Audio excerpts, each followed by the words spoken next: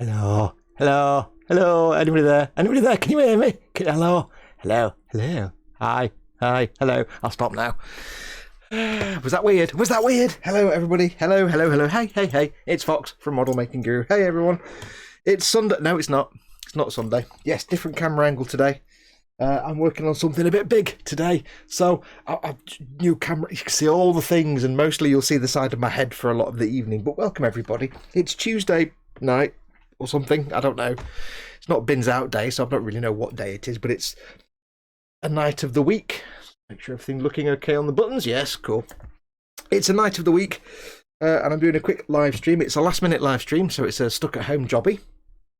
Now, I don't know how long this stream's going to go on for, because I have a specific plan for the evening, and I'll explain that in a moment. But welcome, welcome. It's just another one of my streams. The whole point of this stream, because it's a stuck-at-home CHOCOLATE VELOCIRAPTOR 19 pandamoomin stream, is just to give you guys a place to hang out in the chat, which is here. There, you see, that's the chat there. Give you guys a chance to hang out in the chat with your friends in there and have a good chat. I'll just be on in the background waffling away to myself. Don't worry about me. Don't pay any attention to the man behind the curtain. Just hang out with your mates in chat. As always, I do have the chat here, as you can see, so if you want to catch my attention, because this is all about me hanging out with my mates, i.e. you guys as well. It's not just about you guys having fun. I need friends as well and fun and things. So yes, I'll be keeping an eye on the chat.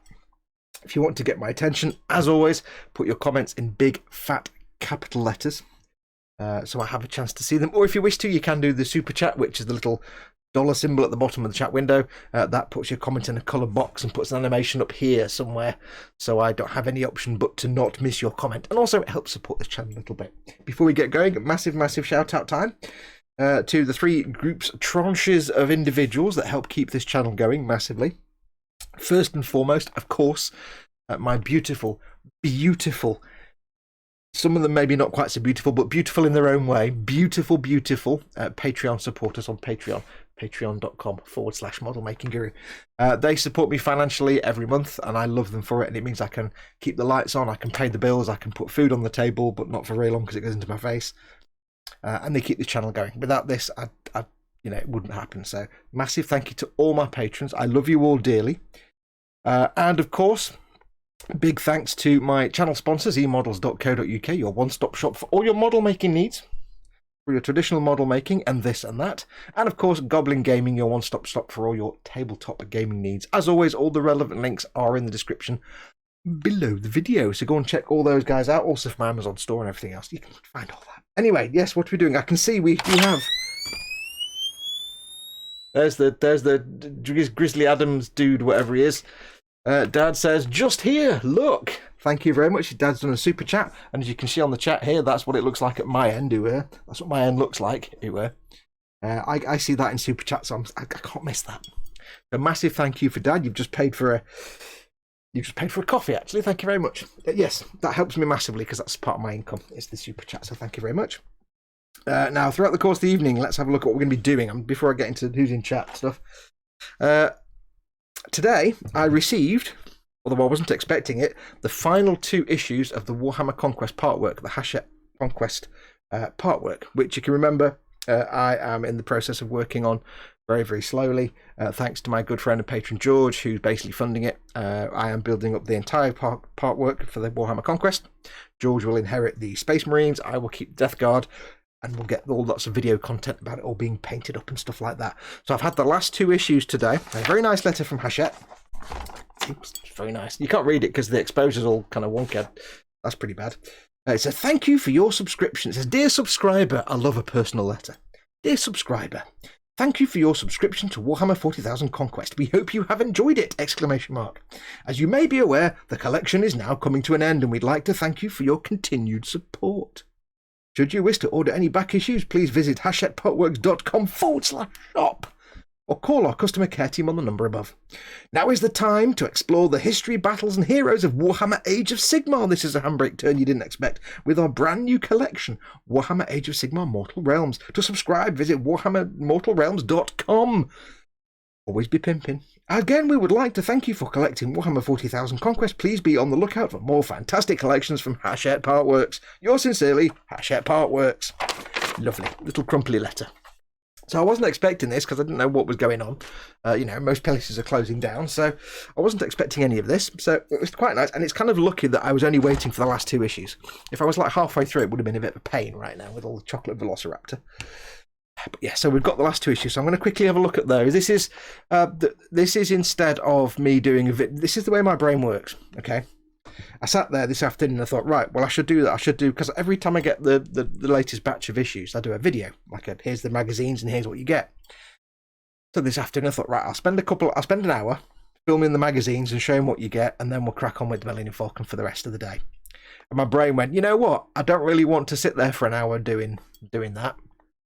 Why don't we do a live stream instead? So I was like, okay, that works for me. But I'm just sitting here now thinking, I decided I couldn't be bothered doing a 1 hour video, so I'd rather do a 3 hour live stream. It's the way my brain works. It is the way my brain works. So yes. So we're going to be looking at those. Very quickly, I'm going to have a quick look at chat before we go.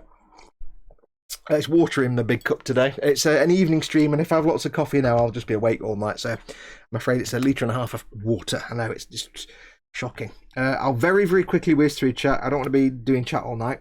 I want to get this built tonight, so I don't want to be here till like 3 in the morning. There were many people who started in the chat like 4 o'clock this afternoon, so I missed all them. They've all gone now. But the first one I have is Pascal, of course, who's always here. Lynn Dipple is watching. Welcome, Lynn. Andy McLeish. Who else do we have? Lynn Dipple, Andy McLeish. Graham McRobert. Welcome to you. Tomcat181. Eric Graham, welcome, Eric. We have... I'm going to scoot over the chat here and not go into deep depth, so if anything's been said and I've missed it, I apologise. I just want to get cracking on, basically. So I want to try and not do my usual 45 minutes of waffle before we get going. I know it's not normal. Dad is in, one of your lovely, lovely moderators. Let's have a look. Who else do we have? Nice to see Lynn, because Lynn doesn't always get a chance to join. I like to do late shows every now and then, so Lynn gets a chance to come along. Spiddy Curator's in. Welcome, Spid. We have... We're going to miss lots of people. Chris at Gross Models, another one of your moderators. Welcome to Chris from The Gross Models. If you watched his stream earlier on. Randy built a Stegosaurus. Dinosaurs. Yes, dinosaurs. Andy McLeish. I pressed a button. I don't know why. Stop doing things. Who else? Andy McLeish. Eric Graham. Model Making Trucker. Welcome, Lewis. Don't forget, of course, Chris and Dad. So Gross Models and Dad are 2 of your moderators. My moderators are lovely, lovely, soft, fluffy, squishy little creatures. They'll keep the little forest creatures. They'll keep you safe at all times. But if you cross them, they'll turn into like just a T-Rex and bite your face off. So don't cross them, but look after them. Dave Barker came in and then got banned by Gross Models because he signed in as Dave Weiser Rumgon Barker and not as Butcher That Model. Dave, you know how it works. You know how it works, Dave. Hello. A few seconds. Alex says, I can't stay. I'm hanging out with the lads and it would be rude not to give the lads the attention they deserve. I wanted to say thank you for making me smile. You're true blue fox. And he super chats $14.99 Australian space dollars. Alex, thank you very much. Kenneth, I should say. Kenneth, welcome. Thank you very much, dude. You're my very good mate and you look after me. So thank you, thank you. Give Alex a scritch behind the ear from me. I know what that means. He knows what that means. Massive, massive thank you. That's paid for me. A couple of coffees. You're a star. Thank you very much. Where was I up to? I don't know what I was talking about now. Yes, Dave signed in as Dave and not as Butcher That Model, so Chris banned him for 300 seconds. You should know by now, Dave. Ghost Lyle is in. Welcome, Ghost Lyle. Lynn Dipple replies with lots of pineapples. Redlen08 is in. Welcome, Redlen. Scott Sutherland from Orkney. Welcome, Scott. Guthorm says hello. I should put Guthorm on this side, so he can see you now. There you go. Guthorm can watch you with both his beady eyes. Guthorm can always see what you're doing. Whatever you're doing, Guthorm can see you. So just keep that in mind. Guthorm can see everything. Nat Williamson is in. Welcome, Nat. So that's Nat and Lewis. Let's see how long it takes Lewis to get into trouble. Not very long, probably. We have Andy McLeish, Model Making Trucker, Nat Williamson. We have Iru is in. Welcome, Iru. If I miss anybody, I do apologise. David Sanderson, evening all, says David. Welcome, David. Welcome, welcome. Tomcat at 181. Warner Brothers is making a movie about the chocolate velociraptor. Cool. I'll eat it with my face. Lynn Dipple says scary. Was I looking at the camera there when you said all that? Swigging Pig is in, I think, because somebody mentioned him. Dave Barker said, that's a good idea, Fox. We can check for nits, and then somebody blocked it. Dave, you're in the wrong account. Team Inept is in as well. Paul is one of your mods as well. Paul isn't a lovely, fluffy, tiny forest creature. Paul just hates everyone and will ban everyone for anything. So give him lots of hugs. He'll just hate it even more. Who else do we have? Edward, where is all my bourbon gone, Leonard? Welcome, Edward. Beyond Hope is in. Welcome, Beyond Hope. Where did Dave go? I guess there's all the banning of Dave going on at the moment. Right, chat just jumped. Angus Allett is in. We've got Daniel Rigby, evening and welcome, Daniel. Not seen you in chat before, but welcome, welcome. Yes, massive thank you for that, Kenneth. Oh yes, the rest of his comment, it missed it off. It says, you're making me smile, you're a true blue fox and my friend. And you're my friend too, Alex/Kenneth. Thank you very much. Right, where are we? Poor Dave, he's only little. Chris and I think everybody's just banning Dave left, right and centre. It will take 2 seconds for Lewis to get into trouble, says Andy McLeish. This is about true. I think that's everybody in chat now. Ateris is in. Evening, Fox and friends. Sorry I haven't been around for Sunday streams. I've been helping at my local shop. And he puts an extra P and an E on the end, so it's an oldie worldy shoppy. Ye oldie shoppy. Not a problem at all, buddy. I'm never in trouble because I'm always in trouble, so I'm not in trouble, says Model Making Trucker. Yes, this is logical. If you're always in trouble, then getting in trouble isn't really trouble. It's just the state of play, isn't it? There you go. Right, so welcome to all of you. Apologies if I've missed anyone out, missed any amusing comments going on. I'm going to focus on the building tonight. I know, it's not what I normally do, but I have received today issues 79 and 80, the last two.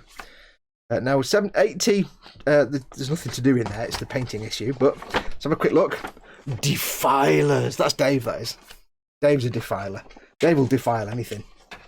Defilers are chaos corrupted. I don't know. They're just the big mechs with chaos corruption. Soul grinders, which have more chaos things. Slanesh. Now, we did have a look through. They've got a whole section on Slanesh in this issue. I had a look through, and there's not a single boob in there at all. Because, you know, some of the Slaneshi stuff is about pleasure and that kind of stuff. The Slanesh demons, it's all about pleasure and the kinky stuff. There's not a single boob in here. They may have airbrushed something out, because I'm sure some of these models have the boobage slight. But, yeah, anyway, there's no boobs in there. Never mind, you get it where you can.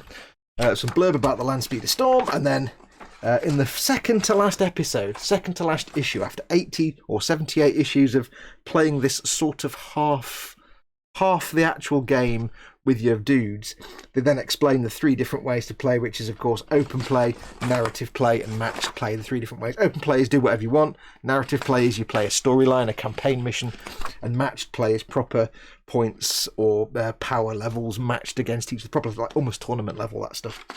So they finally get round to saying, right, now you've played our half-ass game for like the last 2 years, off you go and play the proper game. And then we get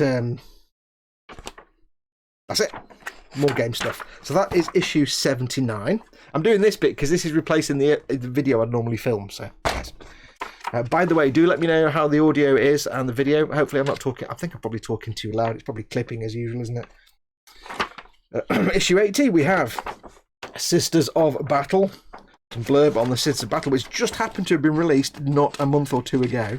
So of course it's got lots of information about the Sisters of Battle and the rather epic, I mean to get one of these, the rather epic Exorcist tank, which is basically a rhino with a cathedral stuck on top of it. Because of course it is. It's basically it's a rhino with a cathedral on it. It's a cathedral built into a rhino. And then we have the how to paint this thing we're going to build today.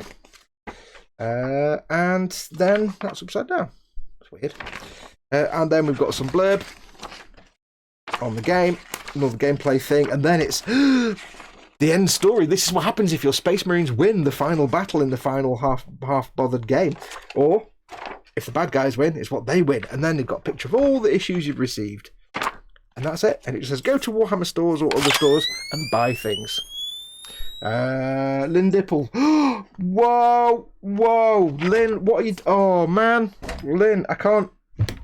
Lynn Dipple just popped $75 through and said, just because I can, you're awesome, Fox. Heart, heart. Lynn, I can't... That's just floored me. I can't... Thank you very much, Lynn. That's amazing. That's seriously amazing. Not often I'm lost for words. Wow. Wow. That is incredible. Lynn, love you to bits, dude. You're an awesome person. I can't thank you enough for that. Wow. I'm going to take my shirt off because it's far too damn warm. And I may have gone a little bit warmer. Oh, Lynn, that's insane. And thank you very much. I can't tell you how much that means, especially right now, but thank you. Thank you, thank you, thank you. Ooh, I've come over all funny now. Move my dog tags. Wow. Wow. That's insane. I'm all over the place now. I'm all 6 at 7s now. I'll just focus on this. Wow, Lynn, I don't know how to. Wow. I'll just carry on as best I can. Thank you very much, Lynn. Thank you. Right, anyway, in the rest of these 2 issues, wow, I'm floored by that. You get another cardboard storage box. You've had 3 of these. I think you've got 4 in total. I'm not going to try and build it now because I don't understand what I'm doing. I don't understand any of that. But it makes a cardboard storage box, which it's nice that you get them. It's nice that they give you these because you've had 4 of these now. But they're kind of completely pointless because you're not going to store your minis in them because they'd be rattling around. You can't store the magazines in them because that's what you've got the ring binders for. And you don't need to store your extra boards and play mats and things that you got in the premium edition because they came in their own little pizza boxes. So I don't really know what these are for. They're very nice. They're just cardboard storage boxes, but I wouldn't put my minis in there because the boxes like that tall, they'd be rattling round, so I'll find a use for them, don't you worry about that. And then, of course, we get the plastic. What people are saying. Andy McLeish says, Lynn! Holy crap, Lynn. Holy crap. That's Lynn Dipple safe from banning forever, says Paul at Team Inept. Lynn is incredibly generous. Wow, Lynn. You're very welcome, friend, says Lynn. Thanks, Trump. Nice one, Lynn. I know you need some money, Fox. I'm here to help. I can't thank you enough, Lynn. Mouth words, Fox. Bless Lynn. That's lovely. Now get him to admit he wears a baseball cap. It's not a baseball cap. Wow. Fox is all flustered now. Smoky Cowboy. Hello, chat. Nice $75 donation. Wonderful hearted person. She certainly is. And thank you very much, Smoky Cowboy, for coming along. I wouldn't mind. You know Lynn's kind of, because Lynn works in healthcare anyway, so she's clearly a kind-hearted person to start with. Yeah, so we have to thank you back, Lynn, because you work in healthcare, so massive thanks back to you. The boxes to store the other boxes, says Eteris. This could be correct. Right, now onto the plasticals, because we get 3 screwages in issue 79 and 80, and what we actually get is the Magnavent Walkway. It's the big scenery piece that's like, this is why the camera's so far away, it's the big sort of walkway with legs and stuff and things hanging on it. Now, this goes hand in hand with issue 55, which was the pipes, something or other, I can't remember. Issue 55, the Alchomite Pipes. So I'm going to start building this today, now, and if I get this done in time, and it's not like 3 in the morning, I'll actually start on the Alchomite Pipes as well, because they go as a single piece. You have the walkway here, and then the legs and bits, and the pipes sit in the middle. So this is why I've got the camera all the way over here, so I can have big tallness. It might be in a really bad place. I don't know. Right, so I'm going to have a swig of my water. It's not coffee.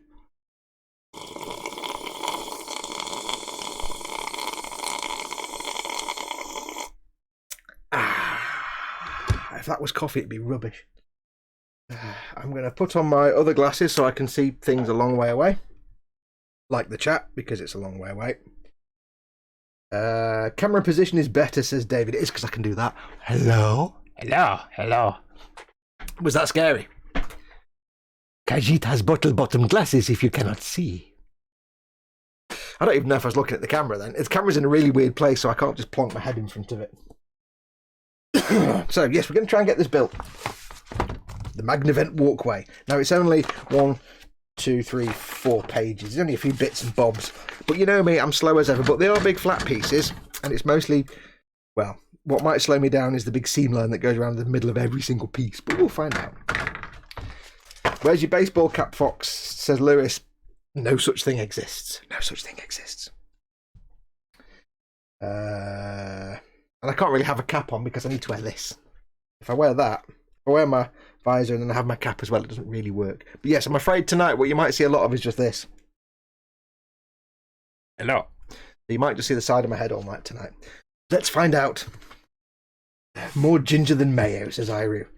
I'm not ginger. I'm more kind of variegated. I'm all different colours. I'm like my father. My father had black hair and a red beard. I've got kind of slightly ginger beard, browny hair, and everything else is all over the place. There's all kinds of different colours and things. So, yes. Well, oh man, it hasn't popped up on air yet, but Phil Lewis, you beautiful person as well. You and oh man, you and Lynn. Phil Lewis is just, you'll see in a second when it comes up here. That's insane. To keep you in coffee and spicy noodles. Phil, you're a beautiful, beautiful person, as is Lynn. You and Lynn. You're all wonderful people. I've always said that, but you're all wonderful, but that's insane. Wow. 50 quid. Thank you very much. I'm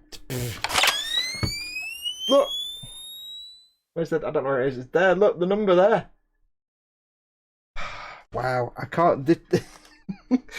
I'm not regretting tonight's stream. I have to tell you this in all honesty. Guys, thank you massively, massively. Oh, this is insane. I mean, I've always said this is how I make my living. This is what I do for a living. So I'm certainly making my income tonight. Thank you massively. I'm British. I never know how to respond when people give me things. It's just weird. Fox, you didn't need to move the camera. You're going to spend the next 95 minutes denubbing and mold line removing anyway, says Beyond Hope. This is entirely true. So yes, probably didn't need. But then when I do get round to actually assembling it, it's going to be kind of rather significantly large. I'm not even looking at the instructions here. I'm just taking things off the sprue. Phil and Lynn, what can I say? What can I say? I do not know. I'm speechless, and it's not often I'm speechless. Wow, it's taken me that long to get one piece off the sprue. This is going to be a long night, folks. I'm tempted to just keep this stream going until I finish. I don't know. We'll see how it goes. At some point, I might need to do Great Big Wee or something. But, and at some point, my voice box just might give up the will to live. We shall see. But do let me know how the audio and video is doing. Is the new camera angle okay? Given it's going to be a big thing. Is the audio okay? Can you hear me all right? I'm going to have to stop talking so loud in a minute because obviously it's going to get late soon. So I can't be shouting all night, can I? My neighbours won't like it. Wow. I'm still floored by those donations. Guys, you guys are awesome. I've always said I've got the best viewers in the world. The people that watch my stuff are the most intelligent and awesome people, and they are, because I don't need to prove it any more than has just been proven. Oh, okay, just these two. Now these are scenery pieces, so of course they're made of the solid chocolate plastic, and they probably taste delicious, but they're also weigh about half a ton. Hello? Alex. What was that one? Alex 299. I'm sorry I can't give more. I know every bit helps. Unglued to the sprue as well, Paul. I find you mildly tolerable, 4% as much as Phil. So both of you two, thank you massively. Alex, it's amazing if you give 10 cents, mate. It's beautiful if anybody gives me 5 cents, and never mind, $1, $2, $10, whatever. Nobody has to give me anything, but it is awesome when people do, because it's what I survive on. So there's no such thing as only, because everything is awesome. So thank you to both of you. Paul as well. 1.90. It's not often Paul gives away money. But yeah, you're all lovely. when I said Paul wasn't a fluffy, lovely, tiny forest-dwelling creature, he might have his slightly occasional, slight fluffy moments. Because he's just a big puppy dog, really. Yeah, I've said before, loud. I've always said before, my people that watch my stuff are the best people. And you are brilliant. We're all, is it in the right parts? D11. Yes. There's no numbers on the parts. Oh yes, there are. There we go. I'm all warm now and overcome, and I don't know how to carry on with walking. I'm all flustered. You guys like, guys and girls, I do not know. Great audio, says Lynn. Thank you very much. China plastic, careful, lol. Yeah, it's the. I don't know though, because is this the China plastic? Because the Warhammer, the Games Workshop sprues for scenery come in the brown plastic, but the China stuff tends to come in its own special colours. So, is this the China stuff? Is this the? I think they're making. I can't remember if these are made in, if they're actually made in China or Japan. To be perfectly honest, the Conquest stuff. Is that D11 as well? Oh no! Make sure I get the right bits then. Yeah, I'm going too ahead of myself. Another one. Oh, whoa! Oh, Angus, man, I can't. $100. Wow, I can't even put words into. Angus says, better get yourself some proper milk for your coffee too. Yes, I'm surviving on skim milk at the minute because I couldn't get any semi-skim. The skim milk's horrible. Angus, I can't. As you and all of you, I can't. I'm gonna get nothing done tonight because I'm just gonna be sitting here blubbing on. Wow, I can't. I've got no words. I don't know what to do. I don't know. Chris needs to come in and host Fox Off, says Eric.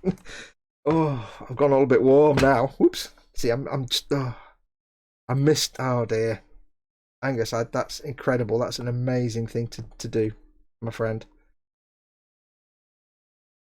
Wow. I don't even know where to go with that one.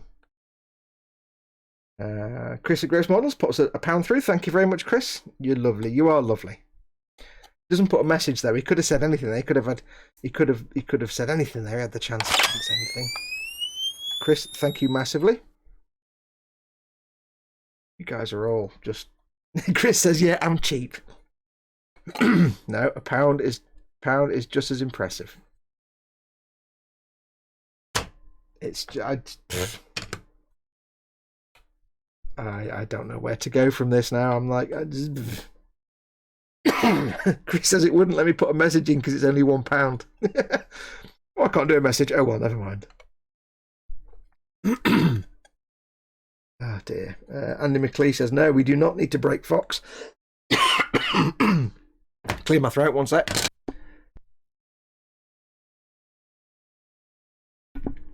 There we go. Apologies. Angus says it's Australian money, so it's only about 50 quid, mate. Oh, it doesn't matter. It probably is about 50 quid, but dude, that's still 50 quid is still a massive amount. All of it, even $1, like 5p is a massive amount. Because, you know, especially at this time right now when people are, you know, money's not exactly an easy thing to come by, and you guys being so generous, I don't know where to take that. I don't know where to go from that. I don't know. Like, what are you all like?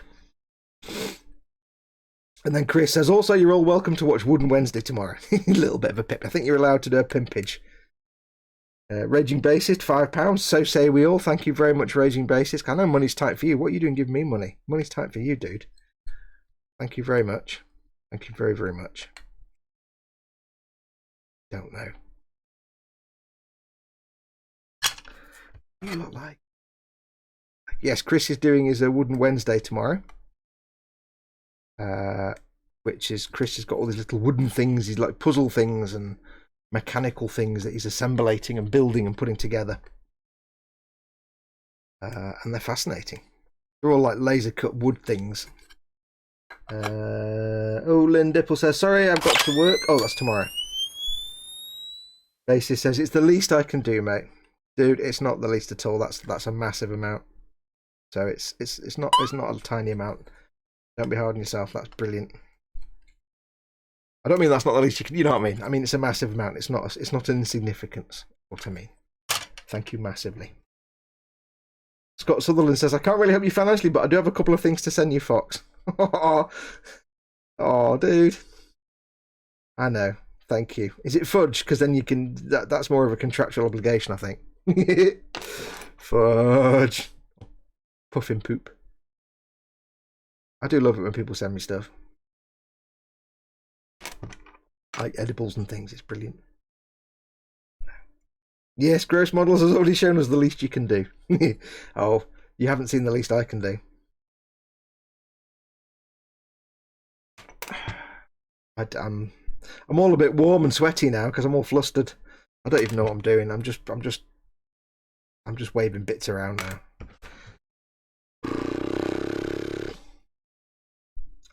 Go from that. What you look like? Oh, hello. That's my phone. That's going to be Dad or Chris. Pitstop66 subbed you as well. Okay, thank you very much, Pitstop66. It didn't pop me a thing up for that. I apologise. Thank you for subbing Pitstop66. Welcome, welcome. Raging Bassist, I'm serious about getting you an orc truck, by the way.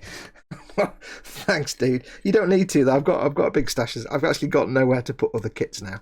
I joke about people sending me kits, but I actually have nowhere to put any stash at all at the moment. So maybe not right at the moment. Yes, hopefully, I'm hoping this year, because last year was a kind of a fallow year. There was a lot of things happened last year that kept me away from the bench. Real world stuff. And of course, I didn't get a lot done last year, so I've still got my stuff piled up, stashed to go through, and I've actually physically run out of space to put anywhere. So I'm hoping this year I actually get a chance to crack on and go through my stash a bit and whittle it down so it's not taking up like the entire front spare room. It's just full of stuff at the minute. Ridiculous. Whoa, here we going again. Whoa. J Leon 723.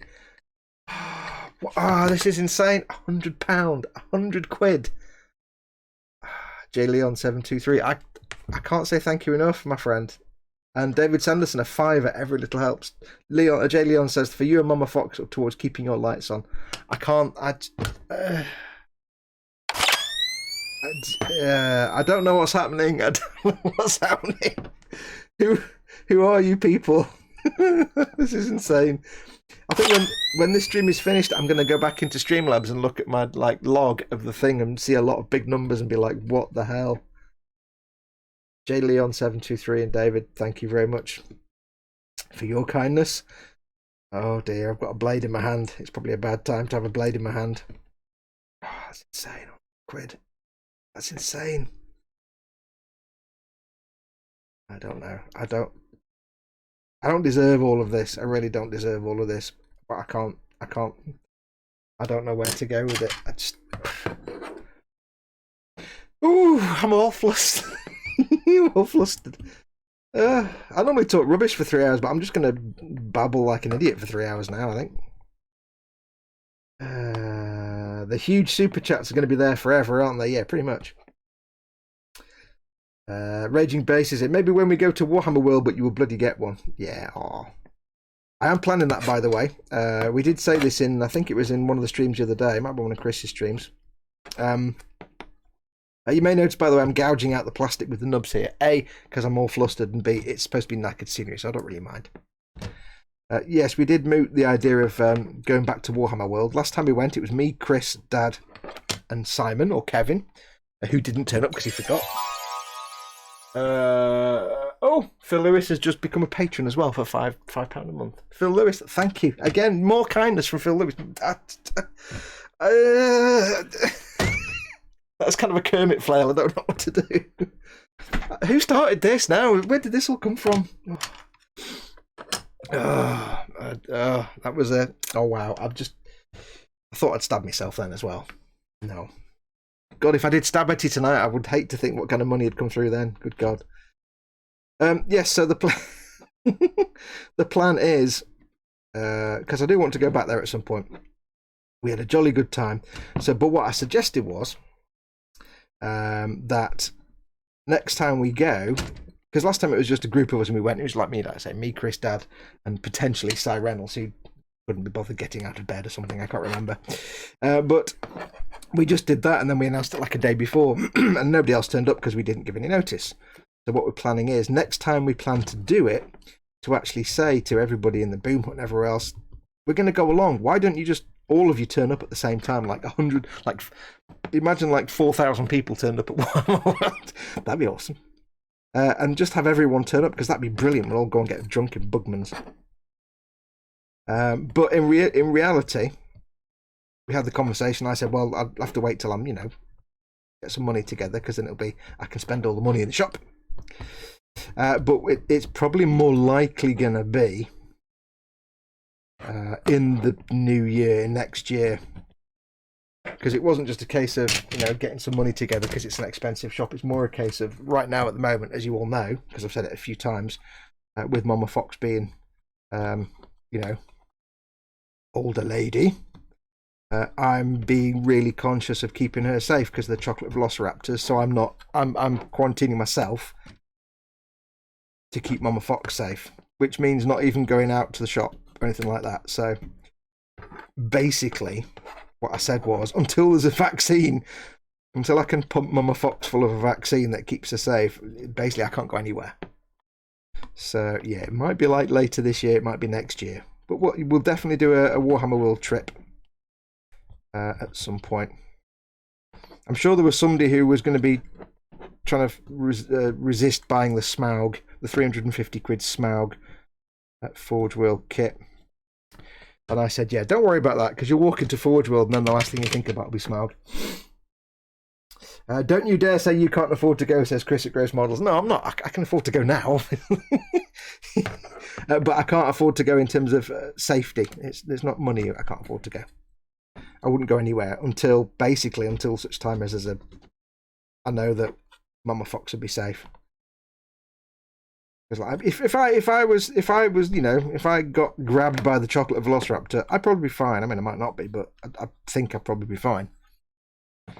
But Mama Fox is millions of years old, and I can't think just of myself.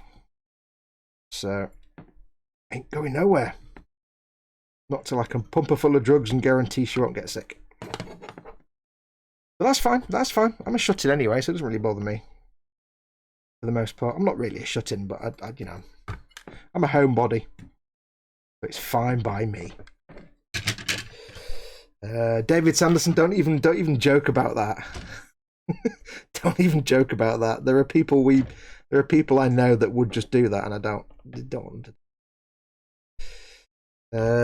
What we're doing? I started this. Oops, you're welcome, says Lynn. It's all your fault, Lynn. But then again, what a brilliant thing to be guilty of. Oh, I don't know. You guys like. You can get loads of null oil now. Yes. Chris at Gross Model says he doesn't deserve it. Everyone claim refunds. Yeah. You're welcome, fella, says Jay Leon. You're all awesome. Whether it's £1 or £100 or whatever, you're all just... I can't swear. I'm on Channel 4 and I'm live. I can't swear. You're all awesome. And I can't thank you all enough. And bless him, Phil Lewis goes under a Patreon as well. Good God. I don't know. Right, I'll get these bits cleaned up. And then I'll have a proper look at chat, because I'm just skimming the chat at the moment. Hello, I've got an email. What's this email now? What's this now? What's this? Andy McLeish. Oh, I can see the future. I can see the future, Andy McLeish. Thank you massively. To you as well, Patreon subscriber. You wonderful, wonderful, crazy fool. It's like infectious, isn't it? It's like once one person does it, everybody starts doing it. I'm liking this. Lynn, you can come back if you cause this every time. You can welcome back it next time. I'm only joking. I don't know. I mean, I will be honest, this is the kind of thing I wish I could do when I'm watching other people's content. You know, this kind of thing, but it's not, I can't. So, but you know, when I win the lottery, after I've got the yacht, obviously, because there'll be the yacht, I'll get myself the yacht and I'll work on the yacht hair and all that stuff, sorted my mates out, then I can start doing the helping creators thing. That'd be nice. Reckon we can make Fox, it's moved, soil himself with something. Soil himself with shocks as Teaminette. Yeah. Alex and Dad warm things up really well, then Lynn Dip will really let it rip. Lynn says, you're right, Dad, but I was thinking of this all day. Oh, I can think, I'm not going to be honest, I can think of better things to spend your day thinking about than me. But hey, not going to knock it. Now, a few people have asked me in recent times, is it worth getting one of these? This is why it's worth getting one of these, because you've got this seam line right down the middle. Plus I've got little nubs, remnants of the nubs, and it's really thick plastic. The reason I'm using this, and I want to use this, reason to get one of these is because let's see how long it takes me to get rid of this mould line all the way around the edge and all the nubs. There's about 15 nubs on there. Ready? Somebody start a count. I'll start a countdown. I'll start a countdown. Ready? Where's my countdown? Stopwatch. Timer. Start. Right, there we are. I'm not going to put my phone on camera because bank cards. Right, let's see how long this takes. Now, traditionally, you're going to have to suffer this noise, I'm afraid. Traditionally, you would go around with your knife a second time and get rid of all the nubs. Then you'd sand it or you'd file it. And in sanding it and filing it, you'd probably end up with a curved edge or an uneven edge. Let's see how long this takes with the seam line removal tool that's going to bug everybody. If you don't like nails on a blackboard right now, you're just going, ah, don't like it, stop.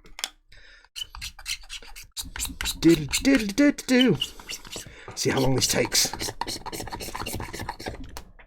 No. How is it with my head, by the way? Is my head getting in the way all the time, or is it not too bad? Is it not too distracting? Is it just taking up a little bit of the picture and not massive amounts? Do let me know. Not much I can do about it now, but do let me know. So, if ever you want evidence of why it's getting one of these tools, it's good and it's worth the money. I mean, they charge you like 450 quid for one of these things, plus your firstborn and perhaps one of your spleens.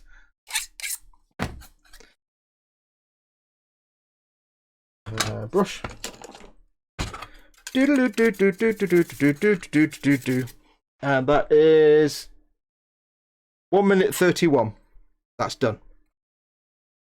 There's no nubs.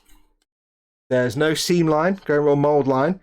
It's nice and flat and smooth because this is a really rigid steel blade. It's not going to bend, so it's not curved or bent. There's no scratch marks. I will give it a quick wiggle with this just to soften it off a little bit more, but you don't need to do this. But this is just me getting rid of the little fluffy bits.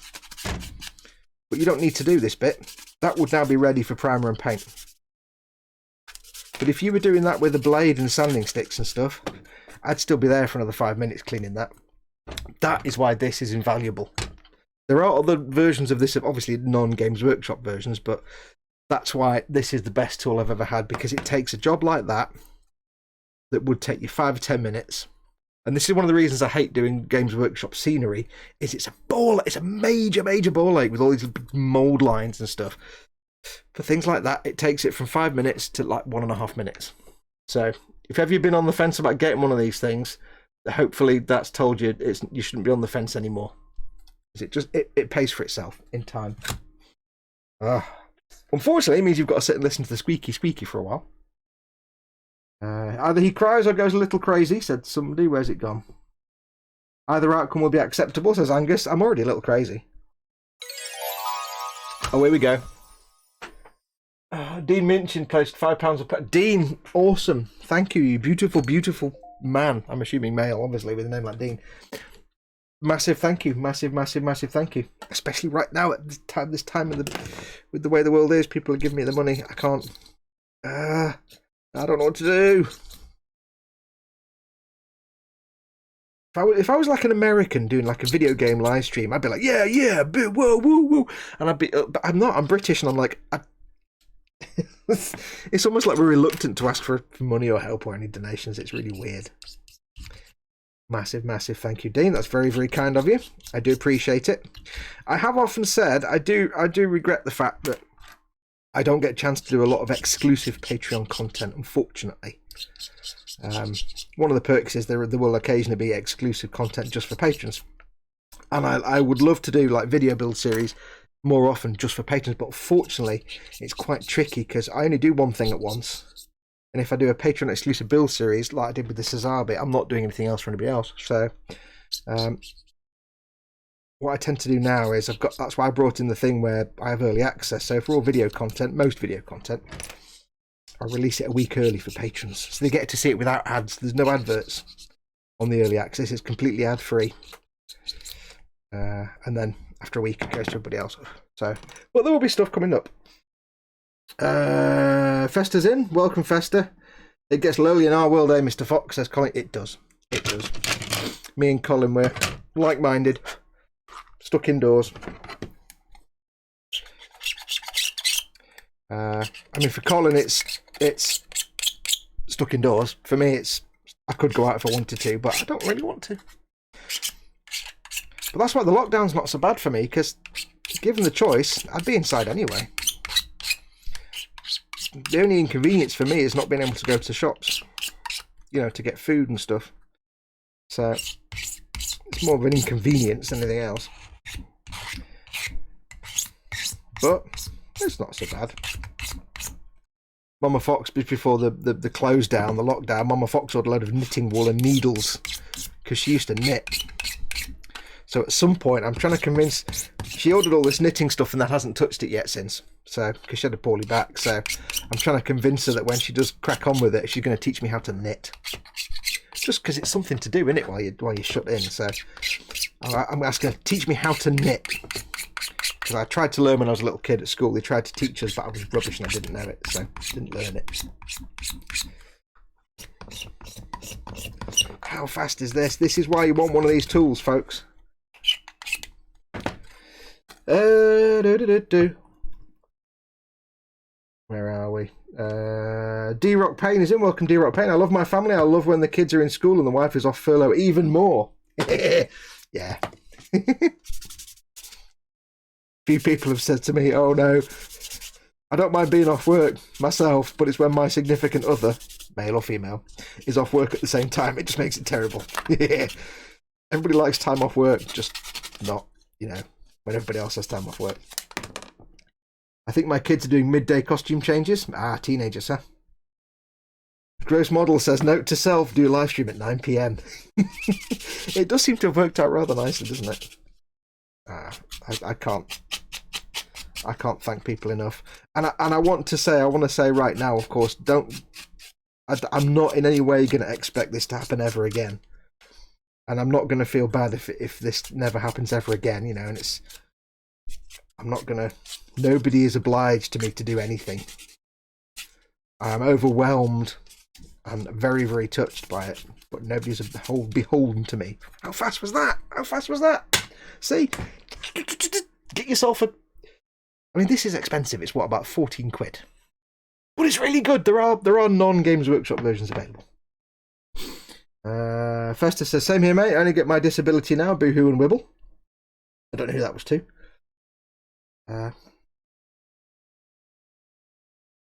we're saying in chat.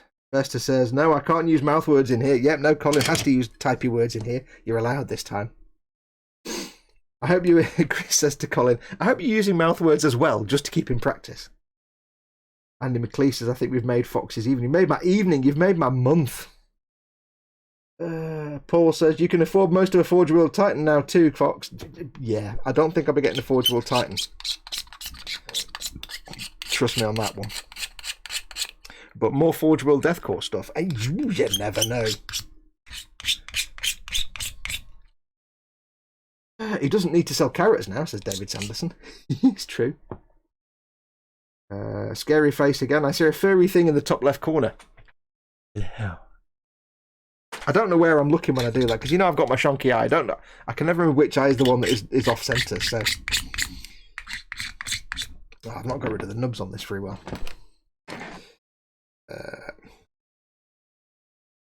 My little girl does it now, and all I want to do is put her in a suitcase, says Model Making Trucker. I don't know what that means or the context. I'm just going to be slightly concerned and leave it at that. We don't all love loud and annoying in the US, says D-Rock Kane. Alex says, it's heartwarming to see how many good-hearted people watch you, Fox. It shows birds of a feather flock together, and good and generous people attract good people. Aww. Well, that's why you watch my stuff, because you're good and generous and kind-hearted. That's the way it is. And I've said it before, and I said it earlier on, but I'll always keep saying it. The people that watch my stuff, I was in the middle of saying it earlier on, before somebody dropped a money bomb on me. Woo!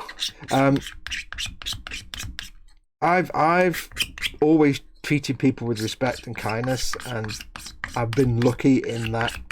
For the most part, I've kind of got that back, and that's the way I do my stuff. You know, I do what I do because I want to teach people how I do what I do, to make them realise it's not scary and complicated. And so I'll always try and teach that and do that with respect and kindness, and where I can, you know, pay it forward. And I'm always floored by the fact that, you know, 99.999, given how toxic YouTube is for, you know, you watch most content. You watch most content, how toxic YouTube is on a day-to-day basis, comments and live stream chat and stuff. It's a cesspit. So I have been so blessed that the people like you guys, you're all just sorted. You're all sorted, as we say up in the north here. You're all sorted, all right. You're all lovely.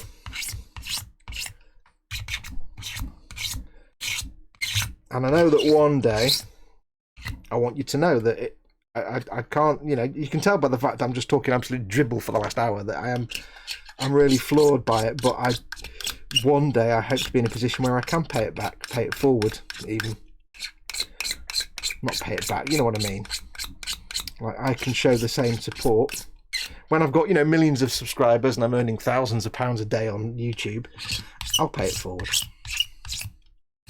I just need that one video to go viral. This is why I need a cat. I need a cat so I never have to go and get a job. You know what I mean. I'm only joking. I can't. This is quite satisfying, doing this, you know. I have to tell you that as well. It's very messy though. I've covered in all bits of shavings. If I put that on my face, you wouldn't know where that began and my beard ended, really, would you? Well, I'm covered in fuzz now, and then I'm going to have to do a hoover tomorrow. I'm American. I wouldn't even know what to do if I got this, lol. I think it's because you're humbled, model making guru. Yeah, I mean, like I was saying before, you know, you watch some of these like video game live streams, and not just. I'll be honest, there are some model making live streamers out there. I'm not going to mention any names that do this kind of thing, and they have the chat. And they're getting money hand over fist, like on Twitch or on YouTube live stuff, and they make money hand over fist in donations and tips, and it's like, they're just like, yeah, woo, woo, yeah, great, and it's like, you could just at least say thank you. You know, they just go, yeah, woo, hey, USA, not the US, they're not all American, I'll take that back. They're just all kind of, you know, woo, woo, hey, they never say thank you. And they get people paying all this money, it's like, you could at least say thank you and not be a complete arse. So I will always be like massively humbled because I'm British and that's how we do it. Because I'm British, you see, that's how we do it in this country. Yes, look at that. A mere minute or so.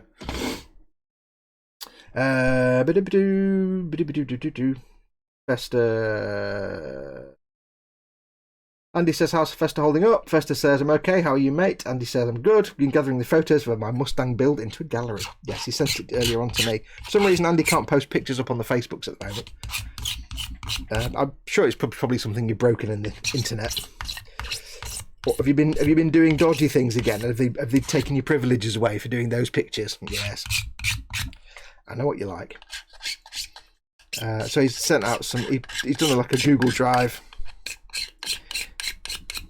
If one of the mods wants to, if it's a public Google Drive, Andy, if one of the mods is open for doing it for me, one of the mods could post the link in chat for you so people can go and have a look. The big dodding thing there. My knitting is a brilliant skill to have, especially with our two kids, says Nat. Yes, I did say to Mama Fox, you can teach me how to knit, and I got a response back that I can't repeat. She was like, I think she has no desire to teach me how to knit. When I was about 5, when I was in primary school, I think, like, first year primary, for some reason, this is in the 1970s, they got the kids to all sit there once a week. We'd sit there for half an hour and knit. And you had kids that were like knitting entire squares and circles, and I'm there, and I couldn't figure it out. So I just got the 2 needles with a little bit, and I was like, ba ba ba ba ba, pretending to knit because you think I'm knitting. Hope you don't realise I've not done anything in 2 years. I couldn't figure it out. I was 5 or 6 or something. I don't know. 7, maybe 18, 19. I don't know. All those chocolate shavings on Fox's desk. I know. It's almost edible. Basis says, I really do wish I got the Bloodthirster of Corn before the Pandamoomin lockdown. I knew I should have gotten Chaos Black Spray at least for the Balrog. Yeah. At some point, I'm going to run out of my Games Workshop. My Citadel paints are going to run out. I do have a nice collection of Vallejo paints, but not every single colour I need. So I'll just have... I think what I'll do, I'm going to... As the year... Because I think we're going to be in this situation for a good... Another 4 or 5 months, let's be honest. A good few months. I think all I'm going to have to do, and this goes for all of us, we're just going to have to get creative. If we're painting something, we haven't got that colour anymore. I'm going to try filing this to get rid of that nub because I can't be bothered using the knife. I'll not use the knife.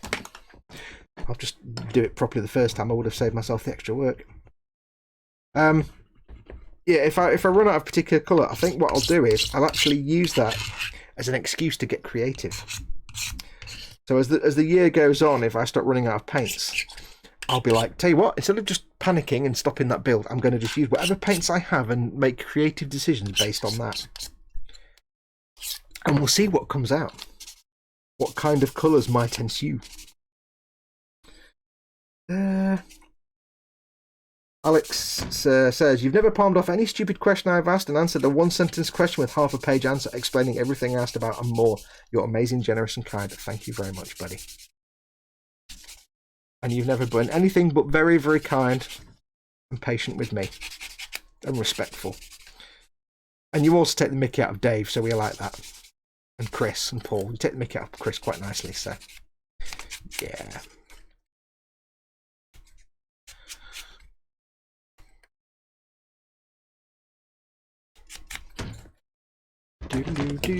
Alex is one of those rare people that Alex in chat is one of those rare people that I've known him for a fair few years now. And when I first met him, when I first got to know him, he lives in Australia. When I first got to know him, he hadn't done model making really. He had no skills. He's like, I want to learn. And within a year. And he was asking me for advice and stuff, and he was asking other people and watching videos and all kinds of things. He was learning from all the places he could learn. Bless him. And within a year, I'd say a year, within a year, he was painting minis well beyond anything I could do. I was like, wow, I can't tell you anything anymore, dude, because you blown me out of the water. So... Alex is fantastic. Alex has gone from being like absolute which end of the brush do I put in the paint to being one of the best painters I know in the space of a handful of years. And of course it's all because of me. No, it's not. It's not really. No, Alex is Alex studies everything like a hawk. Nothing escapes him. So he's like a sponge, you're like a knowledge sponge, dude. You're like a sponge of absorption for knowledge. And now he's just one of the best painters I know. And I think it's amazing. So, here's to you, buddy. Swigging me brew. that's not a brew. Where are we up to?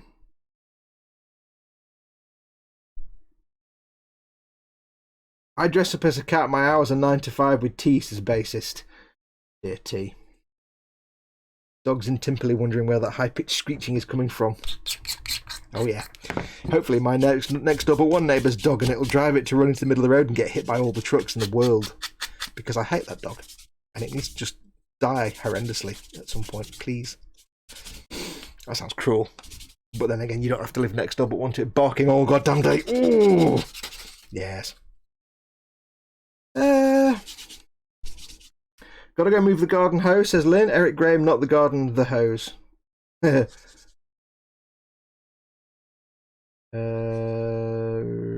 Bound up and trusted like a chicken. Wait, what are we talking about now? I've missed this. You're not obliged to do the things you do either, Fox, but you do, says Alex. Thank you very much. Stop being so lovely.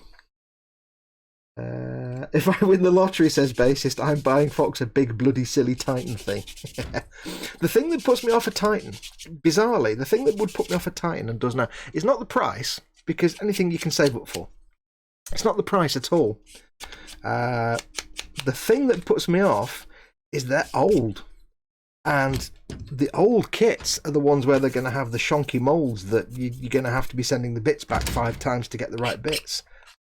Because I'm so averse to resin, I don't mind like a deathcore tank where it's a few small parts and I can do what I need to do.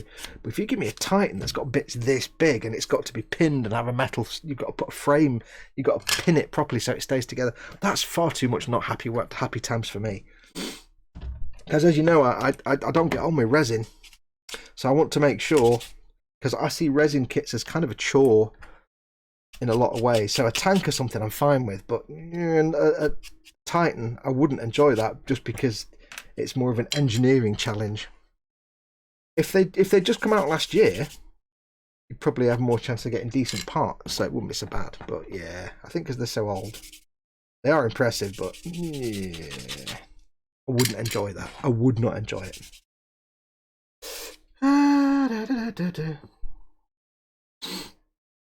But hey, we're all awesome, says Andy McLeish. Scraping is hurting my ears. I've done now, for now. Let's have a quick look at chat before I clean up all my chocolate shavings. God no, Andy, I love him being a lorry driver because he still goes out to work. If Lewis gets furloughed, we'd be divorced in a month tops, says Nat. Yeah. Team Inept says, oh look, the £50 and $75 chats have finally gone off the top of the chat. Not if you're on iPad. There's £100 and $100 on there now. Oh, you guys. Fester Colin says the word thank you is just as rewarding to me. It makes it all worthwhile. Absolutely. I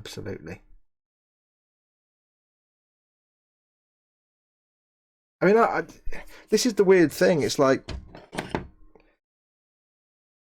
I've always, everything, all this kind of stuff that I do.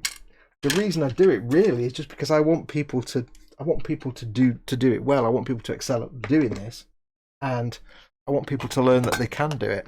And like Colin says, if I could, if it could be this way, then just somebody saying to me, this is the thing I made based on what you taught me and what I learned from you, and this is, I'm really proud of it, then that's enough. That's really what I do it for.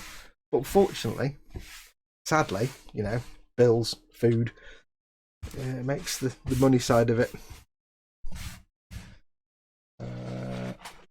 Alex, $2.99. I'm sorry, that's it. I really can't afford more. Alex, you've already been more than kind. Don't worry yourself, my friend. You've already been more than generous. Massive thank you. I know your situation, so don't you stress, buddy. You don't need to throw money at me. You've been more than kind already, and I already can't thank you enough.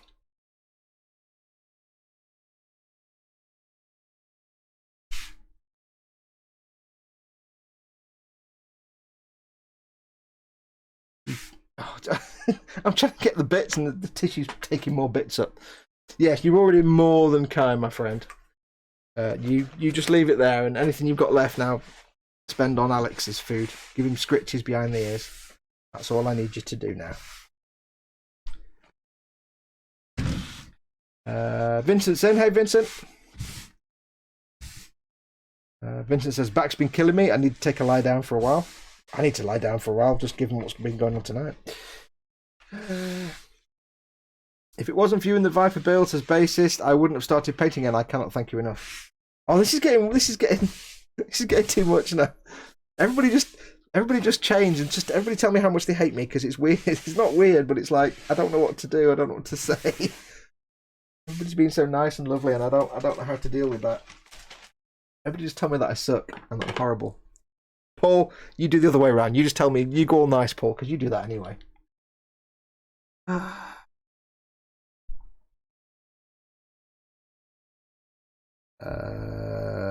Rather have blue than red. You're a Burke, says Paul at Team Annette. There we go. Can we break Fox tonight, says Alex. You already have, guys. You already have. I don't know what I'm doing. I don't even know what I'm doing now. I'm just randomly brushing things with the brush for no reason at all, because I don't even know what I'm doing. Right, let's do some building. Right.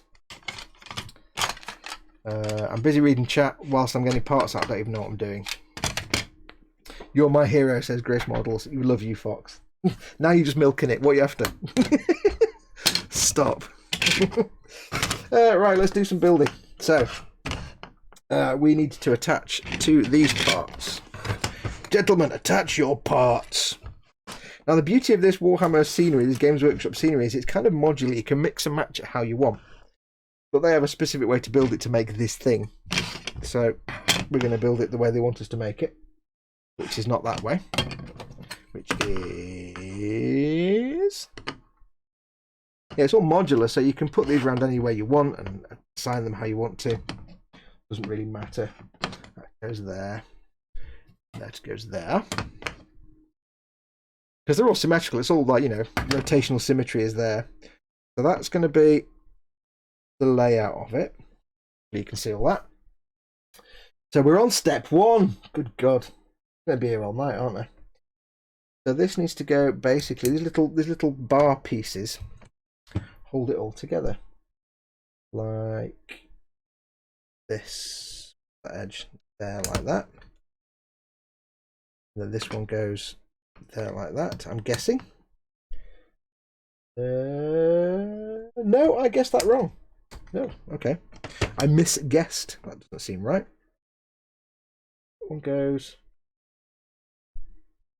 there like that. Okay, that makes sense. That one will go there. We'd have, hello, Guthorn, get back. Shouldn't play with your chocolate bars, Fox. I know.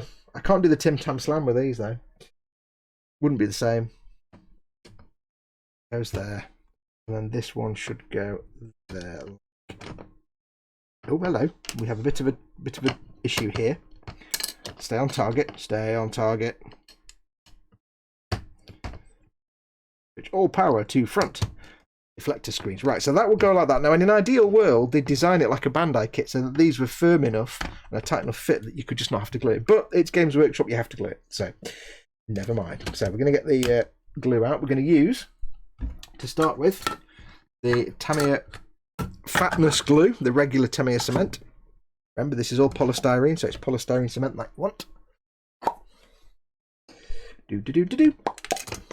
What we're going to do first off is just get these little strengthening bars.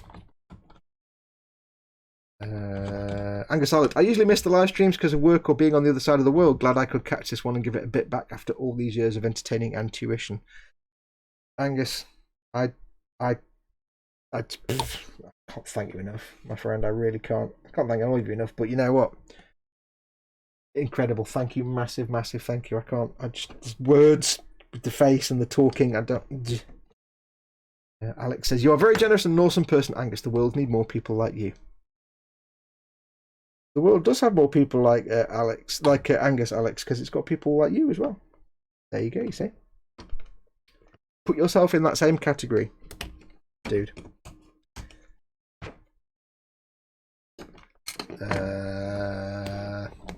Whoa, Vincent's joining in. Hang on, let me glue this bit on and I'll read that. Vincent, what are you doing? Thank you very much. Vincent says, €5 for getting me into Gunpla proper and for enticing me to build Yamato. Think of it. I think you're the one who owes me. Yeah, kind of. Yeah, sorry about that. You're giving me money to thank me to putting you in the debt that you're in. Yes. Vincent was a little bit into Gunpla, and then I came along, and then that kind of broke everything then. That all went a bit wrong. And then, right, no, that way. What's this going? And then I got the Yamato, and we talked about it, and he got the Yamato, and he's now built his and lit it properly. In fact, I've not even touched mine yet. And when I got in, when Vincent started doing Gunpla, I was just getting out of Gunpla, so I've got a lot to answer for Vincent, really. I sorry, mate. My apologies. Right, and what I need, thinking about it, I need the glass tray of flattinations because I don't want this. My desk is not actually flat, so I have here a glass cutting board, which is perfectly flat, theoretically. And means I used this when I did my Eagle Transporter, and Mama Fox hasn't noticed it missing from the kitchen yet, so I just kept it. So now what I need to do is turn the other way because this will be properly flat. It's not quite flat on this end because there's raised details. What I need to do is get that on there flat. Then what we need to do is go in. So massive thank you for that, Vincent. I really appreciate that. Yes, I got into Gunpla, and then Vincent got into Gunpla, and I left Gunpla. And I got the Yamato, and Vincent was encouraged to get the Yamato, and then I never did mine. So, yeah, sorry about that. And now he's doing the perfect grade Falcon. Although I think you would have done that anyway, to be perfectly honest. I don't think you could pin that one on me.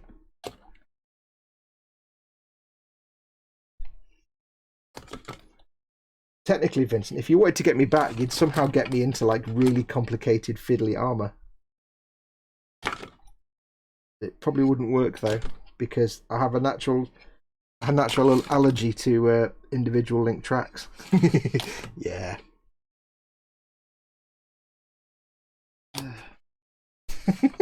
Glued to the sprue, that's Paul, who's now not Team Inept, but now glued to the sprue for some reason he changed. $9.99. Thank you very much, Paul. He's put, your taste in music is absolutely criminal, and for this he rewards me. Paul, thank you. You big galoot. What you like? I don't know. Paul has to have one of the driest sense of humours that I've ever come across, and I love him for it because it's brilliant. Right, I think this is going to be enough glue dribbling into the hidden places. So just leave that for a moment. Vincent says, "Hey, you're the one buried in Warhammer thanks to some weird Belgian bloke." Angus Allett says, "I'm working from home, so it's fortunate in a weird way." Did somebody post up the links to Andy's Mustang, by the way? If somebody can, because I know Andy can't post the link to his Google Shared Drive thing. Did somebody do that and I didn't spot it? Because only mods can actually post up links in the chat. But I don't have a problem with people if they want to share stuff, you know, like that. If a mod's happy that it's good content and fine content. Vincent says, "Yeah, I'm noting that down. Buy your main kit of some sort, a jeweler's hammer, brass pins, and a set of frules. Check." No, I wish I hadn't said anything. I deny all the words now. I take it all back. This is going to be a pain to keep level, isn't it? I can see this coming because it's not going to sit. It's not level and flat. Hello. I've done it, Fox. Andy's Mustang. Thank you, Dad. Now, I can't remember if I said this earlier on because I've got a little notification on my phone for Dean Minchin being a patron. Thank you very much. I think I said thank you earlier, but in case I didn't, thank you massively. There's a notification on my phone home screen. I'm like, oh, hello. Right, so I'm going to leave that for a moment. My desk isn't flat, but this glass is, so this should hopefully mean, if I'm lucky. I don't know where the joint was, so I'm gonna tip it over again. I'm gonna get more aggressive on its ass. To glue the living carp out of it. Normally you don't need to go this hell bent with Tamiya extra thin, but this is proper hardcore scenery models here. So we need to go proper hardcore gluing on its ass.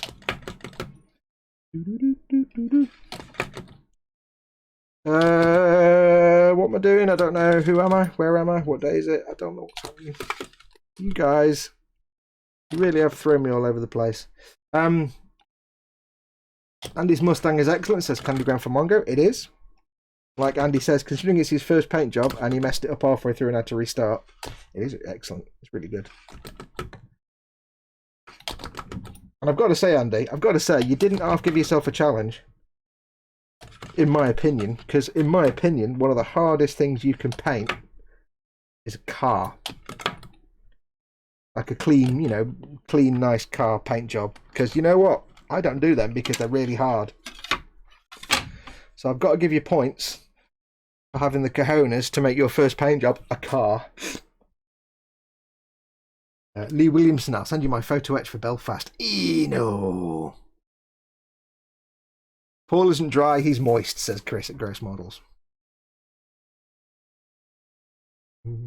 Alex says to Paul, your generosity is as great as your sense of humour and your banning capabilities. And Paul says, my banning capabilities are much greater. Ascension Industries just finished. Welcome, Ascension. He said, just finished a custom scope for a Jester cannon rifle. Never done this before. Yeah, custom building. I suck at custom building and like scratch building. But when you do it, when it works, it's such a great feeling. There's been times when I know my limitations. I know I can't do lots of complex custom builds because I'm not that good at scratch building. I'm not like a Steve Monday. I can't build things out of anything. But when you do something and you pull it off, it's like, wow, what did I do? I did. Oh yeah, when I did the figure for George's big Cesabe, and I gave him a little belt, like a tool belt, and it was just a piece of plastic card strip, really thin plastic card, done as a strip. And cut into like a belt and put some loops on it and stuff, some belt support loops. And I was like, that's amazing, it's brilliant, I'm a genius. And it was only a little piece of plastic card, but for me that was quite a good thing to have done. So I was quite pleased with that. Fox just built the Tacom Chieftain. It has individual track links and lots of tiny photo etch, says Jamie Bone. Yeah, I did have the Panzer Aus G, don't forget. That was going to do 3 models before they suddenly stocked the Millennium Falcon, and thankfully I then managed to convince them to give me the Millennium Falcon instead, and now Tony over at Helgen 35 is doing that Panther.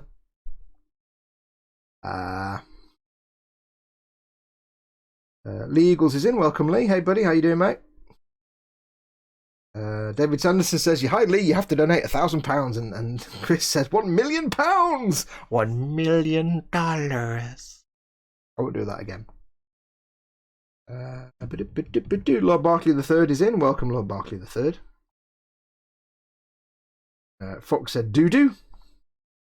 Fox said pull it off. Yes, 82 don't says Andy McLeish. Lee says hi Fox. Question, says Jamie, how does superglue fill gaps in models? And Paul says badly. You can use superglue as a filler. You want to use thick superglue if you want to use it. I wouldn't recommend it, but it does work. If you want to use it, I don't know why I'm holding up because it's like a mile away from the camera and it's not even in focus and it's overlit. This is just thick superglue. You can use it, basically you just slather it all over the gap. Say I was wanting to fill a gap here, I'd slather it all over. You can do it as that, however, it has a number of downsides. One is that it's really messy, so you have to use thick superglue, and if I filled that gap there with superglue, I'd have glue everywhere. So I'd have to sand it back, and the problem that you then have is, if you then sand it back, you can sand it back so that only the glue in the gap will be there, but superglue is brittle and it goes powdery when you sand it. It's not the most sandable of things. Now, you can reinforce it with things like baby powder, I think, or talcum powder. I think it's baby powder, to make it super, super strong. But it's still crumbly and powdery and it will still crack. If I have two things glued together with superglue and I drop it like from that height here, it will go pting and the glue would shatter and it would just fall apart potentially. Which is why you never want to drop a resin kit, or why you want to pin your resin kits. If you build a Forge World Titan and just superglued it and then just push it over, it just explode. So it's brittle and it's not the best sandable. And if you wanted to, let's say you had you'd fill the gap. So you're building a plane and you fill a gap with super glue, but you want to put a panel line through the middle of it. You want to get your scribing tool, and you want to. Where's my scribing tool? I don't even know where it is. Somewhere. Let's say I wanted to put a scribe panel line through that bit that I'd just filled. You couldn't, because it's not carvable. Again, if you put a scribing tool through it, it's going to go and crumble and make a really rough edge. It's much better to use. If you want to, you can use fillers, proper fillers. You can use putty, modelling putty, or even easier, although not as cheap, is just to make, as we've said before, we've said it many times before, just to make yourself some sprue goo. Assuming you're working with polystyrene kits, is just get a pot of extra thin, a load of old bits of, that was loud, a load of old pieces of sprue, just spare bits of sprue, cut your sprue into little tiny pieces, pour a load of it into your glue, and it'll need a lot. You can use bits of sprue, you can use plastic card that's polystyrene, you can use any bits of polystyrene plastic, even little parts from kits you're not going to ever use. Although Steve Mundy would have a panic fit if he said that. You just dump a load of it in, and you just make sure that when it's done, it's the thickness, it's thick enough that it won't just drip off the brush, or if it does it very slowly. Like that. And the reason that's the best option, fillers are fine. Putties and fillers, green stuff and milliput and things like that, they are fine. And they have a certain amount of carvability. The difficulty is they're not completely carvable. You might be able to carve a panel line through milliput, for example, but it's still going to be a little bit rough and crumbly. Sprue goo is basically glue and polystyrene plastic that's in liquid form. When you fill a gap with sprue goo, the glue, the to me extra thin, that evaporates away and flashes off, and all you're left with is polystyrene in the gap, which is now melted into the pieces and has become one big giant piece of plastic. So if you've then got if I was filling this gap, I'd get the brush and I'd splodge it all over, and I'd make a right mess, and it would cover both parts of the plastic there. You'd have a big, it's blue this one, but you'd have a big splodge of glue. That's fine. You leave it for 24 hours, then you sand it back, and you can sand it back, and you're just sanding polystyrene. You're sanding plastic. So you can sand it back to baby butt smooth. All that'll be left is the plastic in the recess, because it's no longer plastic in the recess, it's just the plastic. So you sand it smooth, you've got what was glue and plastic is now just the two parts have become one. It fills the gap, and if you need to scribe a panel line or details back in, you're just scribing into polystyrene. So it's perfect. It's the most carvable, well, it's the most panel lineable, scribable fillers you can get, and it's dead easy to make, and it costs you the leftovers of your polystyrene sprues and a pot of Tamiya extra thin. But other, you can use fillers. Fillers, most like milliput is rock hard when it sets, and you can scribe it, you can carve it, and it's very good. I just find it much easier to slap this on and sand it back than use milliput and mix it together and fit it. It's some people find one easier, some people find the other. I'm lazy and I find sprue glue much better. But you can use super glue, but I wouldn't recommend it. It's a faff, it's a pain in the butt, and it's not nice, and it'll fall out and contract. If you look at if you look at a model that's been made with super glue, after a few years you may find the super glue is just degraded away. It's not really worth it. Eric Graham has put $5 through. Thank you very much, Eric. He says, thanks for all you and these live streams. Massive thank you to you, Eric. That's very, very, very, very kind.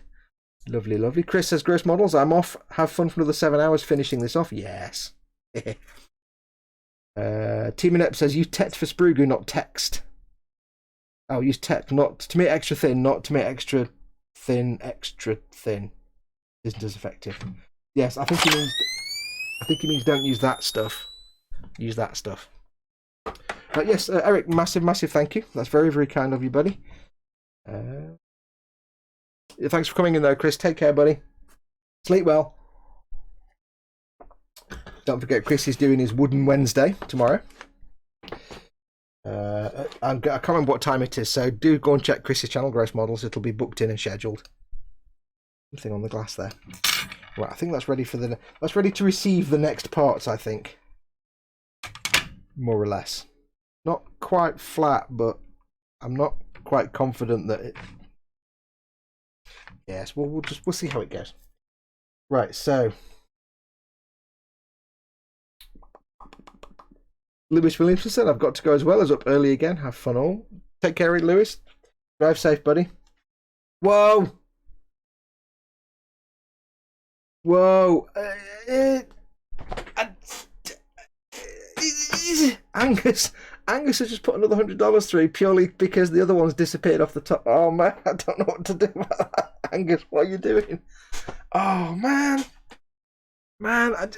thank you. I can't.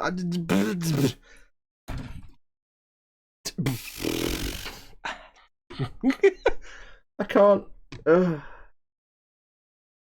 Has everyone in Australia been paid? Says David Sanderson. Angus, you beautiful, beautiful person. I don't know. Next, it'd be like, here's another $100 because the last one was red and I don't like red. No, I'm not saying that. Don't do that. Angus, massive. You just give me like all the money in the world. Thank you. I can't. First thing I do when I get up tomorrow, there's a lot of stuff to transfer from PayPal. Oh, that'll be the best morning ever, that will. It's like payday all over again. It's amazing. Raging Basis says, Foss has been broken. He's not painted a spaceship for ages, has Foss. Team Inept says, can confirm Angus is not a bogan. Ah, g'day, you bogan. Ah, no. Yes, I can confirm absolutely Angus is not a bogan. Or if he is a bogan, he's a very well paid bogan. Oh, Angus, I don't even know where to. I'm just gonna.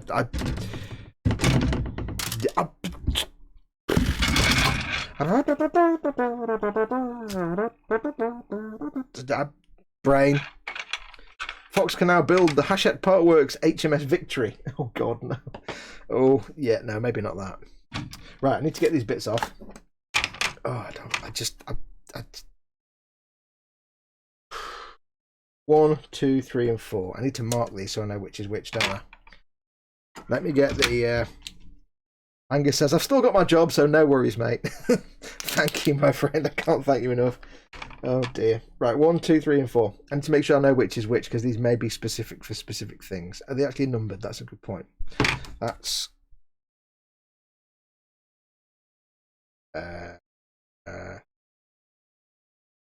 1, 2, 3, and 4, and that's part 8. Excellent. How can that be part 8 if it's numbered E2? Oh, I see. So that number there is for this, and that number there is for... Oh. Right, so that's 2. And somewhere I can mark it so I know which is which. I'll do. That's 2. This one, therefore, must be numbered somewhere. Oh, Games Workshop and your numbering. This will be part 1. 1. This will be part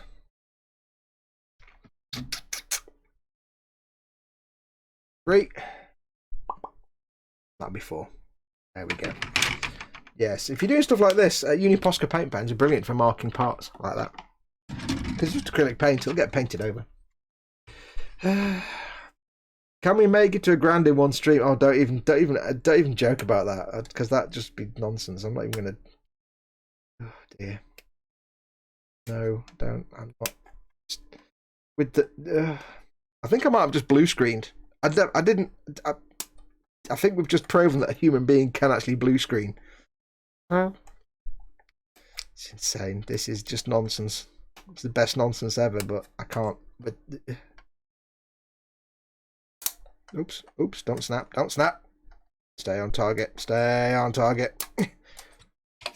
Yeah. Snappity, snappity, snap. And there we go, that one. I do like these Games Workshop, Johnny said choppers then, nippers. They are quite big and hardcore for their big and hardcore scenery sprues, but they don't do a clean cut. They sometimes take more than one cut to get through, which is fine on the scenery stuff, but you don't want to use these for like minis, for like figures and stuff, other than cutting halfway along the sprue and then going in with some better clippers later. Oh, these will be seam lines all over the place on these, aren't they? Cy Reynolds is in. Whoa, hey Cy. David Sanderson, Cy can now give a grand. No. Hi Kevin, how you doing, buddy? Oh, look, it's Cy Reynolds. He missed all the fun. David Sanderson, 420. What? I didn't even notice. Oh wow, I'm not even going to look at the numbers now. I don't even want to know how much has been donated so far because I don't want to. No, I just. I don't. Just with the I can't with the words. How you doing, Kevin? I've spoken to you for a little while. Hopefully you are well, my friend. Hopefully all is good with you. You're back up to full health. Oh, these have got twice as many connections. I can't promise these little bits of scenery will be quite as fast to clean up as the other ones because these have got. Here we go. What's this? Oh, dude, no! Oh, sigh. I can't. I just put 100 quid in and says, Sai says, beerbs. Oh, I know what I need to do. Hang on. 1 second. Dude, I can't. I've just got a quick technical thing I need to do. Sorry.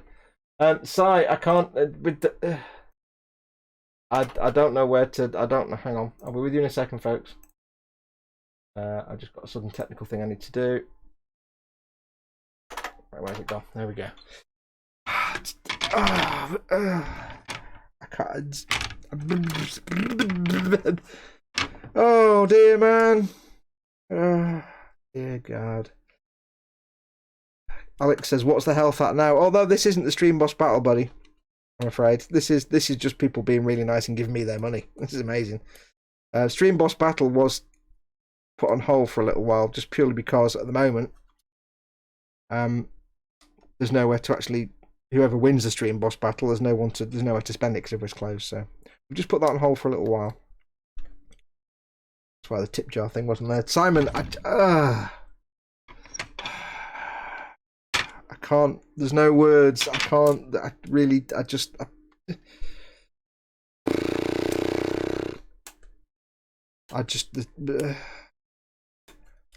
can't even. Just if I just sat here and said thank you for an hour and a half, I'd still feel like I hadn't said thank you enough to all of you because I don't know. I can't.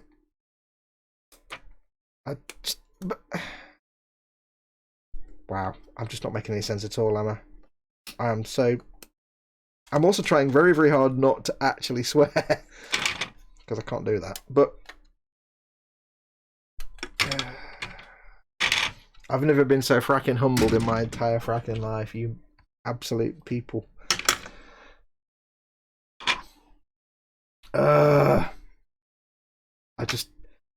Andy McLeish says, Kev. I don't. It's all of you. All of you are just crazy, crazy, lovely people, and I don't even know where to go with any of that. I don't. George will be fudged if the screen boss was active. Oh, yeah. Reaching basis says, I feel the need to super chat you for an additional £5 for using frack. Well, hang on then. If I get £5 for frack, what happens if I use Frel? That's even more niche. I think that gets me at least £1,000 if I use Frel or yachts. Yachts. No, I'm only joking. I really don't know where to. I don't know where to put my face now or go. I don't know what to. With the words and the thinking. What about a drock? Says Andy McLeish. Hold on, let me max out my credit card. No, don't put yourself into debt for my sorry ass. Just in other news, talking of strange money things, Mama Fox ordered a box of, because we can't go out. She ordered a box of crisps, like a pack of 40 packets of ready salted crisps because she likes really salted crisps. She likes a pack of crisps every now and then. So she ordered a box with like 40 packs of crisps in, which is fairly reasonable. It's good, you know, it keeps you going for a little while. So I'm like, oh, there you go, that's cool. I said, but you could have got me some cheese and onion, because ready salted. So she ordered me a little box of cheese and onion, which was really nice. I got a box. But she also ordered, so she said, I'll get myself some more ready salted as well, just while I'm ordering you some. All right, okay. This box turns up. And this is Mama Fox looking at the numbers again. You know, Mama Fox orders things on Amazon, bless her, and sometimes she doesn't notice the numbers. This box turned up, and I swear this box is 4.5 feet tall and about that wide. I don't even know how many packs of ready salted crisps are in it, but it's going to keep us going for like a year. Bless her. Bless her to bits. She ordered these crisps. She's also got a salad bowl this big, that deep. Like a massive salad bowl. It's more like an ornamental salad bowl. Like that deep. And it's full of chocolate limes, because she ordered a box of chocolate limes, but it's like this. She didn't realise it was like 10 kilos of chocolate limes. So we've got all the chocolate limes in the world and like thousands of packets of crisps. So you know what? This lockdown is not so bad. In other news, none of my pants fit anymore. Yeah. Was Frel Farscape, says bassist. It certainly was. It certainly was. I know I missed some. Is that including the patrons? Says because I think there's about 15 quid in patrons so far. Massive thank you to them. Are you wearing pants now? Yes. You can see them there. They're camouflage shorts. They're actually not short shorts. They're long shorts. I want to roll them up a bit because they're a bit too long. I don't know which bits I've cleaned up now. Plus patrons, 555. I can't believe you guys have just, in the space of an hour and a half, have just given me 5,500. 5,500, that's not right. 555 quid. What? I don't know what to do. That's insane. That's a month's income for me in one night. I don't know where to go with that. I really don't know. I can't. Like I say, I could sit here all night and just keep saying thank you over and over again, non-stop, and I still wouldn't think I've said it enough. Oh, we love you, Fox, says Lynn. Aww. David, he's inside. He never wears pants inside. Yeah, but do I wear pants outside? I don't have any inside pants. Not inside my body. Yeah, when in town, they've got to come down. You know the Skyrim rules.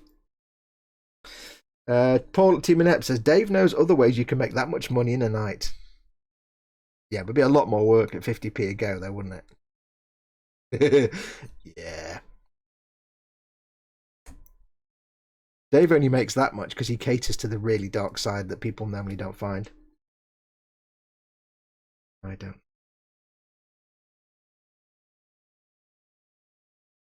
Anyway, let's just try and talk about something else for a while, because it can't be interesting for you guys to watch me just saying thank you over and over again. So anyway, what's been going on? Well, let's see. I've been in. I've not gone out. How have you been? That's the thing where people talk about, what you've been up to. It's like, nothing. What's happened this week? This last week, I have I've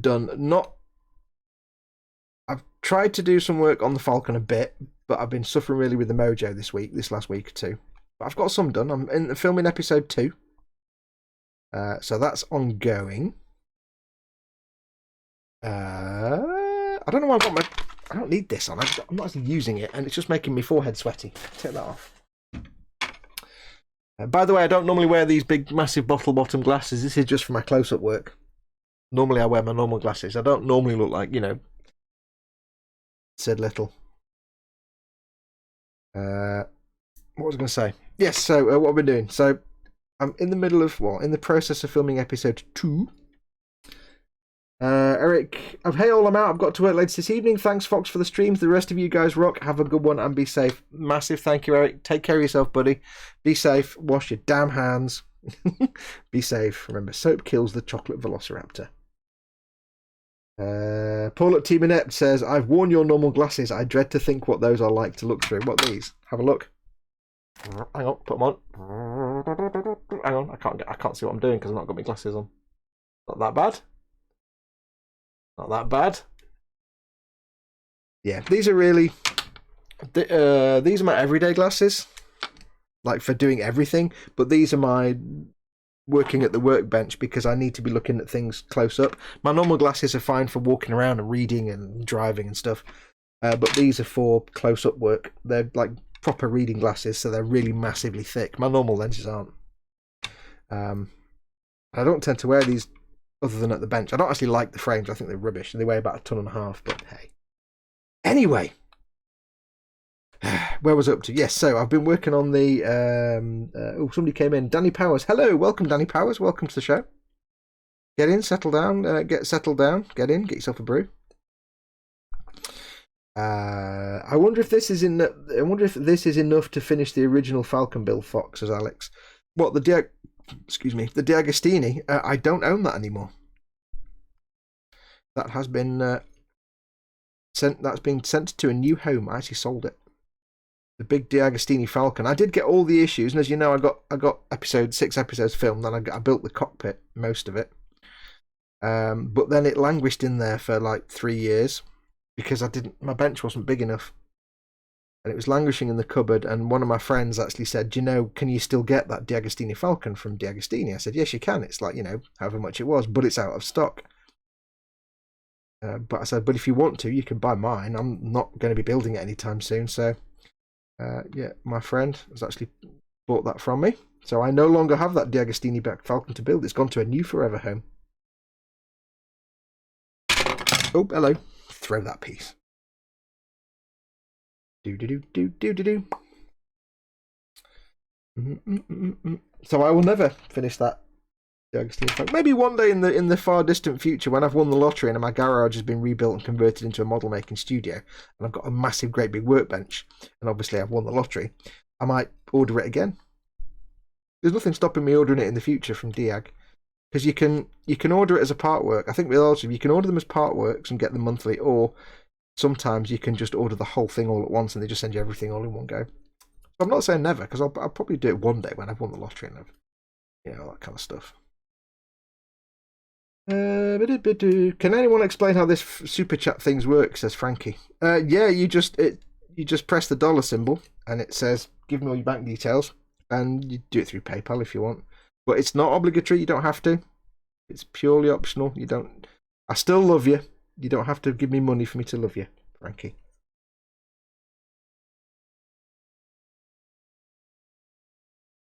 But I've actually, it's been a while since I did my first one, and I think the first time you do one, you set it up. I can't remember how you do it now, and then after that, it's automatic back. Do. Oh, everybody's telling me in chats anyway.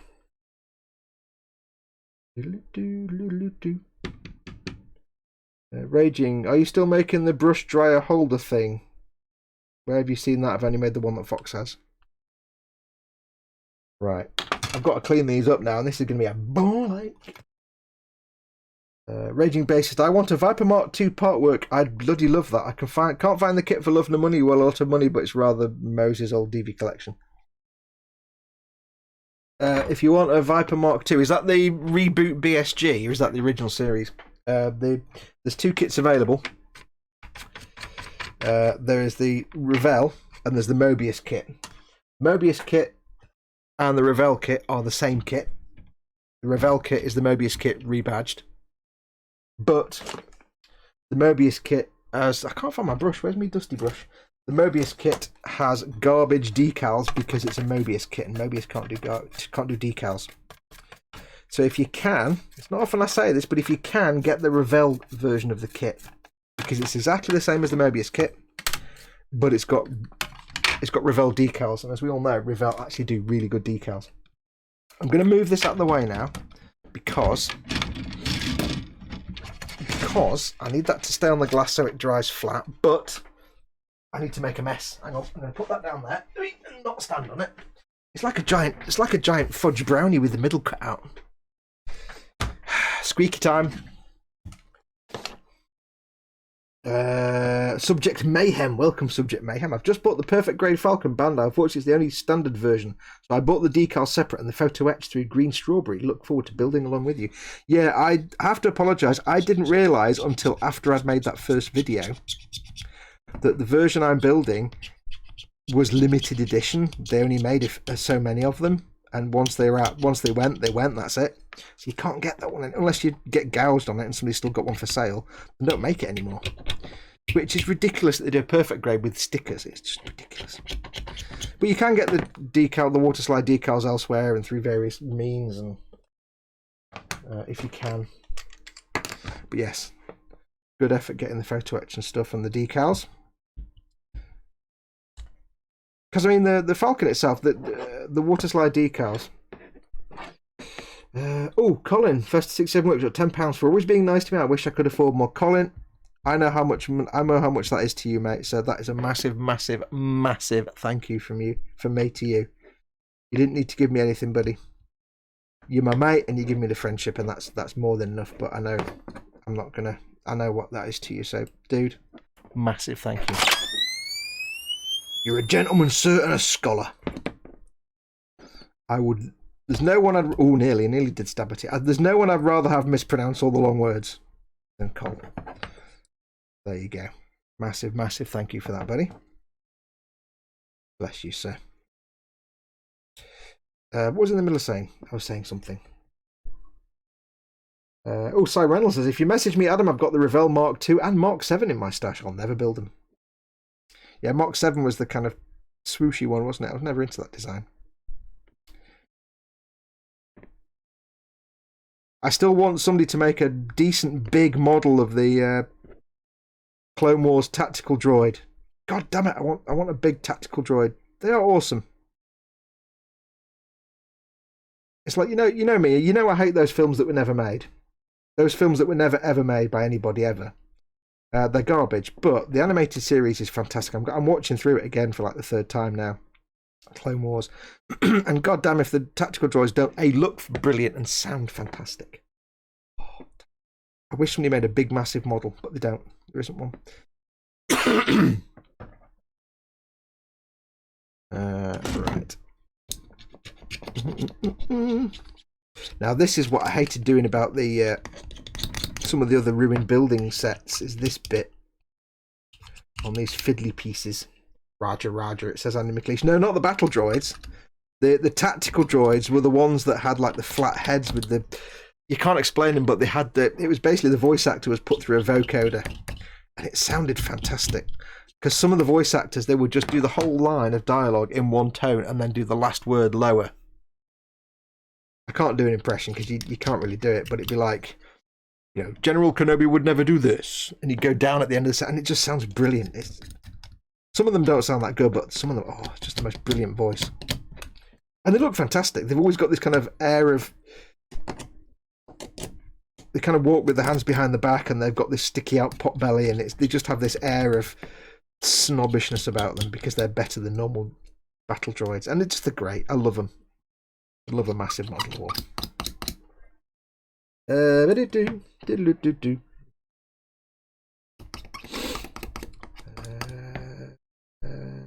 I think Simon is selling stuff to somebody or something. The bassist. Colin, would you be able to 3D print a 1/18 Rossi figure, says Jimmy Bone, and Fester says, what's one of them? He means the figure of the motorbike rider Rossi. Like Tony did his 1/18 Rossi bike, and then Tamiya do a kit of the... I don't know if it's the 1/18 scale there. Tamiya do a kit of Rossi's bike and a separate figure of Rossi. But I don't know if that's 1/18 scale. I don't know if anyone Shapeways has done a 1/18 scale Rossi. Oh yeah, Colin knows what it is. He's done it himself. He says, I can 3D scan mine in and reduce the scale. Because if you're doing the Rossi collection bikes, I'd like a figure his 2011 Ducati and his 2008 Yamaha. Oh, is that the partwork thing then? I guess that's 1/18 scale, I think, isn't it? I don't know. It's a motorbike. I don't know about motorbikes. Lord Barkley says Rossi's ice cream, and now I really want ice cream. Ooh. I don't know why, but over the last sort of couple of years, burnt caramel ice cream and flavour has just become a big thing, and I really like it because it's a gorgeous flavour. Oh, excuse me. Where's me squishy? I need my. Where's my? There it is. Oh, my squishy. Yeah, you take it. You see, this is taking a bit longer now because it's not quite as straightforward as the other piece, which was just a nice flat edge. This is fartarsery of the highest order because I've got to go around all the edges. Edges. We don't need no stinking edges. Colin says, yes, the same bike as Tony did. It was that got me back into the hobby. Yes. Rossi's was made in my hometown, Shifted on Sea. Did you mean Shifted on Sea? Shifted on Sea, says Cy Reynolds. Their lemon sorbet is lush. Angus, I love your accent, Colin Fester. You could make model safety instructions sound pornographic. Yeah, Colin has got the best thing, hasn't he? Yeah. I love watching Colin's build. When Cole gets filming a build, the way he tends to do it, you know, like I'll do like a scene, I'll do a little scene, and then I'll stop, and then I'll do the next bit. But Colin tends to have a more just film the process. So he'll sit and build something and film it, and then edit it down later. But I love it because it just means he sits there and he mutters away to himself. I think Colin gets carried away and forgets there's a camera there, just muttering away to himself and having a great time. And that's great because he just got this little quiet voice there saying, yeah, you got to stick that in there like that. You got to make sure that goes in there like that. And yeah, lovely. It's great. I could watch that for hours.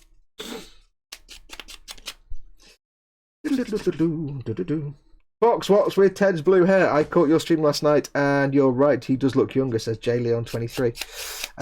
Ted was doing, if you don't know, a couple of years ago, Ted had the misfortune of having a stroke, and to say thank you to the place that looked after him and he got treatment, he was raising money for his local stroke dependency unit or thing for the local hospital. I think it was his local medical trust stroke unit, and he was raising money by basically walking all the peaks, because he lives in the Lake District. He was climbing all the peaks in the Lake District around him to the height of Mount Everest. Of course, right now that had to stop because we're on lockdown, so he can't go anywhere.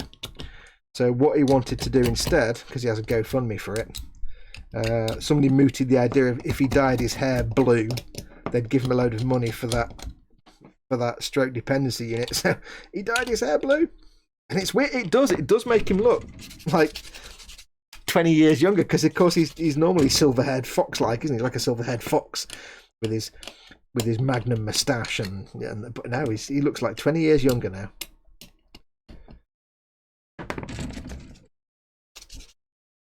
Vincent says, for me it started with watching Fox's Gumpler videos, as I wanted to do a proper painted one after building two out of the box. That led to reigniting my old love for model making in general, and now he makes the most complicated kits you can even begin to imagine. That Gumpler was great. Now I'm going to build this tank transporter with a bajillion parts. Yeah, that was a big step. That was a bit of a, that was not a natural progression. Fox is legit claiming he doesn't mutter to. I don't mutter to myself. I never mutter to myself. I'm just saying I never mutter to myself in my life. Do I mutter to myself? No, I don't. I don't think I do. I'm pretty sure I don't. I just mutter to myself. Never. I don't know. I'm back. How many things has Fox not built? I've built the floor section, which I'll show you in a minute. I've got to do the legs now. I say floor. It's not the floor. It's the walkway at the top. But I've got 4 of these to do, and these are really boring. And I've not even done the inside bit, but I'm tempted not to do that because I'll just die of old age. But I can't leave the... Now, the reality is, of course, like I said at the start, as I've said every time I do this, George has been very kind and helped fund this whole project. So we are splitting this. So like I said before at the start, George is getting all the Space Marines, and I'm keeping the Death Guard. The downside of this is, unfortunately, though, all this scenery parts are probably just too big to ship anywhere, and too big and too delicate to ship. So I'm not really sure. I don't think we'll be really sending the scenery pieces over to George. I don't think. This is why. This is the one thing I hate about these scenery pieces. They're tedious because you've got to get this seam line off, but it's on the inside and the outside, and it's a pain. It's just tediosity. I don't have to do this, but I kind of have to do this. Otherwise I wouldn't forgive myself. But this is again why I love this tool, because it does make this process a lot faster. Yes, I've just spent 20 minutes doing this bit. But you know what? If you were doing this with a blade, and that was it, you'd be here for a week. He should have dyed the stash too, says Edward. He did. It's his moustache and his hair. It's blue. It's very dignified.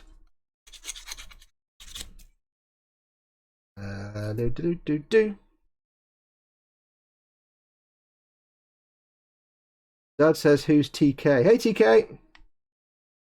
Dad says, who's TK? You know who TK is, Dad.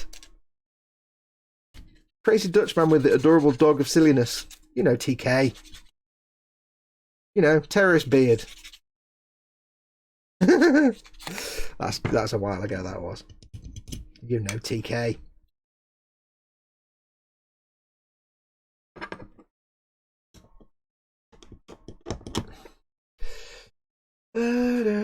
I have yours, Dad. Seem not to have a war hamster. That's just because Chris hates me. Oh, I think the Dad might have sent the TK package.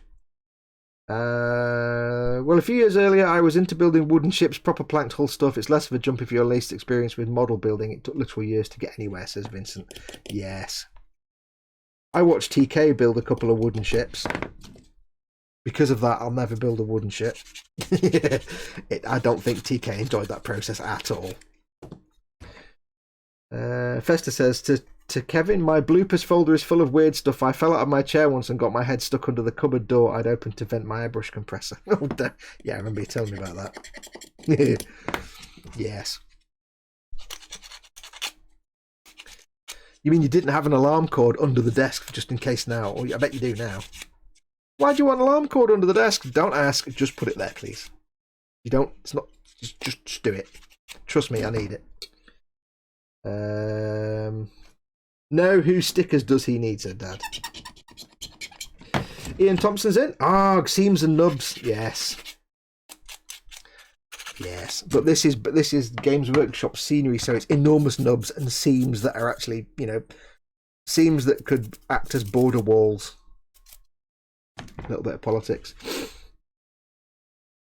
Andy McLean says it's Fox's Gunpla videos that got me back into this mayhem. Yes.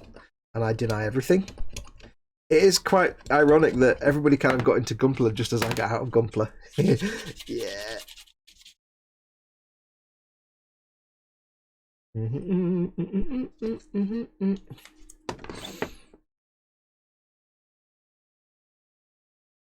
Colin needs an I have fallen and I can't get up button.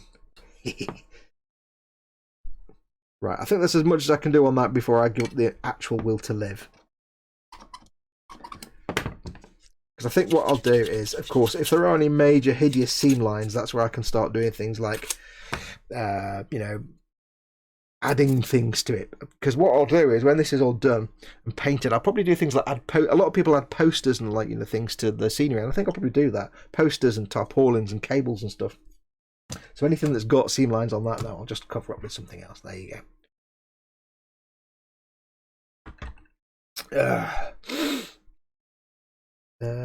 I still have 3 wooden ships that I need to build, says TK.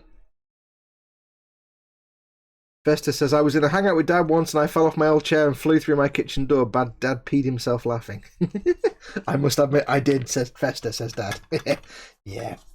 The thing with us lot is, you know, we all know each other now, we're all good mates. And we're at that point where if something like that happens, we will just laugh. Because we're that kind of mates that we all just laugh. We know, obviously, we have the concern for ourselves, for each other as friends, but at the same time, if one of us falls on our arse, we expect the others to point and laugh mercilessly, and then help us up. It's kind of the way these friendships work, really. That's how you know you're good mates. You know, a friend will help you up. A good friend will stand and point and laugh at you for 10 minutes first, and then help you up. And then never shut up about it forever. That's a sign of a true friend.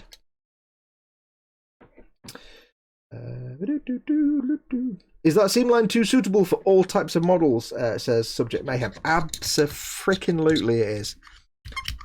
Trust me, this is the absolute best tool you ever buy. When I did this bit earlier on, I don't know if you're here at the start, when I assembled this piece, these individual pieces of the plating, I timed myself cleaning the seams off one of these, all around the edge and the nubs. It took me 1 minute, whereas with files and everything else, that might be 5 minutes work. They're absolutely worth it. They're absolutely for sure worth it. You can use them on anything, any kind of plastic. They're not useful in every single situation. They're not infallible, but in terms of a lot of times they will speed your process up, they're absolutely invaluable. And they'll leave a much smoother finish than if you used sanding sticks or files and stuff like that. They are perfect on big flat surfaces like these. Like I've got a seam line right down the middle there. Not anymore, it's gone. So yeah, they have their weaknesses and their strengths, but they're absolutely worth it. You'll find all kinds of uses for them as you go along. They are brilliant. I like to use them for when you've got two pieces that glue together, but they step and they don't quite line up. Like you've got two halves of a fuselage that go like that, clink, but there's a little bit of a step because one bit is moulded a bit thicker. Just get that. Flat. There you go, nice and flat. Nice flat surface, nice flat edge. You won't put a curve in it. It'll be lovely. Lovely, as Colin would say. Festa says, yeah, despite me having MS and spine fusions, no one asked if I was okay. They all peed themselves. Made my day. True mates. Yeah. That's how it works. That's how you know. Because that's the thing. I think, especially in that situation, everybody's going to sit there and laugh, but you all know. They all know that, you know, it's kind of weird.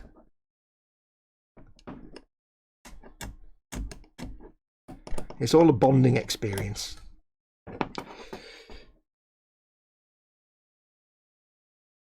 I was like a tortoise stuck on its back. There we go.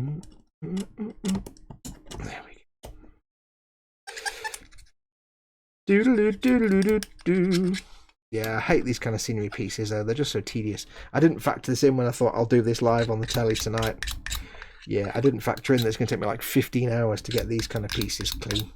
Duh. Oh, holy moly, holy moly.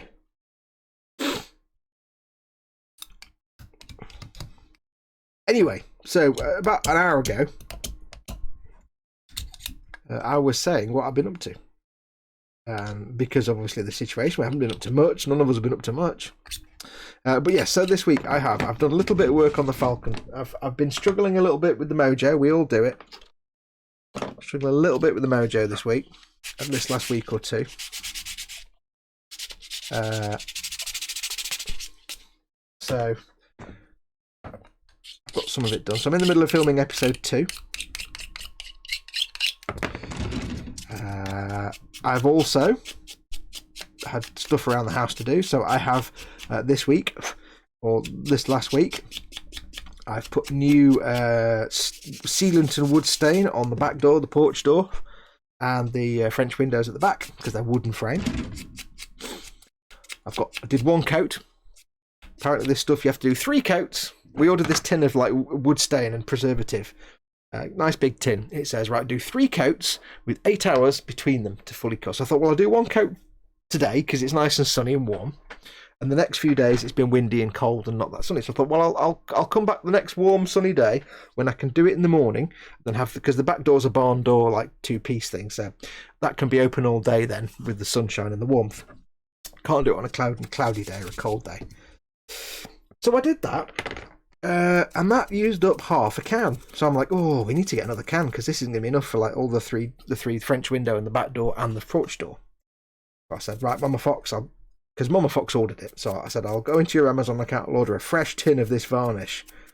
And none. Amazon were like, we no longer have this. We don't know when we'll get more. I'm like, oh, the perfect timing. Yes. So it might just be because they're prioritising stuff and they may have just taken it out and said, you know, we're not doing this now. Or it may be that that particular wood stain no longer exists and I've got 2 more coats to do and I haven't got enough varnish left. It would be my luck that that was the case, but it doesn't really matter. Get a different colour if I have to, it doesn't really matter. Don't care what, it's wood, it'll be brown, don't really care about the specific colour. Would Duncan do it in 2 thin coats? Lol, says Dave. Yes, I did wonder that. I'm like, oh, I've got to do 3 thin, 3 thin coats. I'm glad to see that Duncan has now moved on from using a dinner plate as his palette to an actual, say, ceramic tile, which is a bit better than a dinner plate, I have to say, Dunks. You moved up a bit, lad.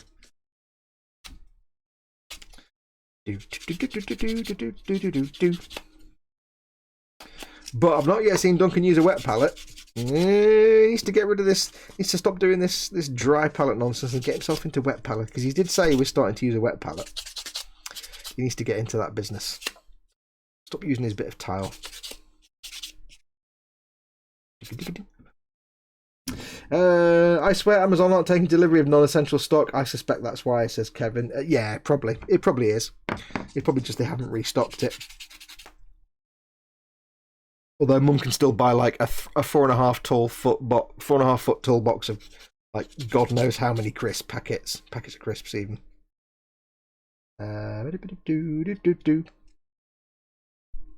I'd be the same, frankly, mate, says Sai to Col. I recall a mate of mine stealing my legs at a LAN a few years ago. I chased him on my hands and stumps. The lads roared with laughter. Yeah, that's how you know you're true mates. Because I think it's not so much it's a comforting sign, I think, because with friends will always walk around on eggshells. For anybody who's got any kind of disability or injury or, you know, something like that, temporary or permanent or whatever, friends and acquaintances will walk around on eggshells, and it'll be an obstacle.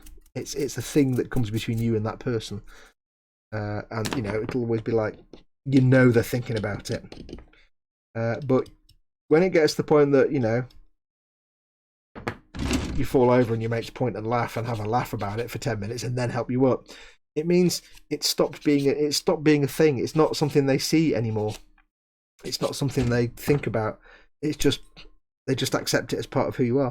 And I think that's why it's not a bad thing. Because it means that you're no longer that person with X, Y, or Z. You're just that person. And it becomes part of who you are. And they treat you like every other mate that, you know, any other mate that would fall on his arse or, you know, anything like that. They just point and laugh. Take it as a comfort. Take it as a good sign. That's why I said before, that's how you know it's your true mates. Because they don't even register that anymore. To them, you're just Col or Sai.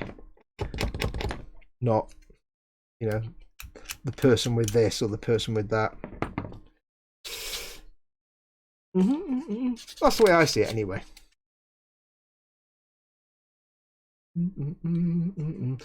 Cy Reynolds says, Lynn says, I just ordered on Amazon and my package won't be coming till May 12th to June the 3rd. I ordered a pack of these very t-shirts last Wednesday because I suddenly realised that my belly's grown a bit and none of my t-shirts really fit anymore. I'm like, oh, fudge, I need to buy some new t-shirts. So I nearly bought a pack of like 20 Fruit of the Loom t-shirts for dirt cheap until I read the reviews and everyone said these are complete garbage, don't buy them, that's why they're dirt cheap. So I didn't buy them. So I got these t-shirts and it said, it will arrive in about 2 weeks. And I'm like, that's fine. It's not urgent. I appreciate it's not an urgent supply, so I don't mind waiting a while for it to turn up. And they turned up the next day. So, weird. How weird was that? Yeah, you're not going to get these for 2 weeks, or you might get them tomorrow. Because they didn't even have the option of next day. They just had... The shipping option was basically free shipping, it'll be like in 2 weeks. The other free shipping, it'll be 2 weeks. Or slightly expensive shipping, it'll be 2 weeks. I'm like, I'll take the 2 week option, I think. So I did that. And they arrived the next day. And I'm like, well, okay, I'm not going to complain.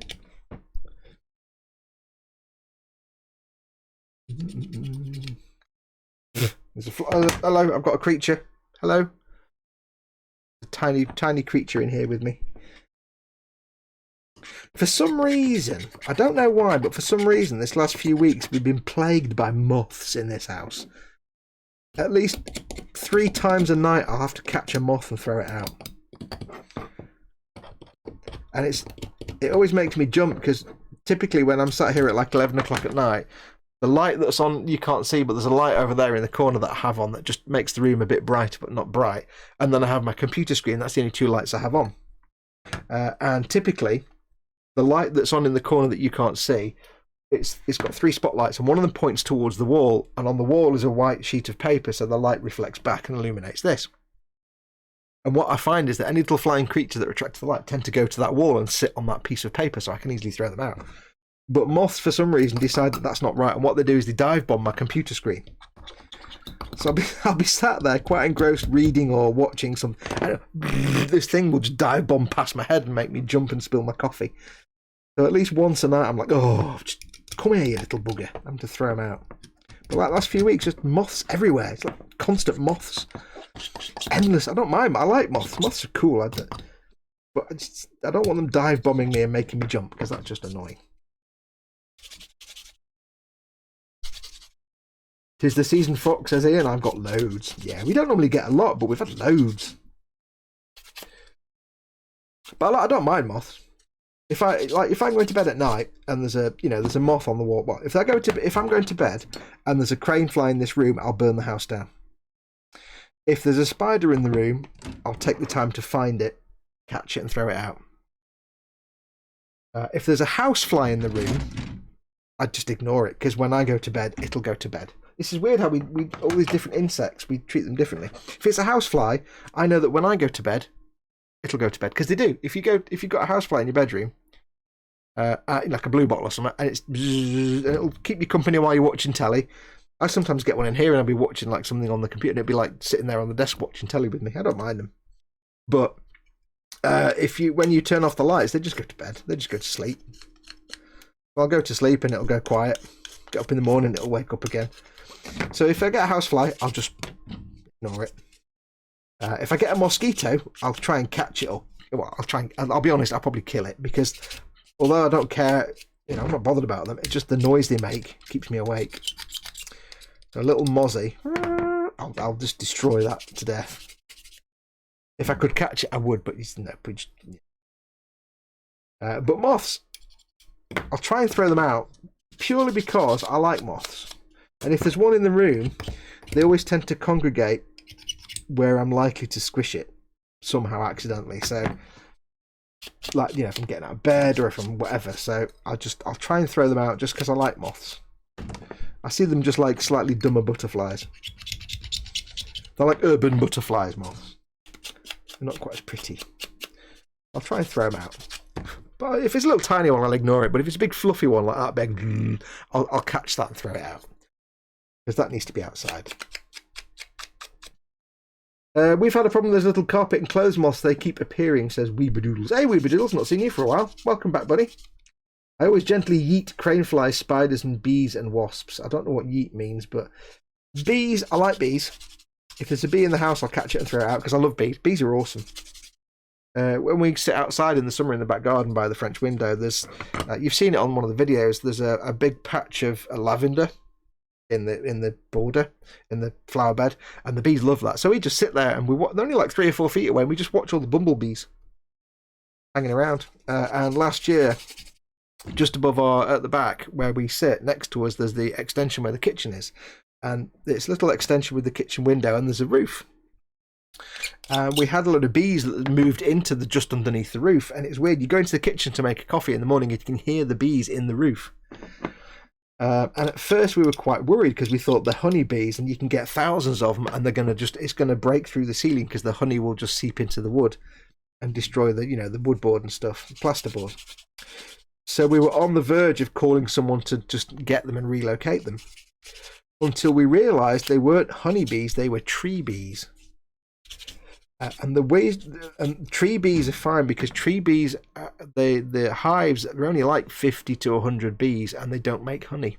They don't have, they don't kind of damage. They only go to the place once. They only live there once, and that's it. They don't go back, and they don't damage property because they're very small, and they're only there for a few months. And the way we discovered they were tree bees, and this is a handy tip for you, if you suddenly find you see a bee going into the joists of your roof or into a window frame or something, and you can see they're living in somewhere where you don't want them to be. If you walk out in May or June and there's a big cloud of bees, so let's say you've got your roof here like that, and there might be a big cloud of bees that's constantly hanging around like this and just mulling about.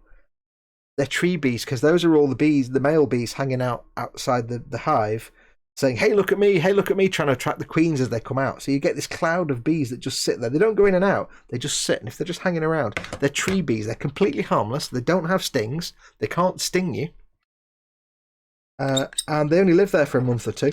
And then they go, and they only have like hives of 50 to 75 to maybe 100 at the most. So they're really small. They're totally harmless. And they're kind of cool. So we decided to leave them. As soon as we realised they were tree bees, we were like, oh, screw it then. We'll just leave them. They're not going to damage the kitchen ceiling. They won't move back in next year because basically they have one queen. The queen matures and then goes off and finds a new home, and they tend not to repopulate an old hive. So yeah, tree bees, and they were quite cool. And we said to our neighbour, because our neighbour's got like a young lad, they got a young kid next door, and we said to them, if you see our kitchen window, because we share a driveway, says if you see a big cloud of bees at the kitchen window, don't worry and don't panic. You know, your son's not going to get injured. They're tree bees. They're not got stings. They're not going to harm him, and they're just hanging out in a ball of fluffy butts, basically. So don't panic. He's like, oh, brilliant. He said I was a bit worried because I saw all these bees. I'm like, yeah, don't worry about it. They're not honeybees. They're not going to sting or anything, so you'll be fine. So yeah, tree bees. So if I find a bee, I like bees. Bees are awesome. Bees do good work. So if I'll throw a bee out. If I find a wasp, I'll try and catch it and throw it out, but I wouldn't be sad if I accidentally destroyed it to death. But I'll try and catch it and throw it out. Crane flies, I'll just take the flamethrower to the entire house and burn the house down. Because crane flies basically can just GTFO. All bees are good, says Weebadoodles, especially native bees, yes. Tree bees. Bees make honey. Honey goes on toast and waffle, says Andy McLeish. This is correct. Andy McLeish says moffy moth. I have several small bee and bumblebee hotels in my yard. They seem to like them buzzing around and storing things. I found out that apparently bee hotels are those kind of things where you get like a piece of log with little tubes in it. They're apparently a really bad idea. Because they don't work like a normal beehive, and they tend to garner what did it say? It was something like they're more prone to bacteria and things that will harm the bees living in them, like bacteria and single-celled organisms and stuff that tend to accumulate. Because they're not natural, they're not like the kind of thing the bee would make, they can be harmful. I was reading this thing, it says if you want to have bees in your garden, just have lots of flowers. One thing they do like, one thing it said was, instead of having these little bee hotels, which is like a log with little tubes and stuff, because they can be quite dangerous, don't do that, but get things like bird boxes. Tree bees apparently love little bird boxes that you put on the side of your wall, like for little tiny birds. You get little bird boxes for little finches and stuff. Little things like that, they love them, because it's just a box and they could just make the nest in there. Tree bees. We're hoping they come back next year, to be honest. Maybe not in the same place, because it was weird making your brew in the morning and hearing bees. Because what you hear this very low hum, but you can hear them doing the waggle dance. Like you hear this little noise from the ceiling, like as they're making little noises. It's weird. It's quite cute. I'm going to say good night. Night, all you lovely people, says David Sanderson. Thank you very much, buddy. Thanks for coming in. Take care. Sleep well. Stay safe. Wash your damn hands. We are blue. Unfortunately, Weebadoodle's comment got blocked, but we have blue tits nesting in our nest box again. Cool. We have swifts that live in our ceiling, in our eaves, at the back of the house. I've not heard them yet so far. It would be too early. It's quite nice because you go in the bathroom where there's a drop ceiling and all you can hear is all the little swiftlets scrappling about inside before they've left the nest. That's quite nice. A swift, and they go between the houses down the driveway. When my brother was a little kid, he used to stand in the driveway with his hand in the air like that, hoping he could have a swift go bing into his hand, but the swifts weren't that stupid. I raised a swift baby one year. Swifts are awesome. I like swifts. I like the noises, and nothing tells me the two favourite sounds of spring and summer are the blackbirds first thing in the morning and in the evening, because that's just happy time. The blackbird song in the evening and morning. I love it in the summer when I can sleep with the window open, because then I get woken up by the song of all the blackbirds in the garden. It's like, yeah, I love that. Brilliant. And swifts, that kind of noise that swifts make. And sitting there in the back garden of a summer's evening when it's starting to go a little bit dark, but it's still warm, and you can sit there. And what we do is we sit there and we just look at all the swifts wheeling around in the sky, because they have a route round all the gardens. So we watch them. You can hear them go. You don't even if they're not making a sound, you can hear them, the little noise they make in the wind as they go really low. And then just as they're starting to go to bed, they're starting to stop flying. If you're lucky, you'll start seeing there's some bats that live around here. And just as the sun starts to set and it gets a bit dusky, you start seeing these bats doing their little patrols. It's amazing. And they're completely silent. Unless sometimes they go really, really low and you hear a little ship over your head and you're like, whoa, that was close. You just see this little shape whiz around between the trees. It's amazing. I love wildlife. Wildlife's brilliant.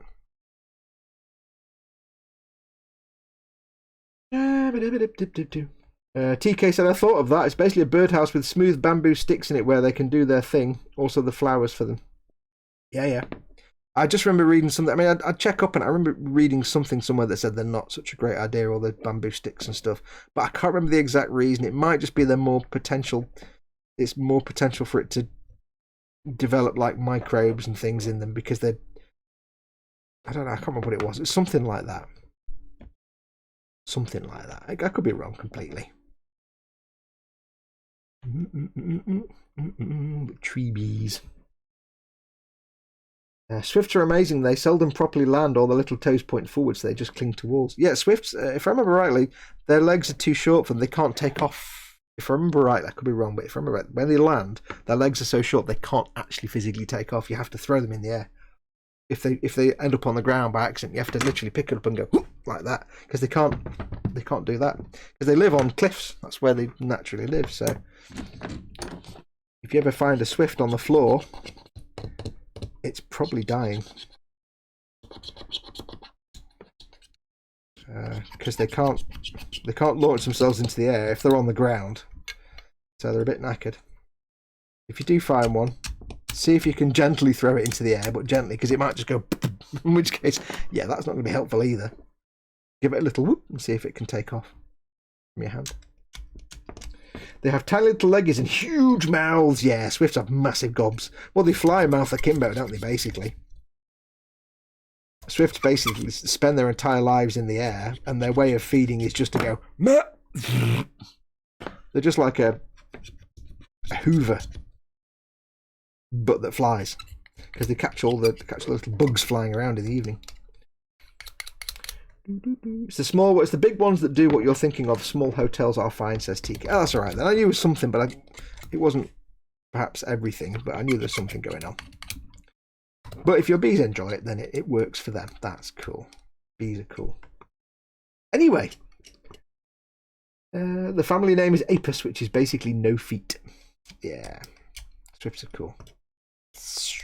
I love that noise. One thing I've noticed as well this last year, last sort of few months, is all the magpies around here, because we have a small population of magpies around here. For the last few years, they've been living in some of the big fir trees or whatever we've got in our garden. Some kind of fir, not fir trees, but that kind of tree. And I've never really noticed before, but I've never noticed the magpies muttering to themselves so much before. When they're not doing their shouty call, which is annoying as anything. I hate that. When they're not doing that, and they're just like in the nest or sitting around, they kind of mutter to themselves, little tiny twiddly noises, and it's quite amusing, quite endearing. I like listening to someone trying to tune the radio.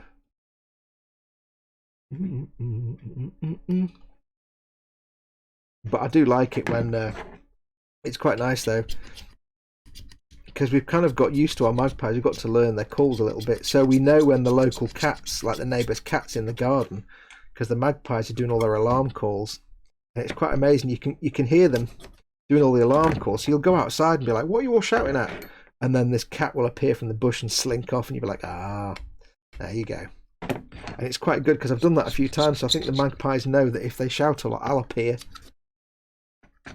and the cat will go away. So it sometimes seems like they do it just to get me to go out.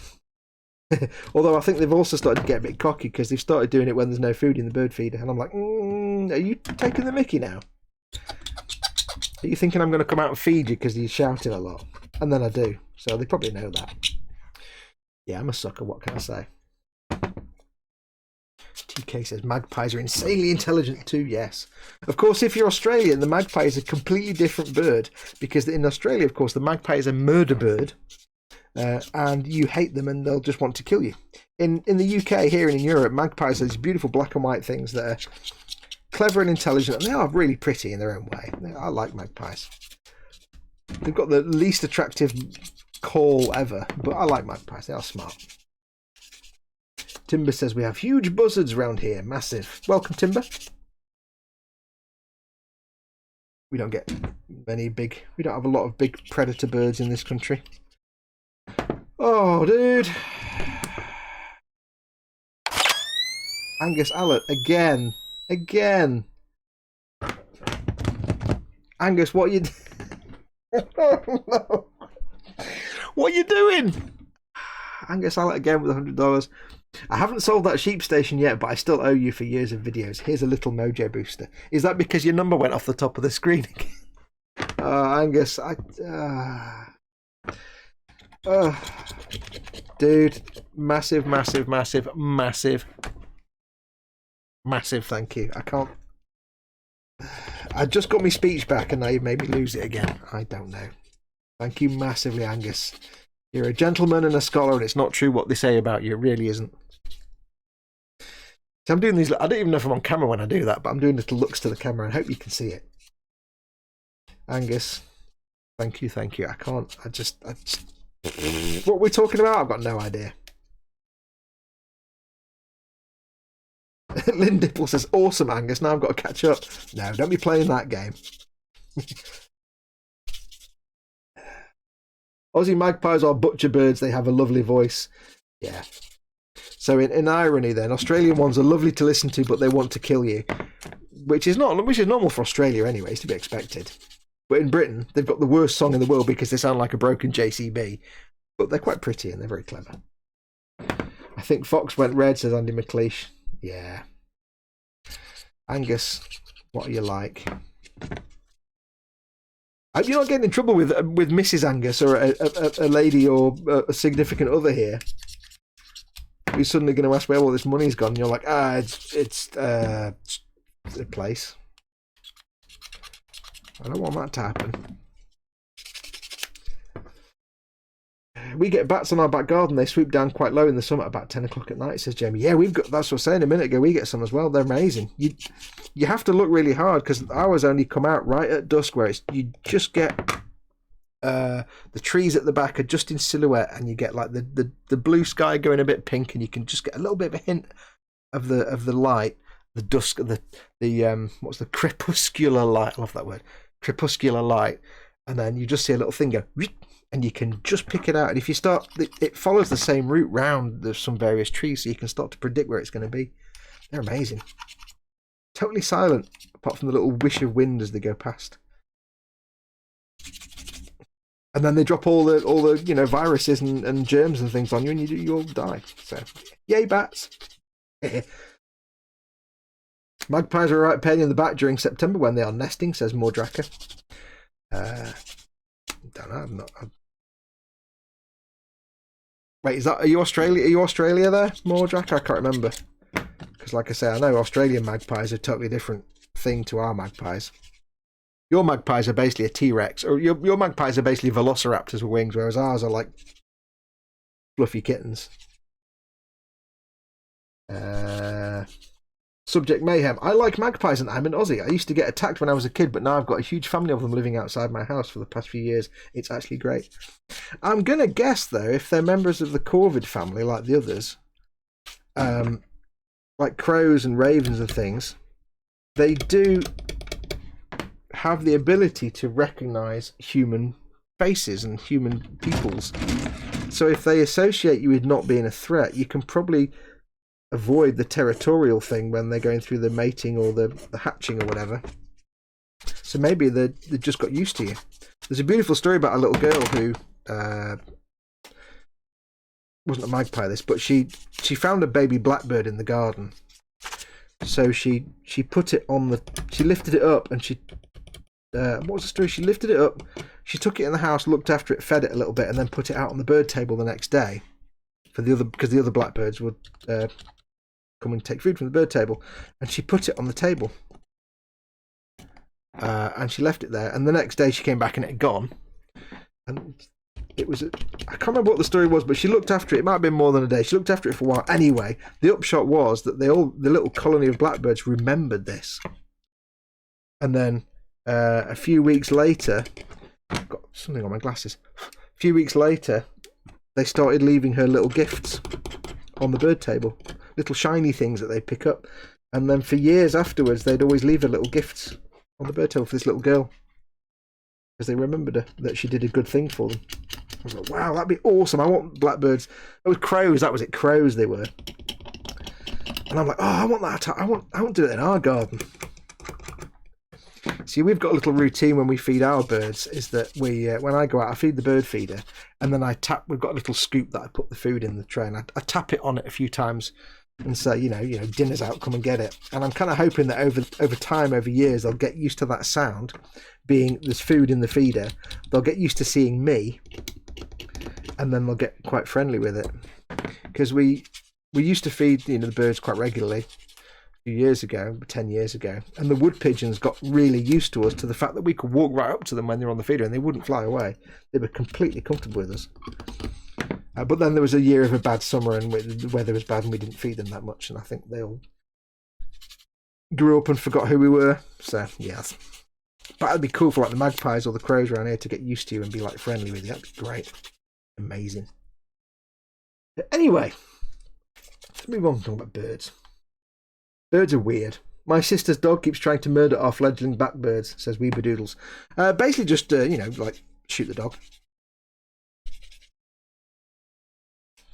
Is jackdaw an actual corvus bird name? I don't know. Is jackdaw a member of the corvid family? I don't know. Might be. I don't know, actually. I know not this fact of which we speak. Anyway, what else have I been up to? I said I worked on painted the doors with the wood varnish. What else have I been doing? We've got a fence panel on the driveway that annoys me every time there's a gust of wind. It goes because it moves around in the little concrete things it's stuck into. And I fixed that by jamming a stone into the gap. That was an amazing moment of engineering prowess from me there. That is about the level of my engineering skills. But I was quite pleased with that. What else has been going on? But really, there's not been a lot going on that I can talk about, because nothing's been going on. We've been stuck indoors all the time, haven't we? Jackdaws are little crows that actually say their name. Grey neck, blue eyes, the rest is black. Yet little grey face, black caps, and everything else. They're lovely. I think Weebadoodles is a bit of a twitcher. I think Weebadoodles likes his birds. I like birds. I like all wildlife. Apart from crane flies. Crane flies can just GTFO. Crane flies and wasps, no.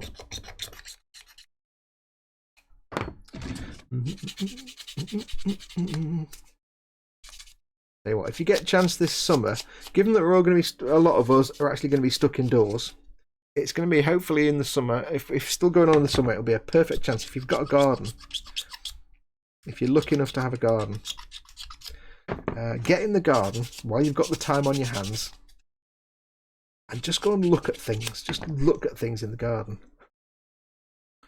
I take great pleasure sometimes on a summer's day of just spending an hour getting down in the grass and just looking at all the little tiny creatures, little tiny things that you never normally notice. Because, I don't like spiders, but I'll quite happily sit there for an hour and watch a spider making its web like a garden spider, just weaving its web. Brilliant. Or just watching ants do ant things in the flower beds, or whatever it is you're watching. take an hour to just go and watch tiny creatures in your garden. Unless you're in Australia, in which case just take a flamethrower and burn everything, because everything's dangerous. Obviously, if you're Australian, that doesn't apply. There's no charming little creatures in Australia. Everything wants to kill you. But, you know. Yeah, just spending an hour. I mean, I remember once there was a snail on the grass in the garden. So what I did was I got a little bit of birdseed. It was a big, massive snail just pootling about on the grass. So I picked up the snail and I got a little bit of birdseed and I put the birdseed in my hand. I put the snail on my hand and the snail kind of wandered over and started eating the birdseed. And I was watching it do it, and I could actually feel the snail munching on the bird because it was going on. I could hear it munching, and I could feel it, just this little gentle munching. Feel it as it nommed on the seeds. It was amazing. And then after a little while, I put it back. Then when it finished eating, I put it back in the bushes. Amazing. Little things like that. It's an amazing thing to do. Most people don't do it. If you're lucky enough to have a garden or access to anything like that, go on, watch them. If you live in a flat or something like that, but you're able to, I do recommend something like a simple, window box. If you can, just a little window box with even just some flowers or something in it, just amazing, because you'll still get wildlife. Even in a 12th floor window box, you'll get little creatures coming. It's always worth it if you can do it. I know some people don't have the option, and that's a shame. But if you can, even just do a window box. Great stuff. You'd be surprised what will come and pay you a visit. If you live in an apartment and you're on the 53rd floor or something, get one of those bird feeders that sits on the outside of the window that sticks on so you can see into it. Because then you can watch birds come to your bird feeder, even like hundreds of floors up in the middle of a city. You'll be helping out the creatures because they're coming to feed and you can watch them. I remember the 70s seeing newts, but these days you don't see them. Yeah, they're endangered, aren't they, newts? They're protected. I'm a bird nerd. I have been since I was a wee bird. Dinosaurs too. Wee birdoodles. Yeah, I like dinosaurs. Dinosaurs are the best birds. What's it called now? I was going to recommend 2 Twitter feeds that you have to follow. One is the one, I can't remember what it's called, so that's no use at all. I can't help you with that one.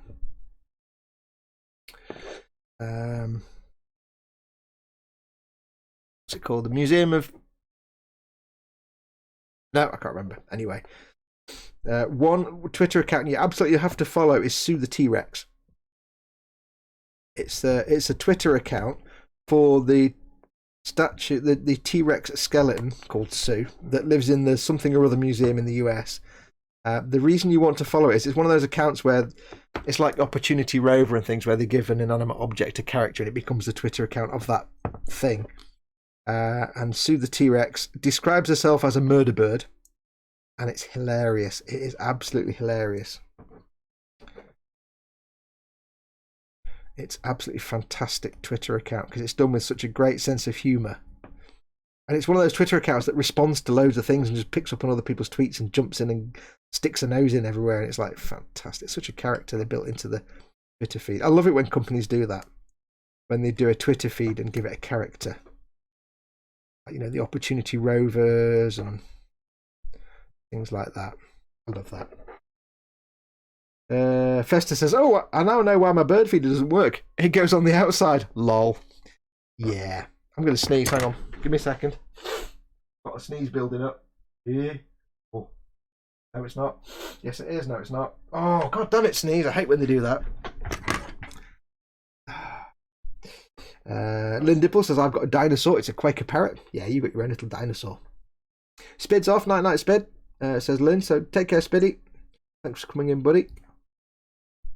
He says he almost face planted on his tablet twice at early bedtime. Methinks. Take care, buddy. TK says, TK says, "I raised one when I was a kid. I guess it's a jackdaw. It flew away one day, but it always stayed near the house and checked on me. Came for food too, obviously." Lovely. I like that. And McLeish says he gets loads of frogs. He stepped on a large one and nearly fell on his backside, but the little bugger was okay and it hopped off. I tell you, one of the scariest things you'll ever hear, especially if you've got a pond. We have a pond in our garden, little tiny pond with billions of frogs. one of the most terrifying sounds you will ever hear in your suburban back garden in the middle of the night, when you really don't want to be hearing such sounds, is the sound of a frog that's gasping its last because some predator's just eaten it. Because they can let out this blood-curdling scream. And I mean, it sounds like a human scream. And I remember the first time I ever heard one, I was like in my teens. And I was just getting to sleep because my bedroom backs onto the back garden. I was just dropping off to sleep and I heard this scream. And it sounded like it was right in my room. And I had no idea what it was. And I literally had a trouser-changing moment. I thought somebody'd been murdered in our back garden. Went out the next day, of course, and there was a frog there, and it was like, oh, it turns out it was just a frog being like, you know, expunged. And my God, you don't ever want it. You don't often you hear that, but when you do, it's like, oh, gee whiz, you don't want to hear that. It's the most terrifying, blood-curdling sound because it sounds like it's just like a human being, I don't know, murdered to death. Weebadoodle says, I love the Sue Twitter. So Weebadoodle's obviously subscribed to Sue the T-Rex. I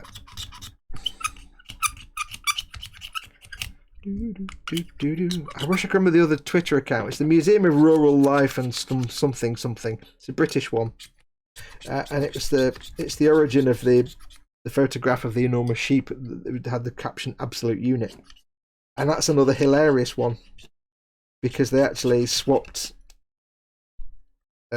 profile pictures with Elon Musk at one point. They're like down south somewhere in the UK, but they swapped his profile picture with the Elon Musk one. So Elon Musk had the profile picture of the enormous sheep, and they had the profile picture of Elon Musk. Two baby raccoons fighting on the deck next to my bed. That's pretty scary, says Retro Rabbit Studio. Hey, Rabbit Studios. Hey, Retro. Yeah, we don't have raccoons in this country. Well, that we know of. Yeah. Officially.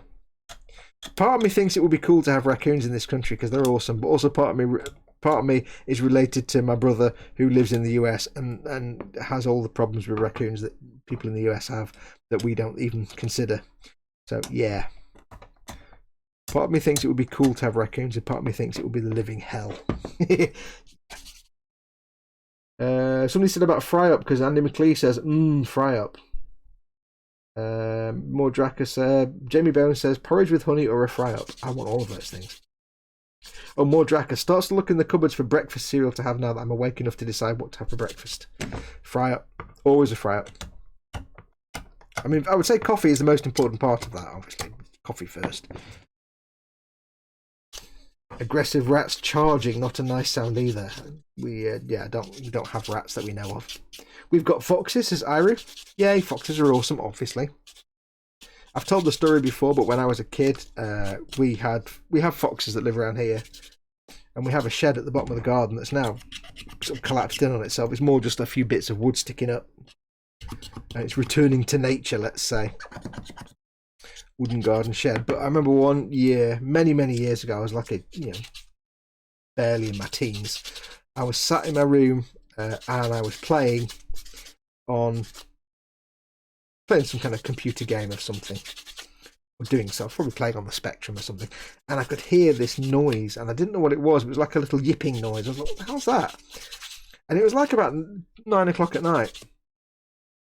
And I was young, and going in the garden when it's dark at night was terrifying. I was like, oh, I don't want to go out there. There's monsters and all kinds of things. But I braved it and I went outside. And it turns out that under this old shed at the back of the garden, which is a good 100 feet away from the bedroom window, drowning out my TV was the sound of little fox cubs messing about under the shed. And they were living under the shed.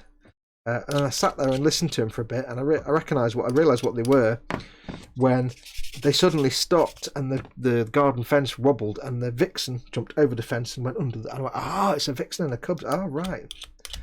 So that for the next few nights I'd sit outside, and I'd go outside when it was still daylight before it started to go dark, and then just sit there quietly in the hope that they'd get used to my scent and they wouldn't notice me. And after a while, I could sit there quite happily and they wouldn't mind at all if I was sat there. She'd go in and out, and the den and bring food back. And it got to the point where sometimes, you know, Mum would be outside hanging up the washing, and the fox or the vixen would be sat on the lawn snoozing at the end of the garden. Don't we have them? They're not living there anymore. It's been a long time since they've lived in our garden, sadly. But yeah, but for some reason it was always Mama Fox that saw them in the garden when she was doing like the washing up or so. I'd never see them, hardly ever. Like, oh, I saw the fox again this morning. I'd be like, oh, you bugger. When can I see this fox nonsense going on? Going off topic, says Ian Thompson. Saw my postman locked himself out of his van, had to climb in through his window, put a smile on my face all day. The joys of Schadenfreude. Yes. Bless him. He was having one of those days. You have to give maximum respect to our postmen and postwomen at the moment, especially right now. And any kind of postal delivery drivers and deliverers, especially right now. Massive kudos and props.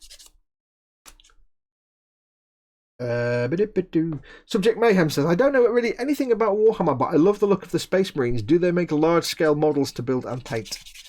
All the Games Workshop models are the same scale because it's a tabletop game. So, you know, Space Marines are that big, that kind of size. And obviously this kind of scenery here is scaled to them. So you can see that's going to sit there. And then this bit will sit on top like this. And you have things sticking up. So there's vehicles and things that fit with the scale. Vehicle, let's have a look. Vehicles. I've got my unfinished Chimera there. You can see the kind of size that's going to be. We have what else have we got? An unfinished Taurox Prime with wheels, and I know I get abuse for that. They're all to the same scale, which is called heroic scale, which is kind of a little bit like 1/35th, but not quite, sort of.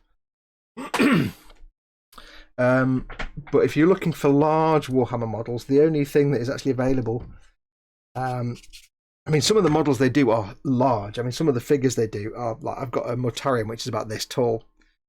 They do some very big models that are still in scale with these. Bandai, however, have done limited edition Space Marine action figures that are like this tall. But they did a limited run of the unpainted ones, which sold out instantly. I think they did a limited run of the painted ones, which also sold out, and they were one-off productions. So, other than that, you will find occasionally some people will make like resin busts of figures. Forge World, which is the part of Games Workshop that do resin, not plastic, they do some very large figures that aren't really in scale, but they're massive and they are expensive, unfortunately. But yeah, they're all in the same scale, but that doesn't mean that some of these are small. Some of them are really big. Lots of vehicles and stuff. What about a Primarch, Fox? They're large-scale Marines. Yeah, true. Primarchs are actually... This is the weird thing. If you get a Space Marine like this, and you get a Primarch who might be that tall, the Primarch is still technically in scale because Primarchs are actually massive. Because the Emperor himself is actually, in the lore, the Emperor is like just this massive, stupidly, ridiculously tall person. Because he's not technically just a normal human. And I was watching a Lutin video the other day when he was saying that, you know, the Emperor went to this planet and did this all in disguise so nobody knew it was the Emperor. And it's like, but how did he do that given he's like 12 feet tall or something? It's not, how did he disguise himself? And it's like, well, maybe he just changed a perception filter or something. So Primarchs are actually supposed to be like huge anyway, aren't they?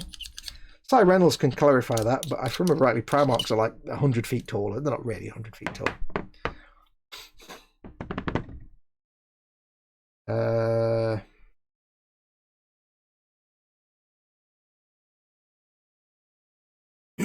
Festa67 says, yes, they're doing a great job. I have my own Dropbox here, so they open it up and put deliveries in. That's the, you know, Royal Mail and postal people. If anyone wants to order something funny, go on the Tank Museum website and you can buy a pair of Sherman Tank slippers, says Jamie Bell. Cool. Frankie Goes to Hobbywood says, Schadenfreude ist die beste Freude. Ja, das ist richtig. What does... Here you go, Frankie. What does Schadenfreude actually directly translate to? What did it show? I can't remember. It's some weird... It's one of those words that... in English, we don't really care about the translation because the word schadenfreude itself is just the word. It's weird. We don't need to know what the translation is.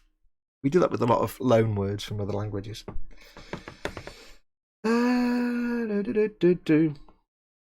Iru says, we've got foxes in the Farthingwood Garden. Cool. Going to have to rewatch your Viper build, says Bassist. Here's my word of caution on that. If you do want to rewatch my Colonial Viper build, please kind of forget that it was anything to do with me when you watch it. Because I'm going to be honest, it's terrible. Not the model making part, that's fine. It's terrible.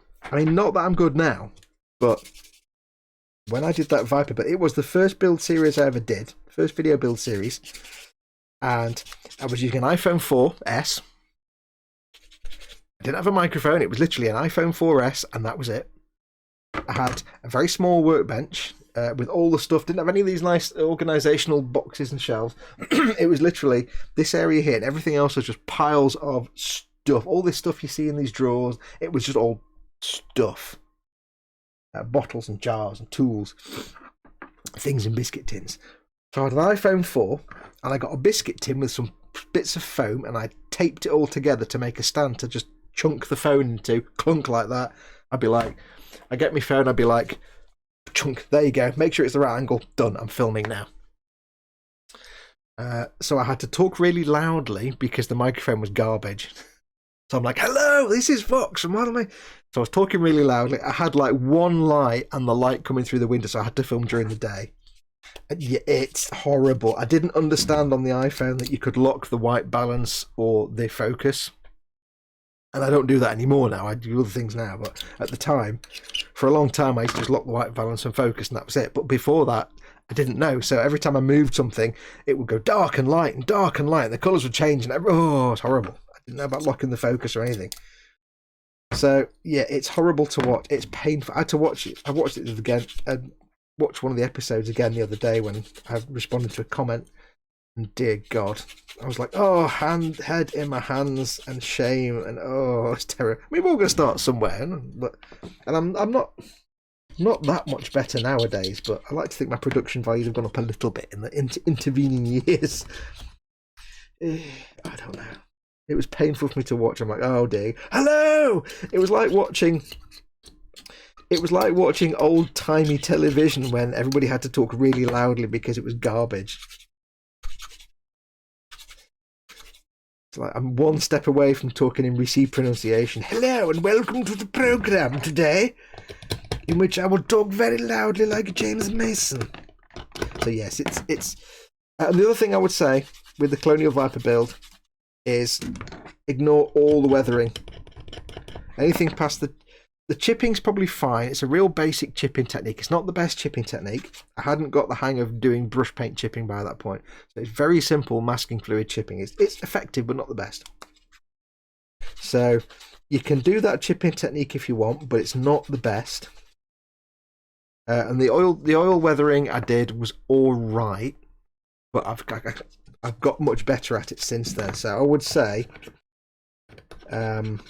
it's all right, but maybe combine it with some weathering from later videos, like some of the Gunpla stuff, like the Freedom Gundam or the RX-78-2 Mega Size, weathering things from that, or depending on how you want to do it. But yeah, the weathering was a little bit rough around the edges, so I wouldn't put too much weight in the weathering side. Maybe I've missed a lot of chat now. Let's now all delve into the Gene Seed lore, says Retro Rabbit Studios. Yes. Ian Thompson said, I wouldn't say I'm into Warhammer, but I'm really tempted by the Tau. That's the beauty of Warhammer. I mean, you don't have to play the game to be into the models. I've never played a game of Warhammer yet. I just love the models.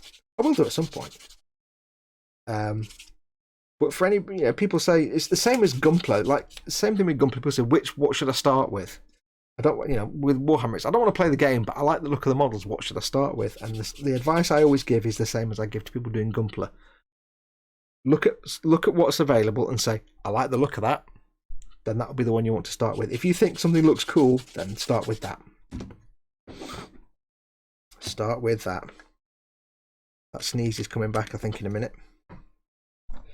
Now, if you like, hang on.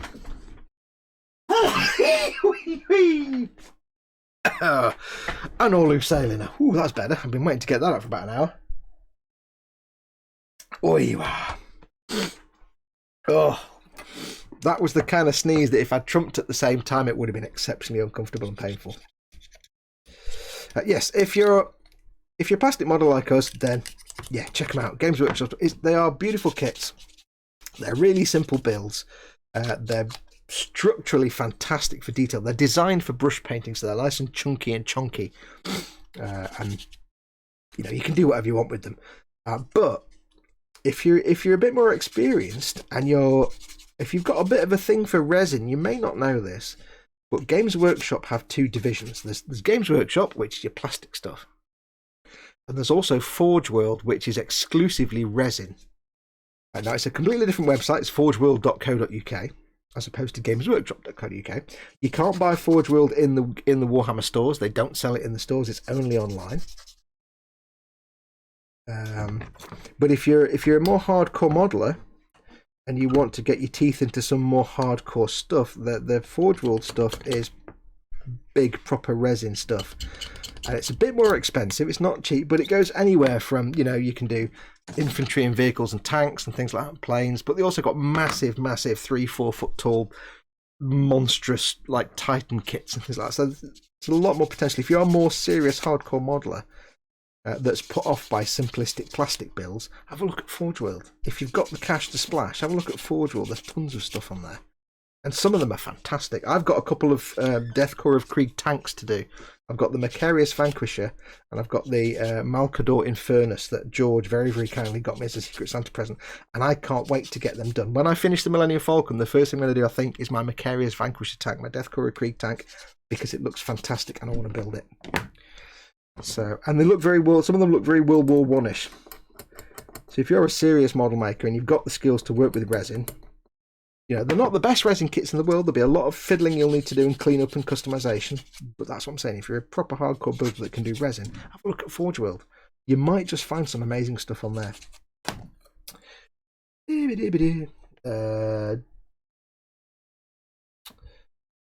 Basis says, that's why I like it, the original Colonial Viper build. You've come so far since then, mate, and I'm dead happy for you. Oh, thank you, buddy. We all have to start somewhere. John Bias is in. Evening, Guru. We hope you and Mama Fox are doing well. Thank you very much, John. How you doing, buddy? John Bias there. Make sure to go and check out his channel and like and subscribe. Don't forget, of course, a lot of the people in my chat, especially most of the mods, have their own channels. People like John Bias, TK, Dad, Cy Reynolds doesn't have a channel, but we're working on him. Well, he's got a channel, but he's not done any content. We're working on Cy. We'll get there. Get to it, Cy. You need to do it. Because Cy is... Remember I was saying that, like, you know, Alex/Kenneth is like one of the best painters I know. Simon's like the best painter I know. Just that's bar none. Simon is the best painter I know. So yeah, there you go. Yeah, so if you've never done it before, I think you might have stopped doing it in chat, but normally on chat, if you hit the little 3 dots on the right hand side of someone's comment, it'll give you an option to go to channel. So whenever you're on one of my streams and you see someone you've not seen before, go to channel. Go and have a look, because a lot of them have channels. A lot of them do their own content. And I always say to people, if you're in the Model Maker's Boom Hut, pimp your stuff. If you've got a YouTube channel and you make videos, pimp it. Feel free to pimp it. I want people to get subscriptions. I want people to promote their work and, you know, show their stuff off. What I do for 2 reasons. One, to teach people that what I do is not that hard, and this mysterious model making hobby is not as hard as you think, and anybody can do it, and it's a lot easier than you think it is. And 2, I want people to do what I do, not just model making, but YouTubing as well, because it can be fun. For chipping, I will probably follow the Space Wolves build, says Bassist. I'll be honest, mate, you could probably follow most of the stuff in that Space Wolf, apart from in the painting maybe, because there's airbrush work. Now, here's the thing. When I did that Colonial Viper, it was all rattle cans. So I would actually, yeah, follow the Space Wolves build. Use the tips and techniques in that. Might give you a better effect. Apart from there's less gold, obviously, in the in the Colonial Viper. Bless you, Fox, says Lynn. Why? What did I do? What have we done now? Oh, because I sneezed. Yes. Retro says, I used to work at Games Workshop store and I've never played the game. Lol. And Cy Reynolds says, that's impossible. What store would employ you without armies and the ability to teach them the system? Your manager must have loved you. Yeah. Swigging Pig is off, Nightall. Thanks for coming in, Swigging Pig. Lots of love. Take care. Don't say lots of love. I don't know. I'll say it to everybody. Lots of love to all of you. Take care. Wash your hands. Be safe. Thank you for coming in. Fox, that Viper series is one of my favourites, but what do I know? Oh dear God, really? Wow. Yes, he must be very easily pleased. If you're going to do a Gunpla kit, says Andy McLeish, do not get the high grade 1/100th say Wing Zero. Yes, it is a very, very old kit and it is absolute garbage. It was before Bandai Get Good, basically. So yeah, don't get the old 100 scale Wing Zero HG kit. Right. That sounded decisive. Let me get some tissue. Need some tissue. Tissue. What time is it? It's midnight time. Wow. Been going for 3 space hours. And I've not done half of this crap yet. Dear Lord. This may have to go into 2 live streams. I was kind of hoping to get it all done in one go, but yes. Hello, Mama Fox. Hello. Mama Fox is trying to go to bed and be creepy and sneaky and not be heard, but I'm just calling her out. When I'm doing live stream, if it gets to bedtime, she'll just sneak upstairs quietly and try and sneak away to bed. And I'll be like, no. I'm going to tell the internet you're there. I need my plastic lid of some sort. That'll do. I've got a... Where's me? There it is. There it is. Handy thing for scooping all your bits into. We're doing good here, thank you, says John Bias. Staying inside and building. But the only bit that's different there, John Bias, is the staying inside bit, because you're building constantly anyway. You get through like 13 builds a week. I don't know how you do it, and have a job, and a family, and everything else. I don't know how you do it, but dear God. There's me doing 1 build every 6 months, because I'm rubbish.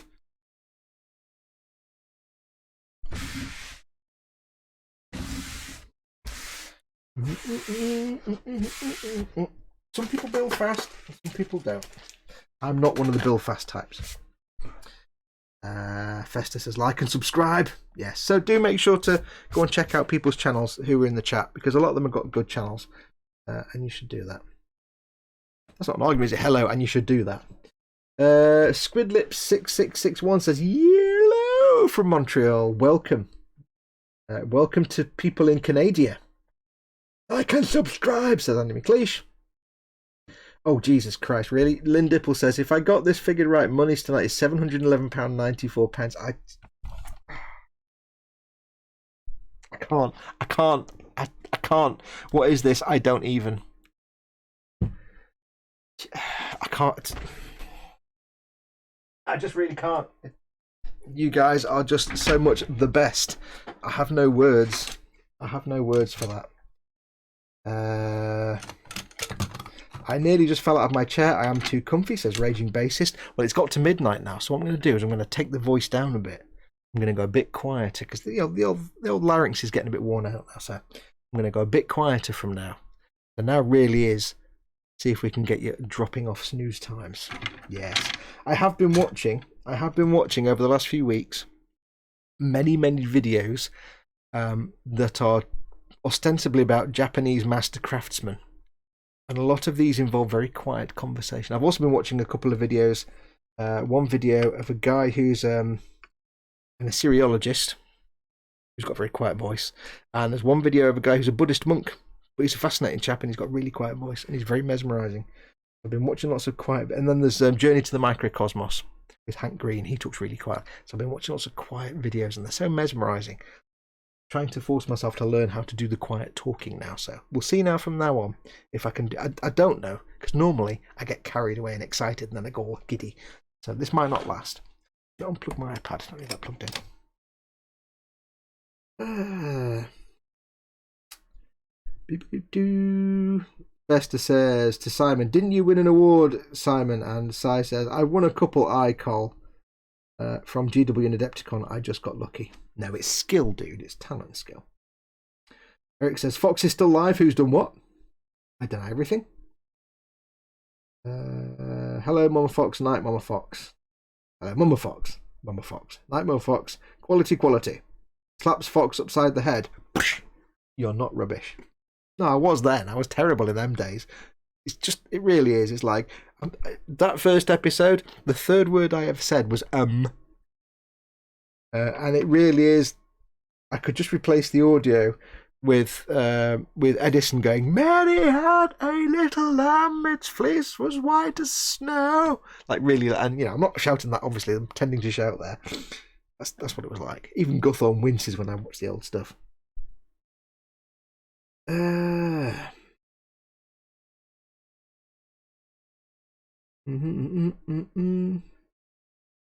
Retro says, I knew how to play the game, I just never did. I mostly exclusively did painting classes. There you go.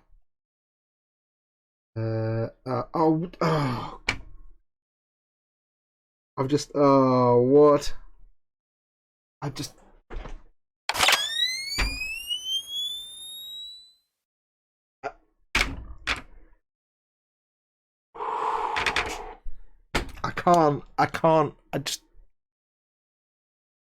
I really can't. I just, that's £1,000.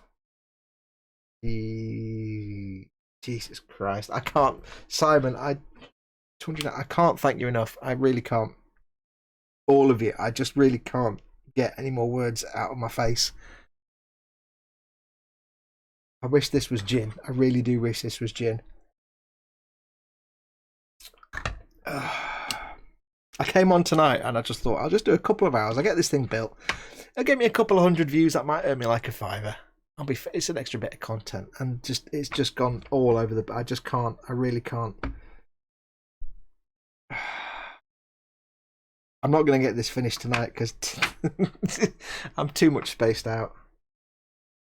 I've no idea what the hell I was just talking about. Simon, Alex, all of you, everybody who's I don't want to forget names, but I am terrible remembering people. All of you who've put money in tonight, I can't thank you anywhere near enough. This is just insane. Prepare for broken foxes, Simon. I cannot. Hot dog, we did it, says Lynn. Thanks everyone, much love.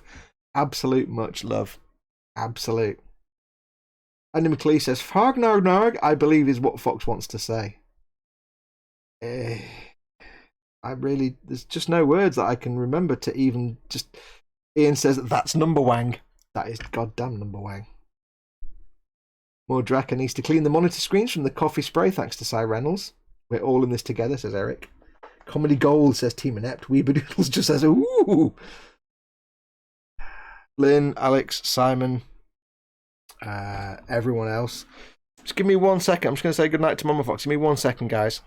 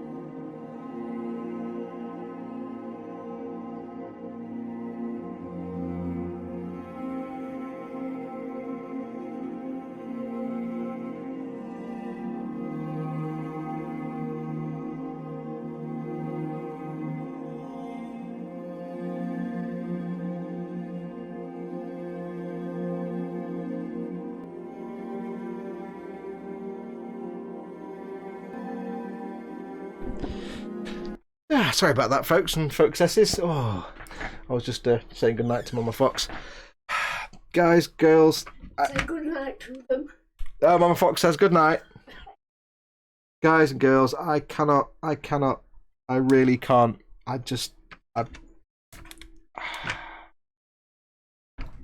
can't. There's just no. I can't pass any of this. This is insane. That's like £1,000. I don't know what that even means. If Mama Fox says goodnight. You guys are just so kind and generous, and all I do is sit and waffle for hours. I don't deserve any of this. It's just, like I say, I know I do this for a living, and I get excited when someone puts, like, you know, a couple of dollars in there or something. It's like the most amazing thing ever. But tonight it's just blown my absolute brain. I don't know what to do with any of that. Oh dear Lord. Right. Anyway.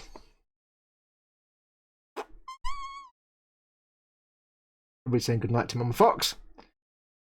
I'm wiping a tear out of my eyes too. Most deserving man on the intertube, says Angus. No, it's not. That's not a tear. It's just somebody chopping onions, I think. There must be like some onion chopping ninjas or something. Anyway, let's just hang on. Oh.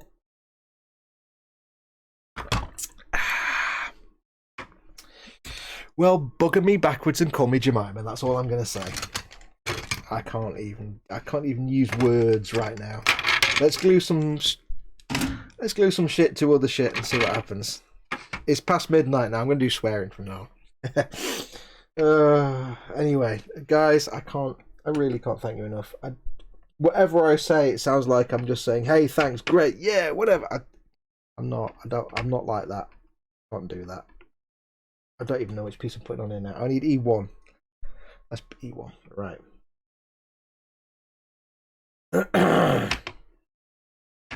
I don't even know what I'm doing. I can't even put things in holes now. Right, this got to be.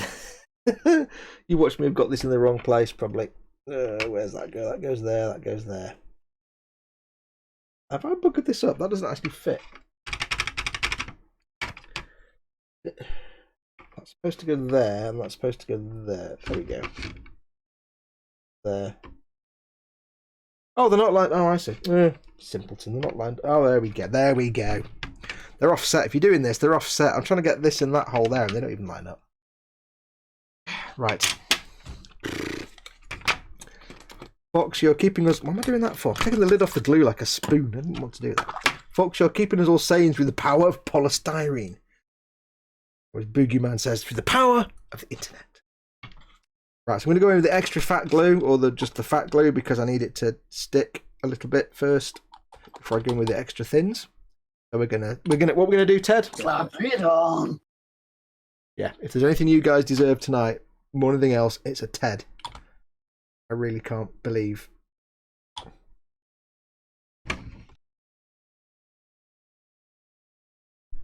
I told Mama Fox what you guys had done, and she actually used a swear word. I can't repeat it, but she did a swear. Mind you, she swears like a trooper anyway at the best of times, so that's nothing new, but she did do a swear. I have to report this. Don't forget, by the way, guys, you guys can swear as much as you like in chat. You absolutely can. I don't. Doesn't affect my monetization as far as I know, so feel free to use the rude words. Oh, Bayek. I'm just right all over the place at the minute. I don't really know what I'm doing. I don't know who I am. Where am I? What day? I don't even know what day it is. Are the bins going out? Because I don't know what day it is. My phone just told me it's bedtime, but that's not going to happen. My phone can shut up. I don't know what I'm doing. That needs to go there. That needs to go there. Like that. Okay, that makes sense. Let us do this now. These are quite a tight fit, but that's not a problem. I'm not even sure what I was talking about before all that happened. Before Simon Reynolds basically broke me in half, in my brain, in half, and I don't even know what day it is now. I don't know how any of this works. I don't know what I'm doing. Is that even the right way around? It'll do. It's fine. It's fine. E2.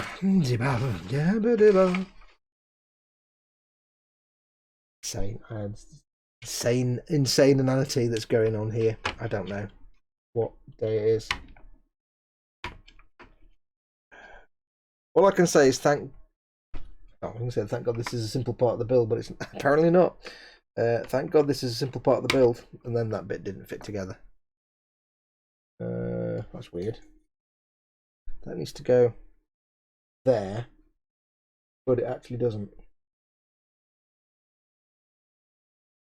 Okay, that's weird. This bit's supposed to go a certain way around, but if you do it that way around, it doesn't actually go that way around. Okay, that makes no sense at all. Have I labelled these wrongly, do you think? No, I haven't. That's there and there. 3 down. 1, 2, 3. And 4 down. 1, 2, 3, 4. But that's not how the holes are lined up. That makes no sense at all. Okay, they've got the pegs and holes slightly wrong here, I think, but we'll just go with it. We'll just wing it as best we can, I think. Oh, TK's models, £5. Build the damn thing already, TK. Massive thank you. Bless you, sir. You shouldn't be spending money on this. You should be spending money on your little baby spudling. I appreciate that massively. TK, you're a gentleman and a scholar.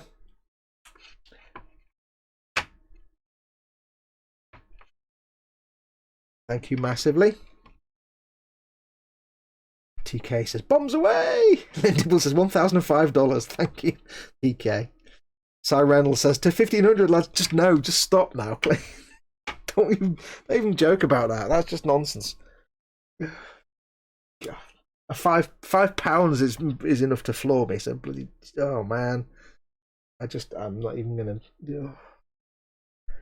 stick things together, Fox. Just keep on swimming, swim. Lord. She's just gonna have to do with one less poop, says TK. Oh, I can't thank you enough, buddy.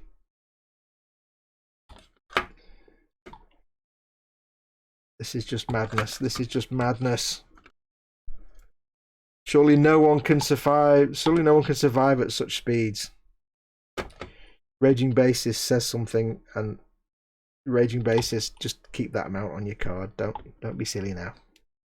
Don't be silly now. It goes on that. This might be as far as we get because I don't know how much more I can do at this point.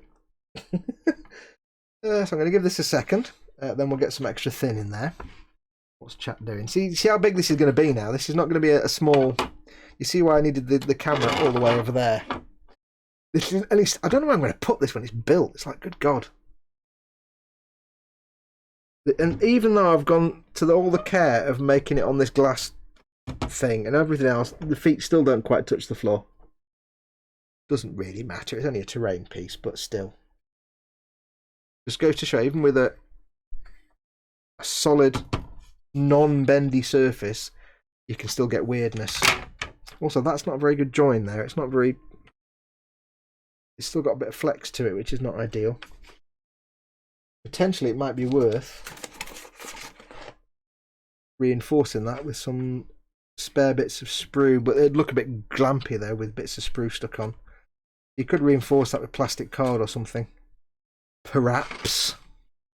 Parappa the Rapper. There's a throwback. Come on, Raging, make it $3,000, says Jamie Bound. Stop. I cannot promote credit usage, but do it. No, I don't promote using credit cards. Don't be doing... No. Jesus Christ. Don't get yourself into debt for this stupid bugger.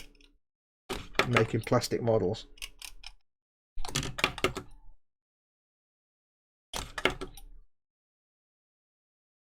Right, I'm actually finding this brush too small now.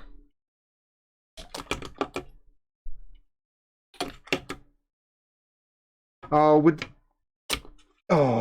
I saw that. Phil Kett, thank you massively. Very much. £25. Thank you for your content, Fox. Phil Kett, thank you very much for your hard-earned cash. That's more of a thank you than you're giving me. Thank you massively. I can't... Oh, hello. Dropping me glue now and everything. Phil, that's very, very kind of you, my friend. I appreciate it. This is insane. This is totally nuts. This is just nuts. You're all nuts. Everybody's nuts. Everything's broken. Everything's on fire. What's going on? Oh, I don't know what I'm doing.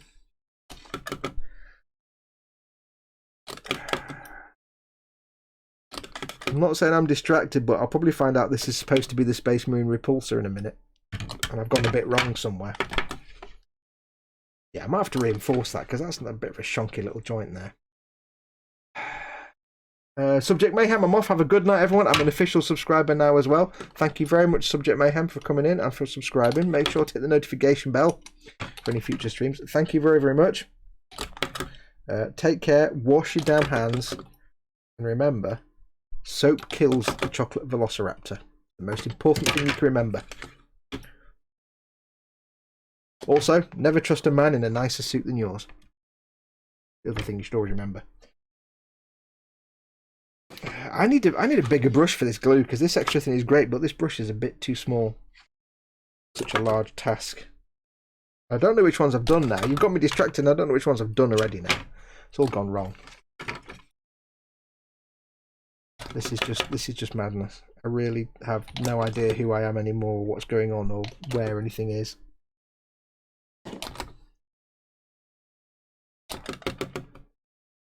Insane. This is just insane. Oops. Village of the Glue. Oh, no biggie. Right, I think that's going to do us for that. So I shall give this a squish. And that one. And this one. And that one. Put that there. Out of the way. Safe and sound. And kaplunk. And kasquish. And kaplunk. Yeah, I think what we'll do is with these joints here, which are a bit shonky, we'll use some of the side pieces to kind of reinforce those a bit. That's a bit rubbish to me. That's a bit not very good. Night Mayhem, welcome to the Madhouse. Retro Rabbit has given me 10 Canadian space books. It's Kanakastani pesos. I hope they work. Thank you very, very much, Retro Rabbit Studios. Your 10 Canadian dollars are the best 10 Canadian dollars. Thank you very much. Very, very kind. I think that's the first time I've ever been gifted Canadian space monies. Thank you very much. They will definitely work. Let's have a look. Can we make Fox spill glue in the dad device? And JB Barron says that definitely deserves money if that happens.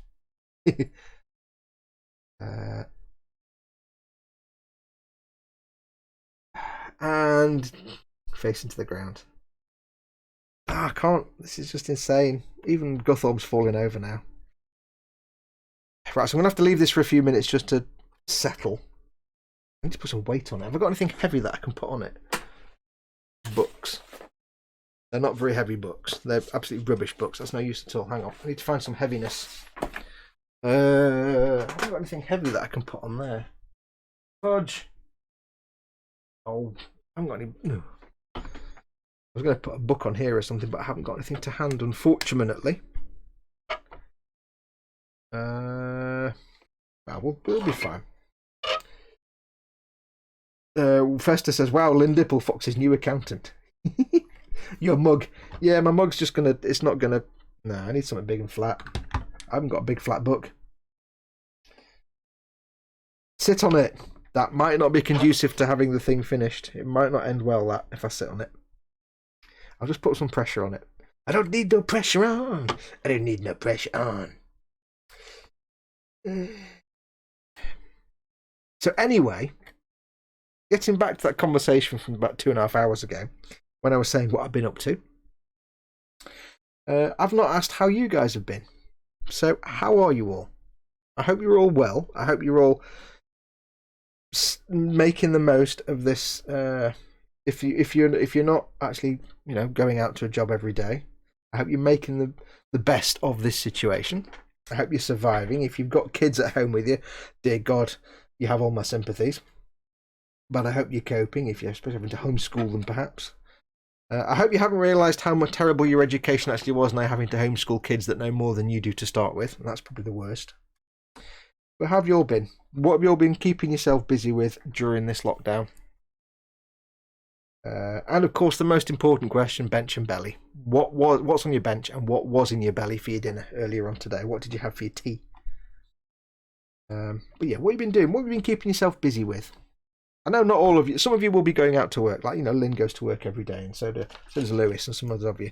Some of you still go to work every day or work from home. But those of you who aren't, how have you been keeping yourself sane? How have you been keeping yourself busy? What have you been doing? I want to know. This is all about sharing, and I mean, dear God, guys, you've shared tonight. I mean, holy crap, you guys have shared tonight. Yeah, just a bit. But this is about me hanging out with you guys and seeing how you're doing, as well as you're seeing how I'm doing. So, what have you guys been up to? What have you been doing?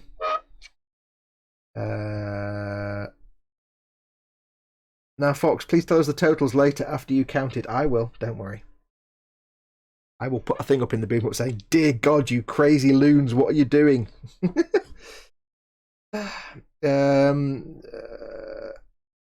Raging Bay said, the past week or so was hard. I spent 3 days not eating, finally started to get my mojo back and started painting again today.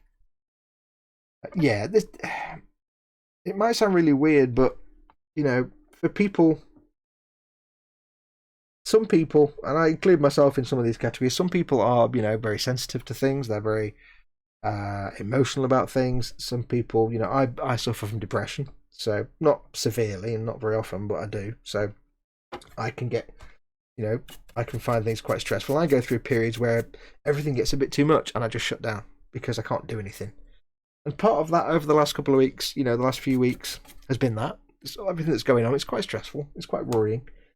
I worry about Mama Fox and I worry about me and I worry about everything. So, it makes sense that some of you are just everything, especially if you're at home and you're not going out to work and you're not working from home and you are now just sat there twiddling your thumbs waiting. Here in the UK, we're to a certain degree a little bit lucky in that the government's kind of apparently should be giving a lot of people who've been furloughed 80% of their income. So, but it's still stressful. It's still a worry. It's still stress.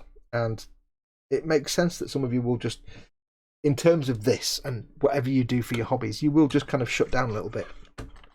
And there's nothing wrong with that at all. There's absolutely there's nothing wrong or incorrect about that. It makes perfect sense. Because, none of us ever think, you think of it logically, we are, right now at this moment in time, we are doing something that not many people get to do, and that is living through a moment in history. And I mean, every moment is a moment in history, of course.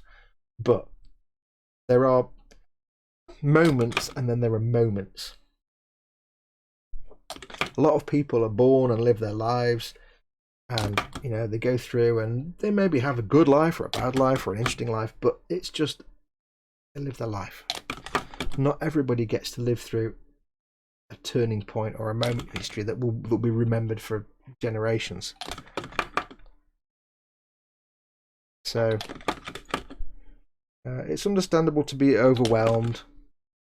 There's nothing wrong about that. And it's just a case of take your time. If on a shallow level, on a shallow hobby level, if your mojo's not there, there's a very good reason. It's because everything's on fire. And you're allowed to have no mojo. You're allowed to sit at the bench and get nothing done. It's perfectly acceptable. What's going on there? Oh, I've got some glue on my dad device. Oh, I'll have to keep that off there for a minute and sand it in away in a second. I'm just while I've got to sand that in a minute, Dad. Don't panic. So yeah, it's good that you're getting back into it.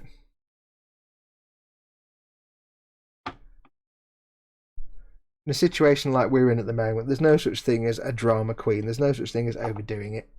There's no such thing as the incorrect response. Look. Cy Reynolds says, bench credit card, don't even... Bench credit card, belly pork scratchings. Oh, you know what? I've got like 1,000 packets of crisps downstairs. If you weren't here earlier on, Mama Fox bought some crisps. She got a box of crisps for her and a box of crisps for me. And there's like 30 packets in a box. It's a nice little thing to last us a few weeks.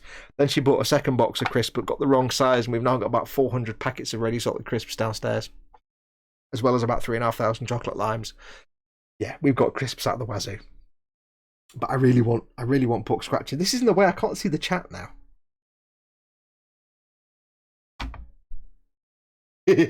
How's that?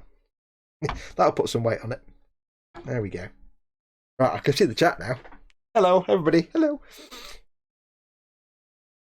Right, so let's see what everybody's up to while this is drying.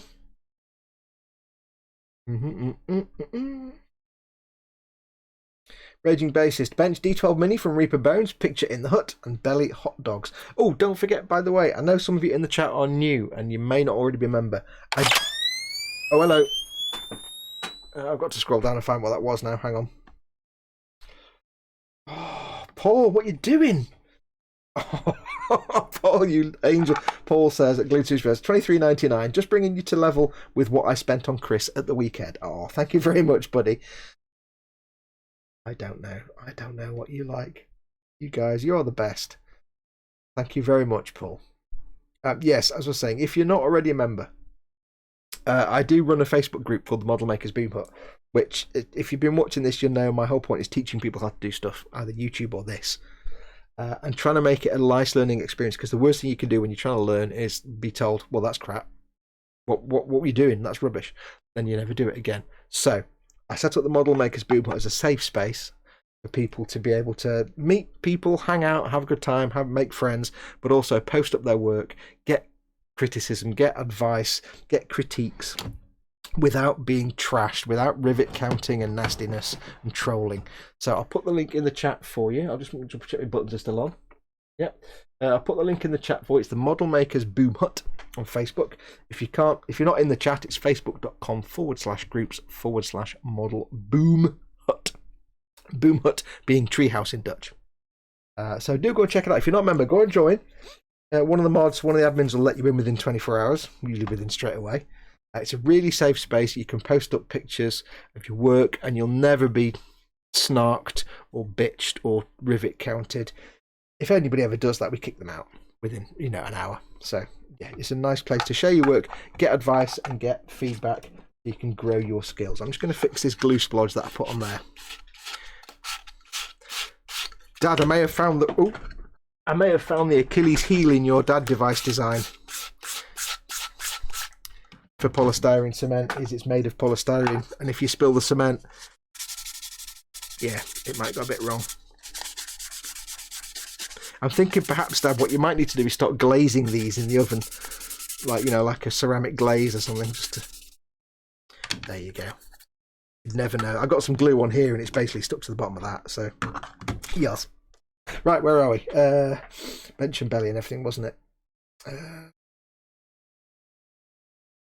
Retro Rabbit says beef fajitas and a squad of grave guard skeletons. Oh, beef fajitas, beef. Oh, I think tomorrow for dinner. I've not defrosted the mince, so I can't. Oh, god damn it! I think day after tomorrow for dinner, I've got to defrost some beef mince, and I'm going to get some pasta because we've got all the pasta in the world. I'm going to make some kind of beef mince pasta nonsense tomorrow, day after tomorrow, with lots of sauce and yeah, my dinner. Ian Thompson, bench Revel Voyager belly tuna pasta bake. I think I asked you this before, Ian, but remind me, is it the limited edition one with the decals for the people in the windows, or is it the not limited edition one? It's basically the same kit without the extra decals and different shaped windows. It's a very good kit. Actually, it's one of Revel's. Most of Revel's Star Trek kits were garbage, but the Voyager was actually not bad, and the Maquis Raider was a really nice kit. So a few of them are really actually quite good. The Voyager's a pretty good kit actually. It needs a little bit of work, but it's not like the Enterprise. Whoa, that was terrible. Also, tuna pasta bake. Yay! 10 points for student food. Yes. When you make a tuna pasta bake, handy tip, get some ready salted crisps and sprinkle them over the top in the oven. You'd be surprised. Just for the last 5 minutes, just to warm them up and soften them. You'd be surprised how much it adds to a tuna pasta bake. Bassist has been playing games, practicing my bass a hell of a lot and catching up on reading. You need to tell us which games. It's like the food. You can't just say pizza, you've got to say which games. We need to know. Excuse me. Timber has been working from home and it's been busy as ever. Jamie Bones. Jamie Bone is still working on his pig model's 1:1 scale Tiger 1 88mm tank shell. Belly, a box of Ritz crackers and a 16-pack of Kit Kats. Oh, 16-pack of Kit Kats. Has Mama Fox been ordering your chocolate snacks as well? TK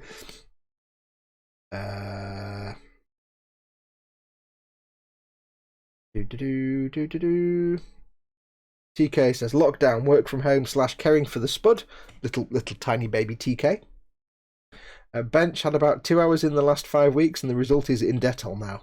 Oh dear. Oops. Belly, a Dutch food so boring. It might not be boring. It might be. It's probably got a in it somewhere. If it's got a in it, it's probably haggle slag. You could just have a big bowl of haggle slag. Barrel nucci or barrel nuts. Those. Oh, they're nice. They're nice. I like them, but not the licorice. Not the. No, I don't like them. Andy McLeish, Belly, multiple chicken KFC type things with onion rings, but it can't be KFC because KFC are closed and I really want a KFC. Last few weeks I've been like, I really want a KFC mother fluffer and I can't get one. Oh. Multiple chicken KFC type things with onion rings and chunky crinkled chips and a can o' Monster. Bench a 95% completed 66 Mustang. Yes. Raging Bassist on furlough. Weebadoodles, my mum's an NHS nurse and it's been mad here, I can imagine.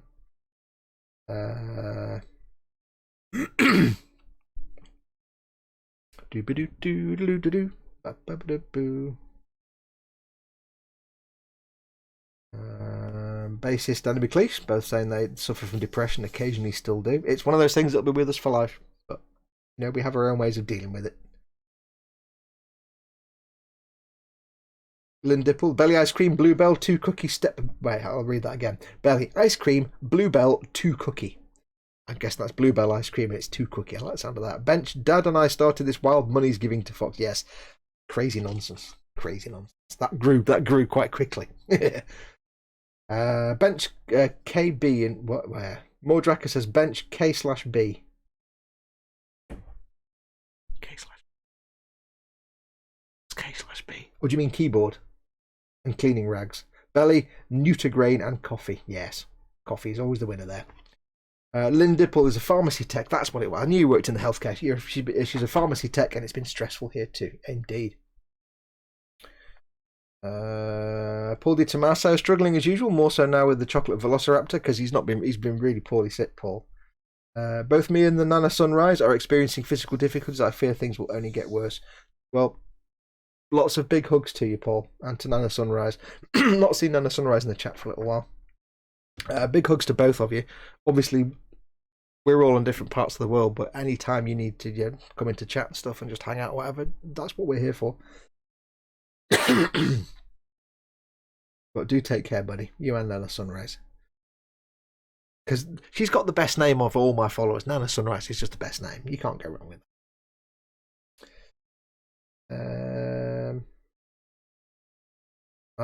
Chat jumped. Wait.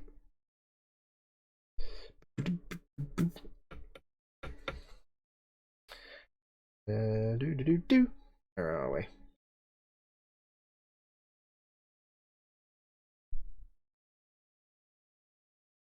And McLeish says to bassist, is our only way to feel normal sometimes. People talking in chat about depression and other things. I probably won't read them all out because I appreciate that everybody feels comfortable in chat to talk about these things, and I have no problem with it at all. And I'm more than happy. But I know I've got the chat here on the side of the thing, but it's kind of thing. I don't know if you want me to speak about it openly in the talking. So I'll not read every single comment out. But don't think you've been ignored. You haven't been. I know it's kind of silly because the chat's right there, but hey, I could, if you want me to, I can turn that chat off, and that way, if I don't read something out from that point on, it won't be public. If you want me to, I mean, it'll be on the side of the. It's on there. It's on there. Where are we? Red Lens says just been in the garden watching the Leonids meteor shower. Oh, I forgot that. Oh, I could have gone and watched that. Never mind. I'd rather be with you guys though. For obvious reasons, apart from the other obvious reasons. Let's have a look.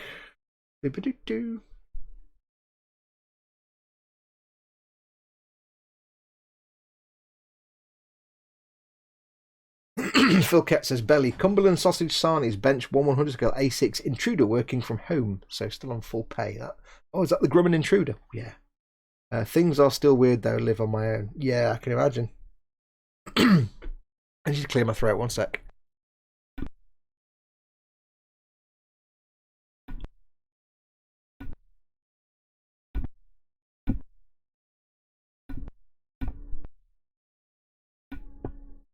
The microphone would unmute then. I'm like pressing the button to unmute the microphone. It wasn't having any of it.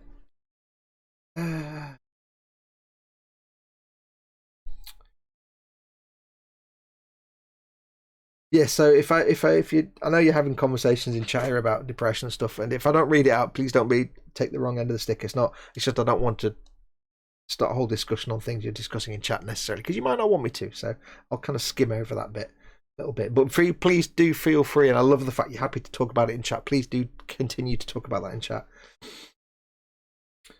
I like the fact that you feel comfortable enough doing that. But do keep in mind, of course, don't put anything in chat that you don't want made public, because it's either there. I can turn that off, but I can't turn off the YouTube chat that goes down the side of the YouTube player. So do keep that in mind. But I love the fact you're all happy to talk about it. Vincent says, here we go. Belly, schnitzel, taters and tomatoes in a vinaigrette. Bench, Revell monogram, B1B Lancer in 148th wing with SEC metal gear, Barracuda resin sensor pods, an engine intake and nozzle, and an Edouard Big Ed set. Yes, that's the B1 Lancer that's the size of a car. Massive. I don't even know how you're building that. It's a big lad. Yes, it is. Angus Allett says, I'm saving some cash up so I can tip Chris on his wooden wheel stream if I make it live. He probably could do with a pick-me-up after this. He's sitting there going, oh man, I wish I had that. Angus, you're too nice for your own good, mate. You're too nice. But you should give all that money to me. No, you shouldn't. I'm joking. You are too nice. You're too lovely for your own good. Boom Basis says, the Boom Hut is the best group on Facebook, along with Gross Group. No snark, no toxicity. Just wonderful people. So I'm just seeing if there's put this down there to put some weight on that end. Lynn's got to go to hospital tomorrow for 4 days to work there. Take care, buddy. Take care when you're there. Ian says it's not the limited edition, and yes, ready salty crisps. Good effort on the tuna bake. Yes, it's real student food, that is. Yes, the limited edition one. The only difference was I think the limited edition one had slightly more accurate windows, because the non-limited one has like some of the windows are just chunked into one big square. But it's fine. It still looks fine. And it had little decals and clear inserts for some of the windows, little black and white decals of people walking in the corridors. Because it was a long time since I built that kit, but they weren't very good, so you're not missing much. The decals didn't really work very well. Right, games basis says Animal Crossing, Doom Eternal, Doom 2, Doom 3, and Neverwinter Nights. That's truthfully what I've been playing. I have been playing, obviously, Skyrim. I've got a little bit back into Fallout 4. Because I was playing with some mods in that. And I've not played Elite for a while. We made our own KFC type thing, says Weeby Doodles. Oh, yes. Fester says, only I can glue a glue holder to my own hand. Ooh! Fester, what you like. We never doubted you for a minute, my friend. We expected nothing less.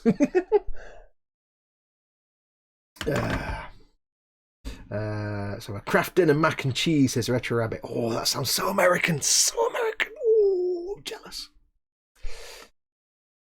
Oh, shorthand for keyboard. I got it right. I guessed KB was keyboard, and my enormous brain of planetary size got it right because I'm a genius. I'm a genius. Kajiti is smart, you know. I once glued an arrow to my shirt, says Paul at Team Annette. I don't even want to know why you had an arrow and glue in the same room. Why would you? How would you? What is the situation when you've got an arrow and glue? Unless you're making the arrow. But then I'm going to call you Finn Halder. So. Because that's the Fletcher in Solitude. Skyrim joke. Mr. Loath says to Ian about the Voyager kit, get yourself the Paragraphics Photo Etch set. Not that pricey, and it basically adds what is missing compared to the limited edition version, as well as correcting some minor bits. Yes, I forgot about that. For a lot of the old Star Trek stuff, and a lot of other kits, but a lot of the old Star Trek kits, Paragraphics, Paragafx. It sounds like a 1990s graphics card, but Paragraphics do a lot of accurization sets for some of the old Revell and AMT Ertl Star Trek kits. And yes, if I remember rightly, it's got little photo etch parts for the windows. You cut the windows out and it replaces, especially the bridge windows and stuff. Yeah, it might be, if you've not got that far in the build yet, Ian, it's worth checking out the Paragraphics set. I got a Paragraphics set for the Colonial Viper. Oh, whoever it was that was making the Colonial Viper, I've forgotten. You might also want to check out the Paragraphics accuracy set for the Colonial Viper. It's called Starship Fighter or something because of copyright, but when I did mine, I did the Paragraphics set for it gives you brass photo etch parts for the cockpit instrument panel, and also clear parts to go behind the little screens if you want to light up and look like it's got displays, like the Dradis window and stuff, the Dradis screen and things. It's got little gels rather than decals. It's much better. So if you are doing the Colonial Viper, the Revell one, or the Mobius one, if you can, get that Paragraphics set. It's really good. Jamie Byrne, how long is this stream going to go on for? Don't know. Maybe a while yet. I want to get some more done. I can do up to 8 hours before the stream stops.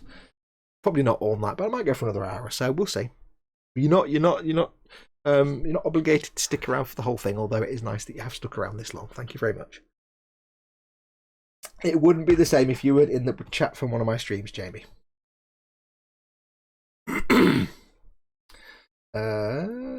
Raging Bass, I have no problem about you saying it, Fox. I'm very open about my struggles. I don't really talk about it too much, just because I don't. But I think it's more because I don't know. I don't get a lot of. I'm a weird kind of thing that I don't really get a lot of help from talking about it, even though I know it might help others, and it is helpful. It's just, it doesn't really occur to me to talk about it. I'm not ashamed about it or anything. It's just the way I am. I think I like to just be cheerful on telly. I think it's just, there's always a dark side. Every clown has a dark side. Okay, Paul, keep the funds going, everyone. Colin says, I lost a decal for a bill, went to have my dinner, and the missus asked me what was on my face. It was the lost decal. Oh, yeah. Workshop decal on the face, instant tattoo. Andy McLeese, it said bomber. Team Inept says, bench Solrak the Savage by Black Sun at Belly, nothing, it's almost 1 AM FFS. For fridge sake. I don't super chat Chris, says Paul, I just provide all his build content. Yes. There once was a small group guiding me through an Xbox game, but they got busy or something, says TK. Yes, me, Paul and Chris were guiding TK through Destiny. But it didn't it never got past about the first few hours. We all got sidetracked into other stuff. Reynolds says, I'm off. I'll be on Messenger for a bit. However, good night, folks. Much love. Take care, Simon. Thank you massively, you insane bastard. Thank you massively for your for what you've done tonight. I can't thank you enough. You're just a nutter, and I love you to bits. But thank you. Oh, dear Lord. I don't even know what happened tonight. You're a legend, Si, says Candygram. Yeah, pretty much. I'm still not quite normal at the minute. I'm currently using my pin vise to drill out windows and plan to use fibre optics to illuminate the windows and warp nacelles, says Ian Thompson. Cool. It might not work, but handy tip for you if you want to. I did it on my Federation runabout, and I've got a Federation runabout in my stash that I need to do later this year. But the glue, the red parts on the nacelles, the front of the bus, the scoop on the front, the red bit, the bussard collector, or rather the bussard collector. I didn't like my Federation runabout, but what I did was I gently sanded the outside of the clear part so it didn't look like a shiny piece of clear plastic. Because if you look at the actual filming miniatures, it's just a piece of grey. It looks like translucent plastic. Like I'm trying to think of something now. It's like it kind of just looks like, I don't know, that. It's not shiny. It looks like sort of grey, not very transparent plastic, frosted plastic. Of course, when they light it, that's when the colour comes in. But But I found it stopped it looking like shiny bit of plastic and just made it look like matte frosted plastic. And then if you put the light on, of course, it'll make it glow. Now, it might not work in your case. I would strongly suggest you do some practice testing on something that's not the Voyager nacelle first. Like get a canopy off an old plane kit or something. It's just, and not even something harsh, like a real mild sanding sponge, like one of these UMP ones. Like it's a not a finishing sponge, but a mild medium grit, not like a harsh horrible grit, but you want to soften the surface and make it matted and slightly translucent, not rather than transparent, and it won't look like a clear plastic part. Then you might find it's interesting. It's like just a way of diffusing the light, so it's a more diffuse red rather than a clear piece of plastic and some red behind it. It might not work, but do tests first on something else.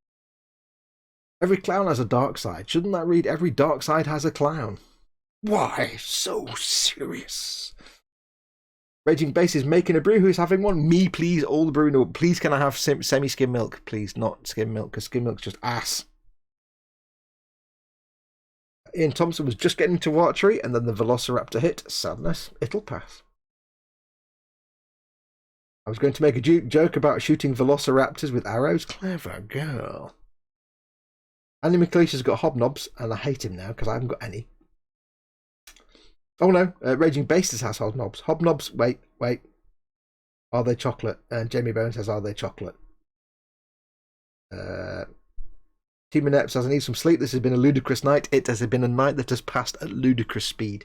Thanks for coming in, Paul. And for your donations. Thank you massively, you big galoot. Love you. Sleep well. Take care, buddy. Bassist has semi-skimmed. Yes, good girl. And yes, they are chocolate hobnobs. Chocolate hobnobs. Ooh. I may have had a moist moment there. Chocolate. We haven't got it. We've got a few biscuits left in the tin, and they're all like nice biscuits and custard creams and middle class boring nonsense. We have no chocolate hobnobs. God damn it. Vincent says, I used window frosting spray from the hardware store on the inside of the ones on my Enterprise. Advantage is that there is an acrylic product, so you can strip it if it goes wrong. Good call.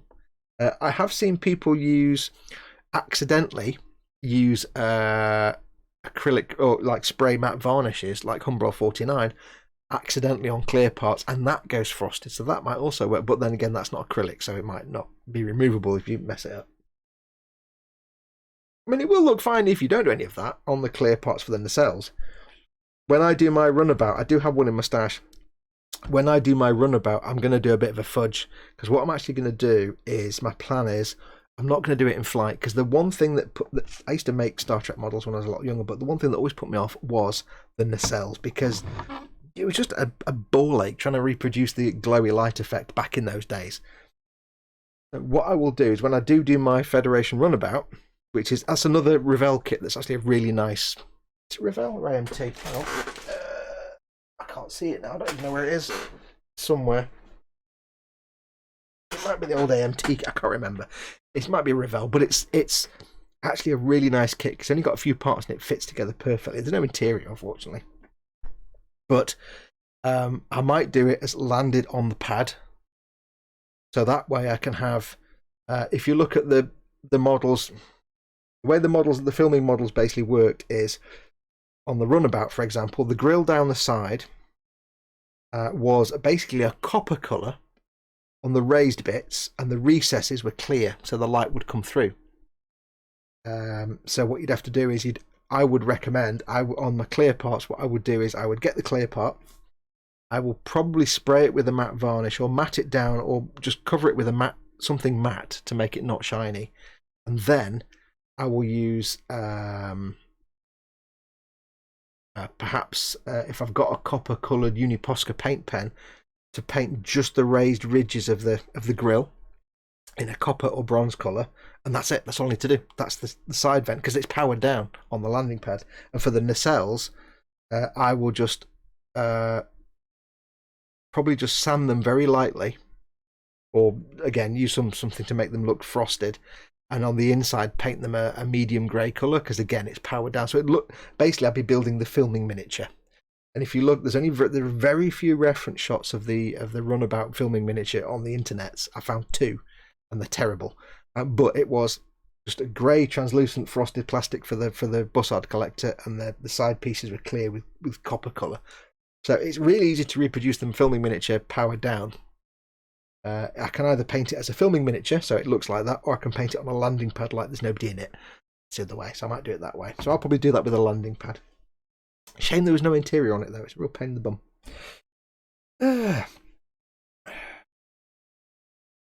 Custard cream's a good home. No, custard creams are rubbish. Jamie Bowen says, yes, custard creams, I'll have all of them. No, they're horrible. Runabouts only have one post for the nacelles. You might be thinking of the bird of prey. No. It's a Federation runabout. The Yangtze Kiang. The kit was the Yangtze Kiang or the other river name, because you can do the pod over the top or not. I'll be doing it with the pod over the top because it looks like they're aligned. It's brilliant. But yeah, no, the nacelles they don't move, but you still got to paint them. And I decided it would be easier when I get around to doing it, to do it as either powered down on the landing pad on DS9, or if I want to look like a real runabout, or I can just make it like it's the filming miniature and it's not powered in, so the lights aren't on. Because I'm not going to light it. I don't do lighting. The difficult bit though is the bits in between the body and the bit here, the intake, because that's solid plastic. I've not quite figured that bit out yet. There are the sets you can get to replace it with photo etch and clear parts, but I've not figured that out yet. That'll be later on this year, probably. Custard cream's causing a Marmite moment, says Ian Thompson. Oh yes. Oh, you'd finished explaining after I put that up. Okay. What are we stippling paint on? Stippling paint on something. Stencil. Oh, for the tiger shell, it's the information. Oh, I see. It's for the tiger shell. It's the information as to what the shell is, and it's on a piece of card. Where was the question? I'm trying to find the question. What's the best way to paint over a stencil without an airbrush? Oh, right, I've got you. Okay, so it's like a cutout stencil. Yes, stippling. Basically dry brushing. Get yourself a very, very soft dry brush, almost like one of the big lumpy, one of the big bulbous makeup brushes that's got very, very soft, fine fibers or hairs, whatever you want to call them, or like this kind of thing that's soft and fluffy, rather than a really scrabbly, spiky dry brush. And you literally want to get 99% of the paint off and just dry brush it, but dry brush it 90 degrees. So if the surface was here and your mask was over there with the text, you would get your brush and you would do it that way. You wouldn't do this or that, because you want to make sure the paint doesn't go under the mask. And if you've got your brush at an angle like this and you pull it or you push it, you might push the tape up and put paint underneath. So always do it from directly above. It's not going to be perfect. You might still get some paint squeaking underneath, but make sure there's almost no paint on it and build it up slowly. And when you've done, you can peel your masking off. And if there are any bits where paint's gone out, you can just touch that up with the background colour. But that's the best way to do it. A nice, soft, fluffy, squishy, flumpy brush. Not a rigid hair brush, but a soft, fluffy thing. Nice, big, fat roundness. Not a tiny brush. I mean, I've got things like... these are art... the Citadel shade brush might just work. The large shade brush might work, or failing that, I've got things like, I wouldn't recommend this, but I've got things like this. It's a Dale Rowney Filbert System 3 Filbert brush, but that's like 25 quid. It's a proper art brush, 20 quid or something like that, and that's soft as, and that's brilliant for that kind of thing. But yeah, you don't want to go out and buy a System 3 Filbert. Also, I love the fact there's a brush called a Filbert. Yeah, you want a big flumpy, like a makeup brush. If you've got like in the house anywhere, which you can't go out and get one right now, but one of those makeup where it's like a big fat round brush and it's all fluffy, and a lot of people use those for dry brushing, but they are really good. Just go gently and make sure there's no paint on it.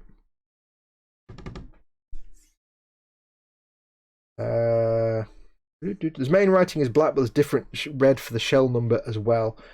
With the mask, if that's the case, if you've got different bits of your masking that's got to be different colours, you just need to mask off, put your mask down, and then mask off the bit that's, say you've got black and red. Put the mask down, do it all as black or red, whichever. Do it one colour, and then mask off the bits that you don't want to repaint, and leave the bits that need to be the other colour, and then go over with the other colour. And then you can just take all the masking off.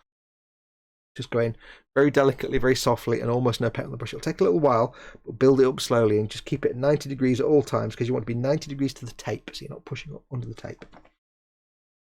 Another thing you can do as well, if you really don't want to go under the tape, a handy tip, if you do want to do that and you're not using like an airbrush or stuff, put your masking tape down. Now it depends on the model if you can do this. If you can't, you're knackered, but if you can, put the masking tape down, and some people like to put a coat of gloss varnish or matte varnish over it to seal the tape in, so that when you're then brushing the tape on, or however you do it, brushing the paint on or dry brushing it, you can't go under the tape because the tape is sealed under a coat of matte varnish or gloss varnish, and then when you finish you can pull the tape off. Now you might get a noticeable edge, so it might not work as well for little tiny things like text, so you might want to do a test first on something spare. As always, do a test on a spare thing first. Where are we? Festa says he will get around to finishing his Voyager with moving nacelles and full lighting. I want to see that.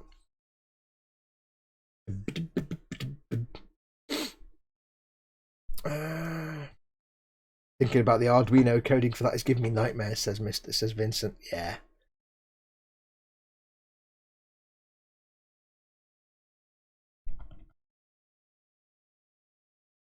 Keep in mind as well, though, with that shell, in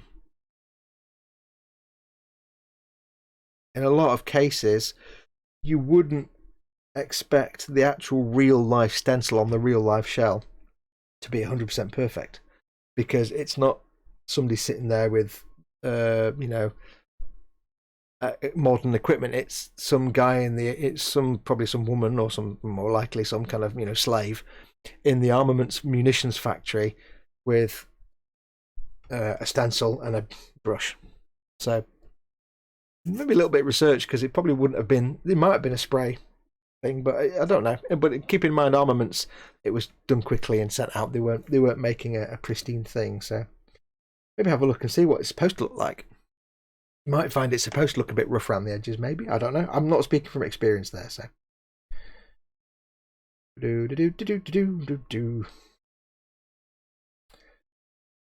Paul Di Tommaso has just finished a piece of banana caramel cheesecake. Oh, I have much sadness in my life at the moment, because I've come to the conclusion that not only can I not do that's in the way now, isn't it?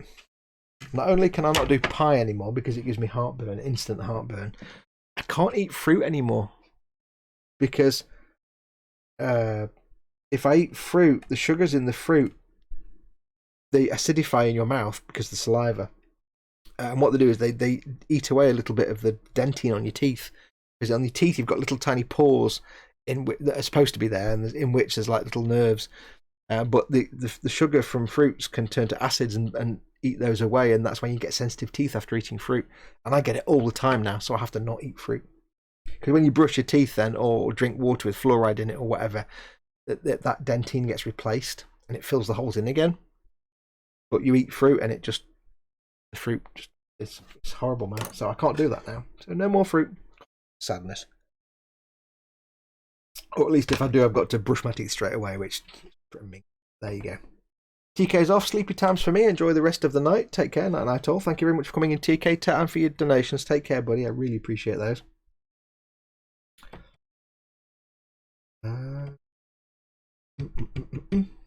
When I come round to doing the stenciling, I will post a picture in the boom hut to see what people think, or I could use spray cans. If spray cans are an option, it's always the better option. Spraying is always better than using a brush when you're doing any kind of masking or stenciling, but it depends on the stencil. We're talking about Festa doing his Voyager. Vincent saying to Ian, he's got the basics down, but what Festa is trying to do is the full warp sequence with the sounds and the works, as well as a set of instructions for the startup sequence. Yeah.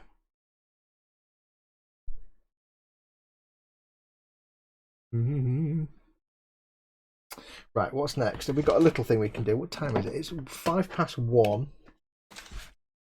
have a look and see. Is everything now major things, or I've got any little things I can do? Because I don't want to be going all night long.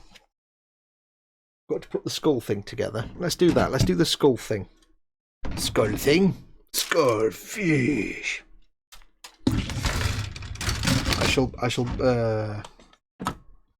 I'm running out of all the space now. Let's put this over there. Let's put this over here for the moment. Hang on.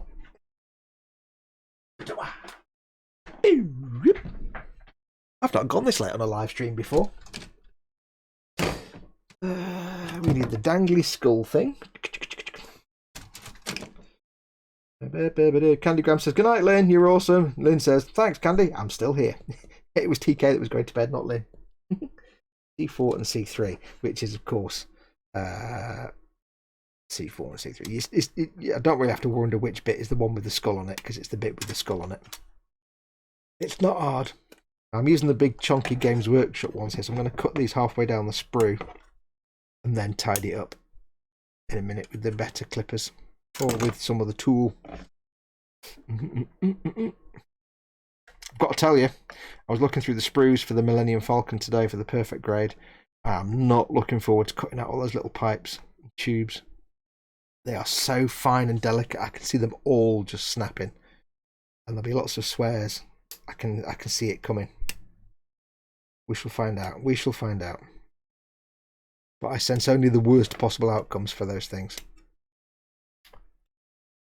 Lynn Dipple says, "I just ate Din Din grilled chicken." Ooh, yeah.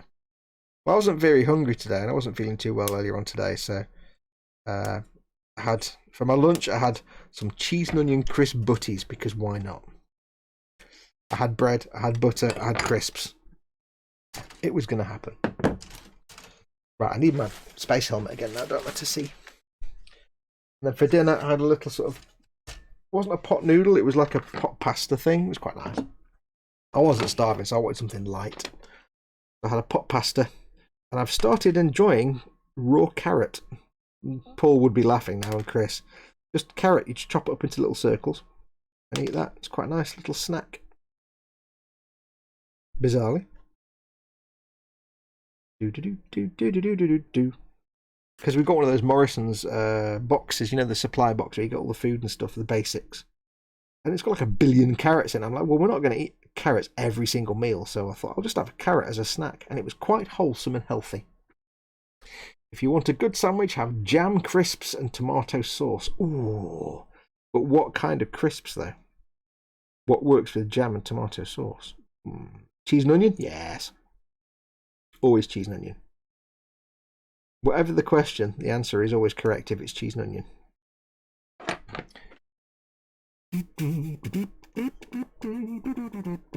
Lynn says, "Thanks, Candy. Much love. You are also awesome." Ready salted or beef? Oh, beef crisps. Oh, beef crisps and tomato sauce and what was it? Hang on. Jam, crisps and tomato sauce. Ooh. Now what I haven't had for a while is jam and is a PBJ, peanut butter and jelly, as our American colonial cousins would call it. Peanut butter and jam. Although I have to say peanut butter and jelly sounds much better than peanut butter and jam. Peanut butter and jam, is it? I'll have to make myself some oh, we haven't got any. I think the peanut butter might be like 1 million years out of date by now. Oh well, never mind. Never mind. I'm really hungry now. It's 1:10 in the morning, and now I'm really ravenously hungry, and that's not a good time to be ravenously hungry, because if I eat anything now, I'll go to bed and have acid from hell. And that won't be good, so I can't eat anything now. So, yeah, stop talking about food. Your fault. How do I mask off thing X, cheese and onion? Exactly, is the correct answer. It's always the correct answer. If somebody asks you a question and you're not really sure what or how to answer, what the answer is or how to answer, you either say cheese and onion or yes it is. Either of those would always be the correct answer. Ideally, if you give that answer and then walk away. Like, can you tell me the way to Euston Road Station? Yes it is, and then walk off. You'll just feel the wave of respect and appreciation coming towards you as you walk away.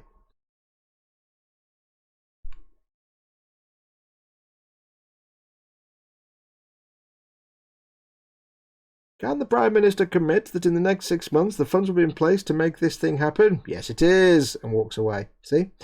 What? Just ends. There's no further discussion. It's perfect. Always leave people with something they can't respond to, and then that washes your hands of any consequences. I once overheard a conversation at work once many years ago. Two colleagues, and the two people talking were both incredibly stupid. It needs to be pointed out. They're both incredibly stupid. And they were having a conversation about, I don't know, something. Dumbass conversation about something they weren't qualified to discuss. One person said something, and the other person said, I don't believe in that. It was some absolutely stupid. It was like a conversation that was well beyond their league to even be able to comprehend. So I just stood there and I went, I don't believe in Canada. And I walked off. And they were like, what? And of course they couldn't figure out how to walk around from that, so they just kind of both just stopped talking and went off and did their own thing. It killed their conversation completely. Because they weren't sure what to say or how to respond. I don't believe in Canada. And walked off. But they were incredibly stupid people. And it was incredibly stupid. I just wanted to stop the conversation because overhearing the conversation was making me dumber by the minute. It was like a conversation about, I don't know, vaccination or quantum mechanics or something. Neither of them was at all in any way, shape or form qualified to discuss. I prefer Vegemite and salt and vinegar sandwiches for that extra salty taste sensation, says Angus Allett. Oh yeah, I like Vegemite. But imagine it with Marmite, not Vegemite. Good butter, says Andy McLeish, is a good sandwich. It's butter, thick cut cheese, Branston pickle, and bacon or sausages. I've got to tell you, we got these boxes from Morrison's, and in them we've got now 4 packs of butter. Like you unwrap it and it's a block of butter, proper butter.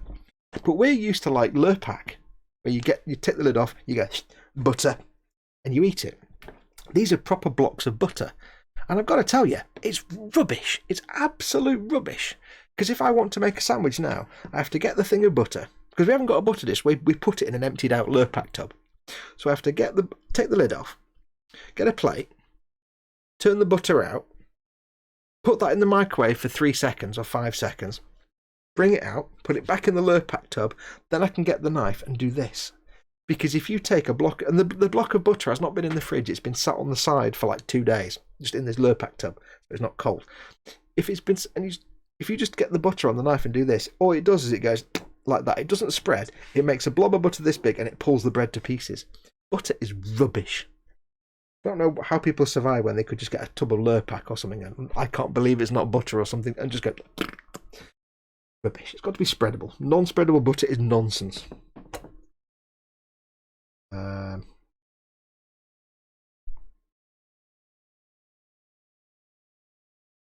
McLeish says, then take that sandwich and make it better by toasting the bread. Sausage hash brown and a fried egg sandwich. Oh yes. Basis says, I had some guy approach me in the street and rudely asked me to how to get somewhere. I essentially told him to go left 4 times in 10 minutes. He did. I waited. Yeah. Good girl. Retro Rabbit, no matter the argument, just say, I totally agree with you. There's a downside that you may be agreeing with something that is incredibly stupid. Like, if you use that argument, I'll start again. If you use that argument with a flat earther, no, I would never say that to a flat earther. I totally agree with you, but I don't because you're an idiot. Andy McLeish says, just go, suddenly pineapples, and walk off. Angus Allett said he used to get a smear of Vegemite on his dummy when he was a baby, so it's in the blood. Yeah, exactly.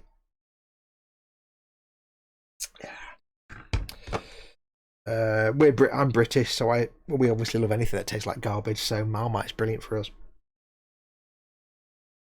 Or, if it goes horribly wrong, says Andy, just shout plot twist and move on. Cold butter tears the bread up.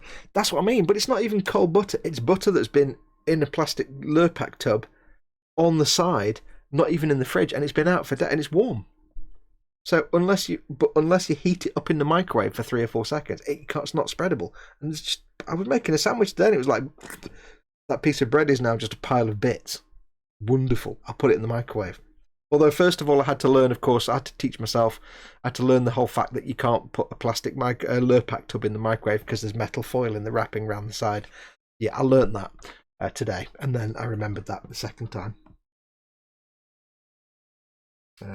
You're keeping it too cold at room temperature. It's perfectly spreadable. It's at room temperature, Phil. It's in a plastic Lurpak tub on the unit. It's not in the fridge. It's not been in the fridge for days. It's just like it's like being in a butter dish. There's no way to warm it up. So you have to put it in the microwave. It's nonsense. Ian Thompson, all this talk is making me hungry, so I'm finishing off the pasta bake leftovers. Yes. Jamie Bones says, I guess that's why I don't like butter, because when I was younger, I accidentally ran into a door head first and my gran put butter on my head. Those old folk remedies that do nothing whatsoever. I love butter. I love butter. Words. Hang on. I love butter. Butter is better than, non-butter spreads. But I just don't like the fact it's so impractical. Mine's in butter dish and spreads no problem, says Dad. I don't know. I don't know. It makes no sense to me. Anyway, but we've got 4 more packs of this stuff to go before we even think about getting some more Lurpak or whatever. Because getting any food right now is really hard, so we have to use what we've got. And it might be we're on this nonsense butter, so it's just a case of stick it in the microwave for 3 seconds. There you go. Now you can make a sandwich. Sandwich. Listen, I've just got to have something to moan about in this. If I'm going to pretend to be middle class, might as well moan about. I don't mow the lawn, so I might as well moan about butter. I don't know. Right, so there's not any. Oh, that looks like there might be some drilling to do on this because there's a big fat exhaust pipe, but with no hole in it. But it might not be an exhaust pipe. I don't know. It seems like it might be. We shall find out when we assemble it. Retro Rabbit says, wait, concussions are cured with butter? For old people, many things are cured with butter.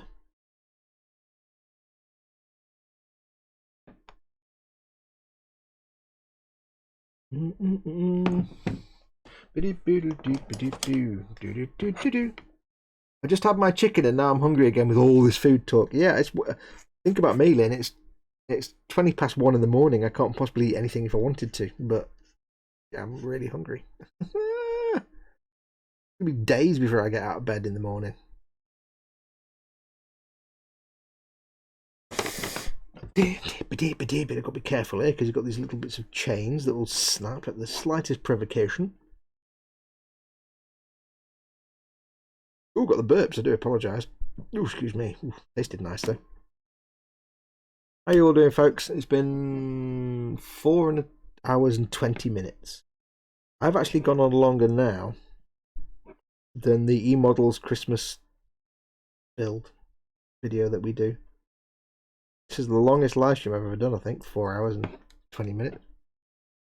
I'll probably get this bit done then, call it a night. Because I need to go do sleepies as well at some point. Can I also point out that I haven't yet at any time been for a wee? Is that kind of a record? 4 hours. Like an hour and a half eModel show, I need to go for a wee halfway through every single time. But whenever I do my own live streams, I kind of very rarely need to go for a wee. Weird. I've got a chocolate bunny left over from Easter to nibble on, says Angus. Oh, yes. Go for the face first. Start with the face and work your way around the rest of it. Chaotic good. Go for the face first. Yeah. Worried about the marks there because that's a bit we're going to glue anyway, so I don't really care about the nubs on this bit. I just need this bit to be flat, that's all. So this can be roughly sanded with a file. There we go. Just need it flat. Don't care if it looks pretty or not. Wait, Fox is up late. Yes, it's 1:30 in the morning. I don't normally go to bed till about 2 AM anyway. Somebody once had a bit of a hissy handbag flounce at me once because I said that I tend to get up at like 10 or 11 in the morning And they were all like, well, I have to get up at 7 in the morning to go to work and blah, blah, blah, blah. And they were having a right go at me in a really pathetic handbag waving middle class way. And I was, yeah, I don't go to bed till 3, maybe 2. So it's not like I'm getting 13 hours sleep. I'm still getting like 8 hours sleep. I just happen to get up later and go to bed later. It was a right spoon I was arguing with anyway. Oh, wish I could get. Well, I heard a noise then. What was that? I don't know what that was. I heard a funny noise. Yeah, they were like, oh, I wish I could get up at 10 o'clock in the morning. I was like, yeah, dude, I'm gonna wait till 3 in the morning. Shut up.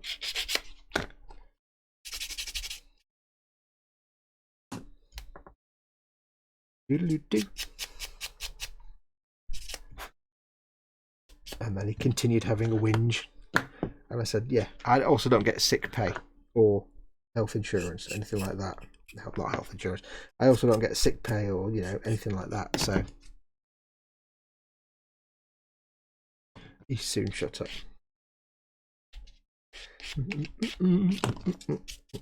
I don't know anyway. That was a few years ago. Nowadays I always get up about 9 o'clock. If for no other reason than to unlock the porch for, you know, mail and stuff. I always get up about 9 o'clock, no matter what time I go to bed. But I generally go to bed about 2, maybe a bit later. Depends on what I'm doing. Sometimes I go to bed earlier because I'm absolutely pooped, but not often. Jimmy Bowen says, when my mum was younger, she got burnt on an old tin bath. She had my gran put Marge on it. Surprisingly, she hasn't got a scar.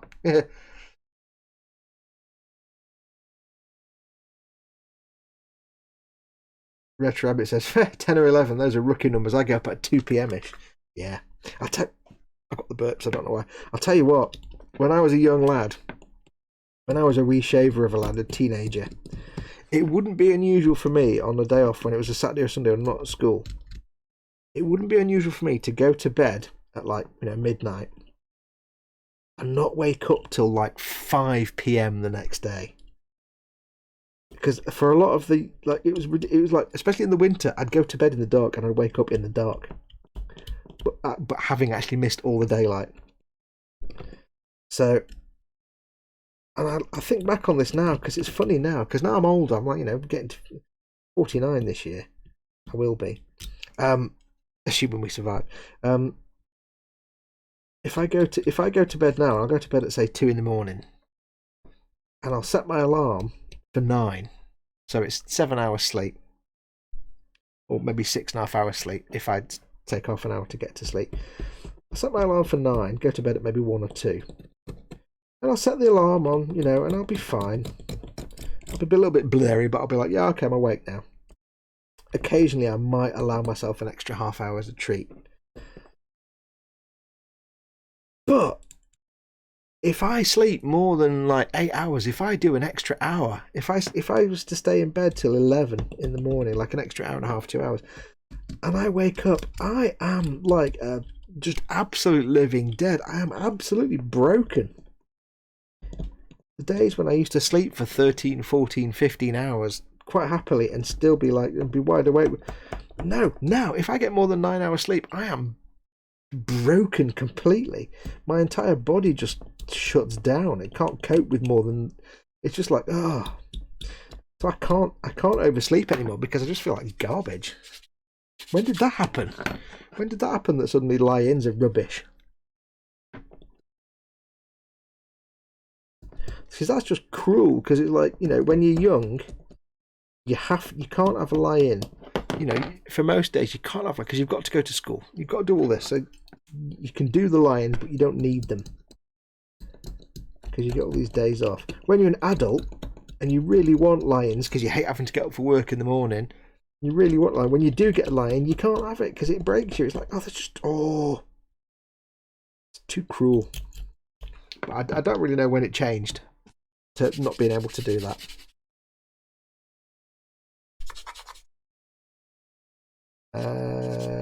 Jimmy Bones says, that's like me. I don't normally go to sleep till about 4 and then I get up about 12 to 1 p.m. Lynn Dipple says, I just got 30 minutes cut off work along with the 8 hours paycheck, pre-paycheck, so I can stay up later.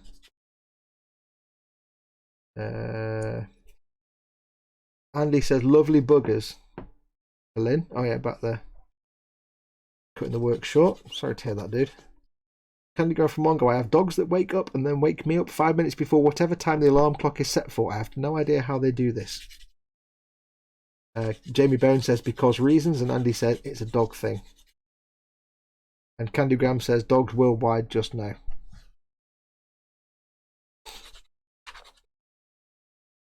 I've, again, with the getting old thing, you know, I had this conversation with you, I think, was it on Sunday? Might have been on Sunday, I can't remember when it was.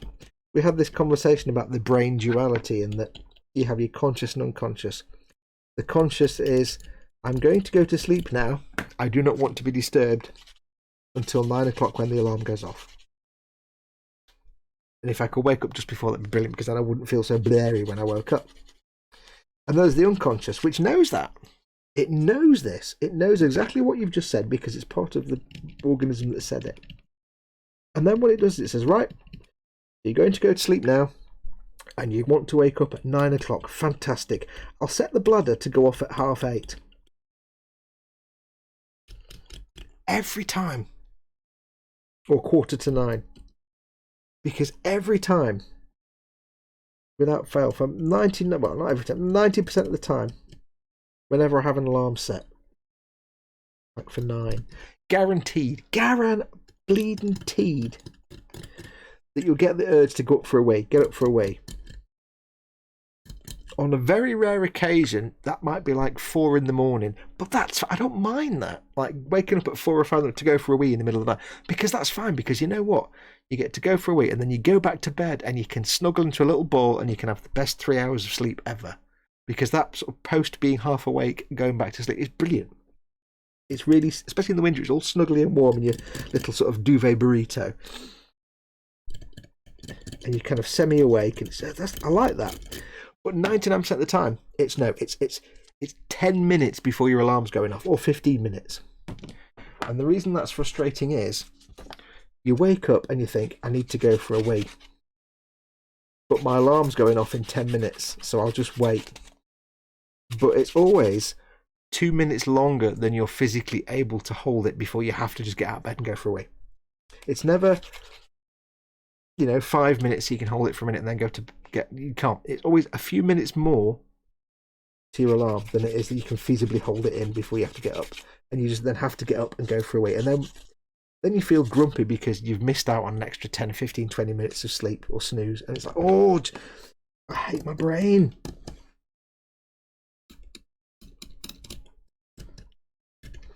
This seam line on this chain is a right pain in the bum. I'm not enjoying this at all.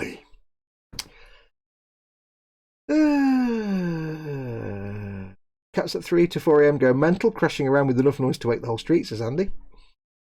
Fox, that's because you've messed with your sleep cycle. Just wake up on time and lie in. Well, the thing is, ideally, what I would love to do, in an ideal world, what I would love to do, well, I don't know though, my sleep cycle, because, yeah, so I'm getting 8 hours of sleep and that's it, but in an ideal world, what I would love to do is go to bed and not set my alarm. And then just wake up when I'm ready to wake up. Because when you wake up and get up, rather than wake up because of an alarm, so you wake up naturally, it's great. You feel great, you feel rested, everything's brilliant. You wake up, you're like, I can face the day.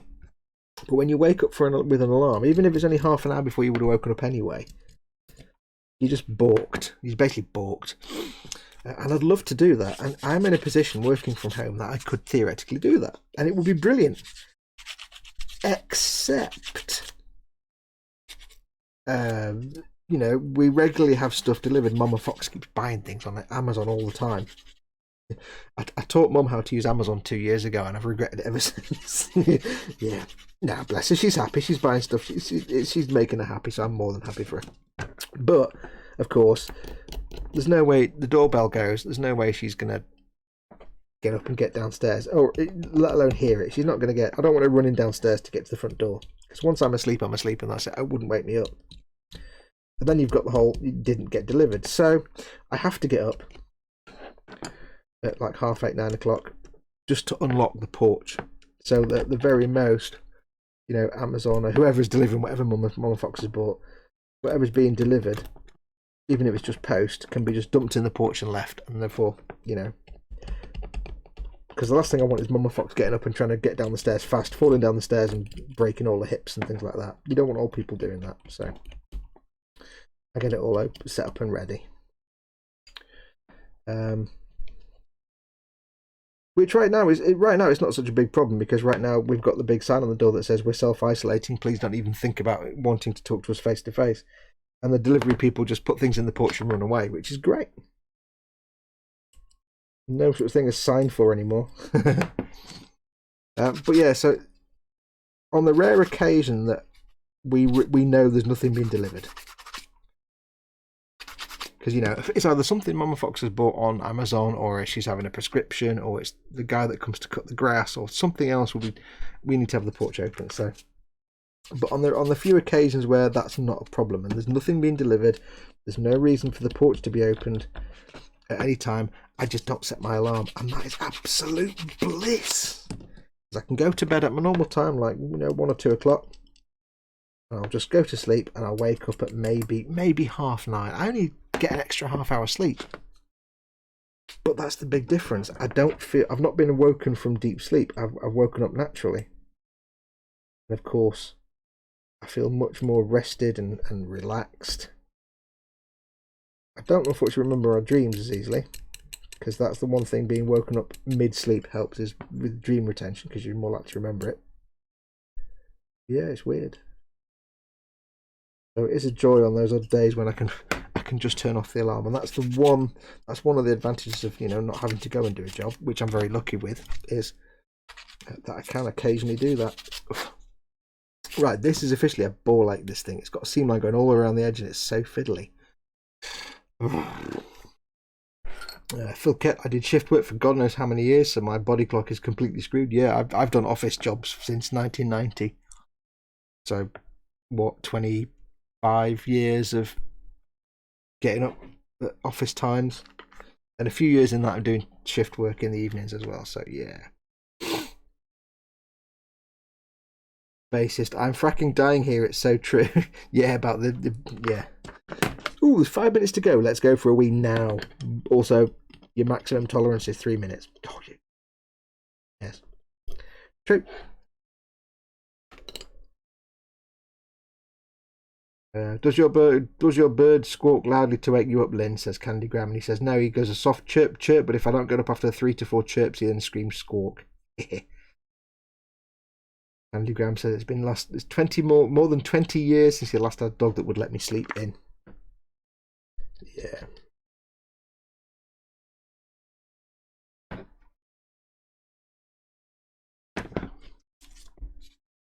The thing is, though, even if you get one of those, even if you're lucky enough, well, there are dogs that like jump around all over the place to wake you up. But I think worse than that, I mean, that's pretty bad, but there are ones worse than that. And I think it's worse when a dog does the sulky thing, and I've stayed at people's houses in the past where they've had a dog and stuff, and it's one of those dogs that doesn't jump around, but it plays a psychological game. So you'll lie there and you'll be half asleep, and it'll do something. It'll do something to make a noise to loosely wake you. You'll be like, what? It'll make a little noise, and like it'll knock something, and then it'll just go silent, and it'll sit there on the floor, and it won't do anything because it knows you're awake now, and you'll be like, oh, go back to sleep, and it'll sit there or lie there, and it'll do two things. It will sit there and go every now and then, do that kind of I'm bored, please take me outside sigh, emotional blackmail. Dogs do emotional blackmail very well. It'll do that little sigh, and it knows you can hear it because it's a perfectly quiet bedroom, and you hear every 10 minutes. It knows, and then you know there's a dog there that's bored and wants to go out, and you're like, can't go back to sleep now. Or it'll do the thing where it won't make a noise, but it'll walk around and make as much little sort of claws on the parquet flooring, clicky clacky noises as it can. It'll make sure it finds the room with the loudest floor and go tick, tick, tick, tick, and it knows you can hear that as well. So sometimes I think it's worse when they do that. They don't deliberately wake you up, but they do everything other than wake you up to wake you up, because they know that once you're aroused, you know, you're up and conscious a little bit, then any little tiny noise will be louder than a loud noise. They know it. They know it. Sometimes a quiet noise is worse than a loud one. Moping pooches are the cutest and the worst, says Andy McLeish. Exactly. You hear the little, and then you get the little movement of the eyebrows as they look up at you. Doing that little left eyebrow, right eyebrow, left eyebrow, right eyebrow. Yeah, I know how it works. I know how they work.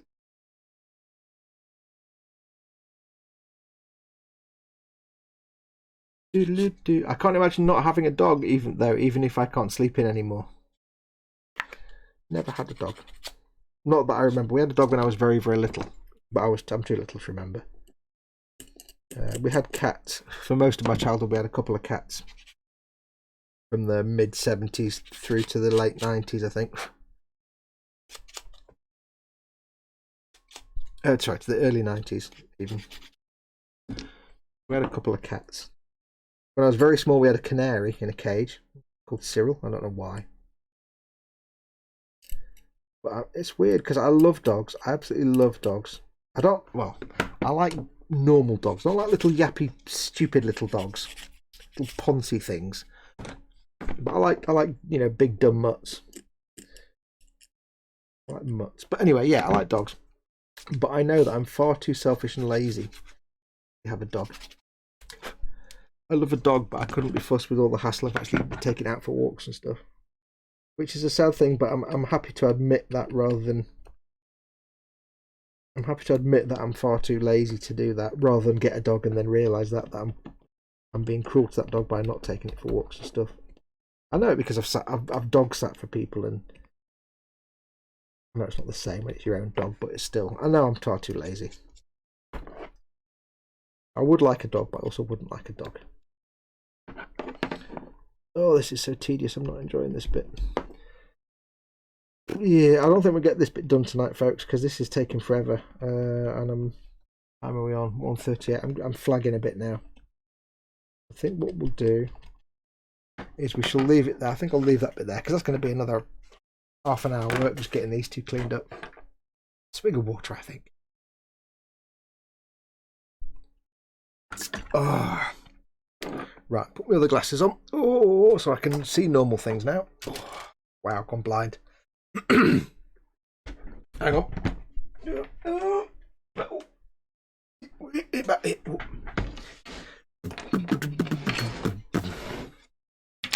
So there you go. We've made our world's biggest pizza saver. Oh, quick look at the chat.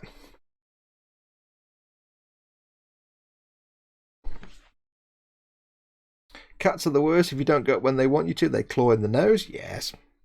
I'd probably have a cat, because cats are less work. They'd probably sit better with me.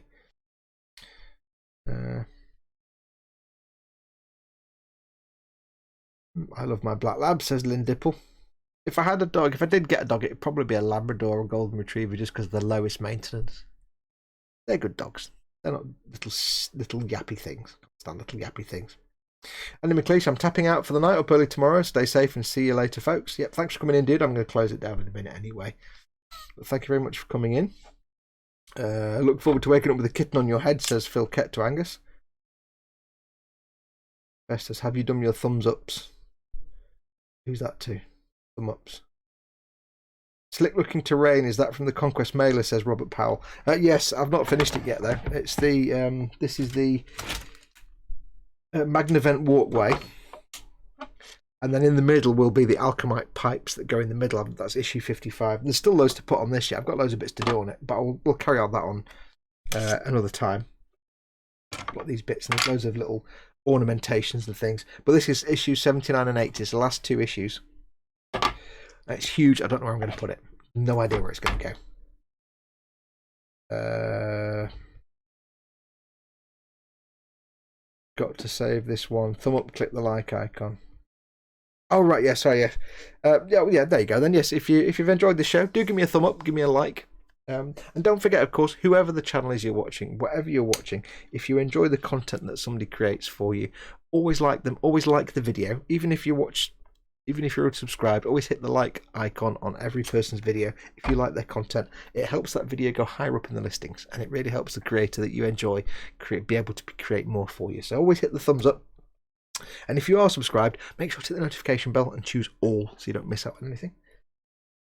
Guys, it's been a long night, and I actually need a wee now, but it's been a long night, but I can't thank all of you enough. I can't even begin to thank all of you enough.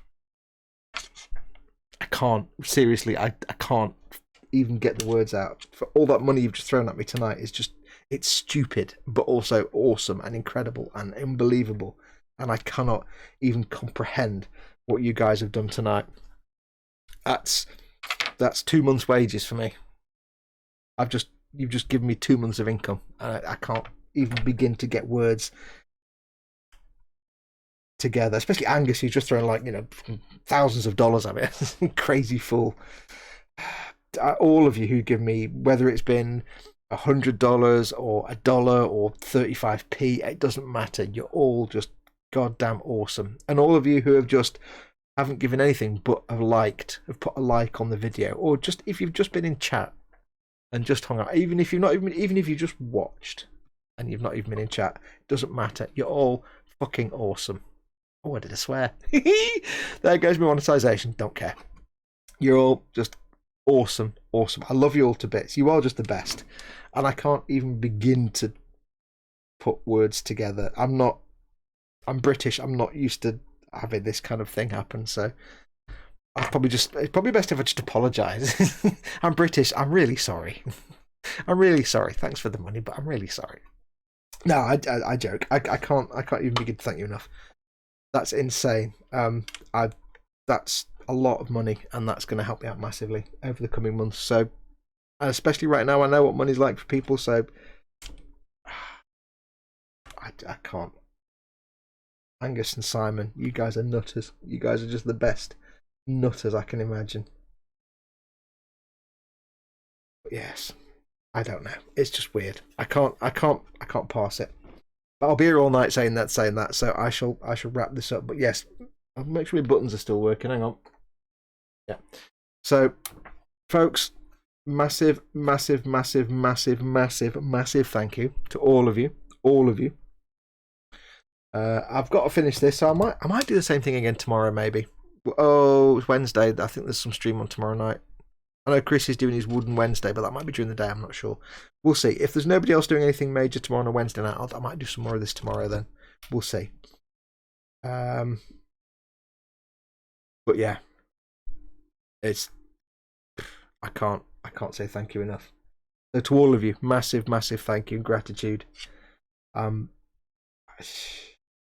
I've just got no words. I've just got no words for it. Take care, folks. Massive thank yous. Take care of yourselves. I'll come back and finish this off. Like I said, I'll try and do it tomorrow. We'll see what other people's streams are like tomorrow. But yeah, take care of yourselves. Be safe. Wash your damn hands. Wash your damn hands. Remember, don't go out unless you have to. And take care of yourselves. And I'm just gonna go and sit and think for a while now, I think, before I go to bed, because our brain is gone, mind is blown. I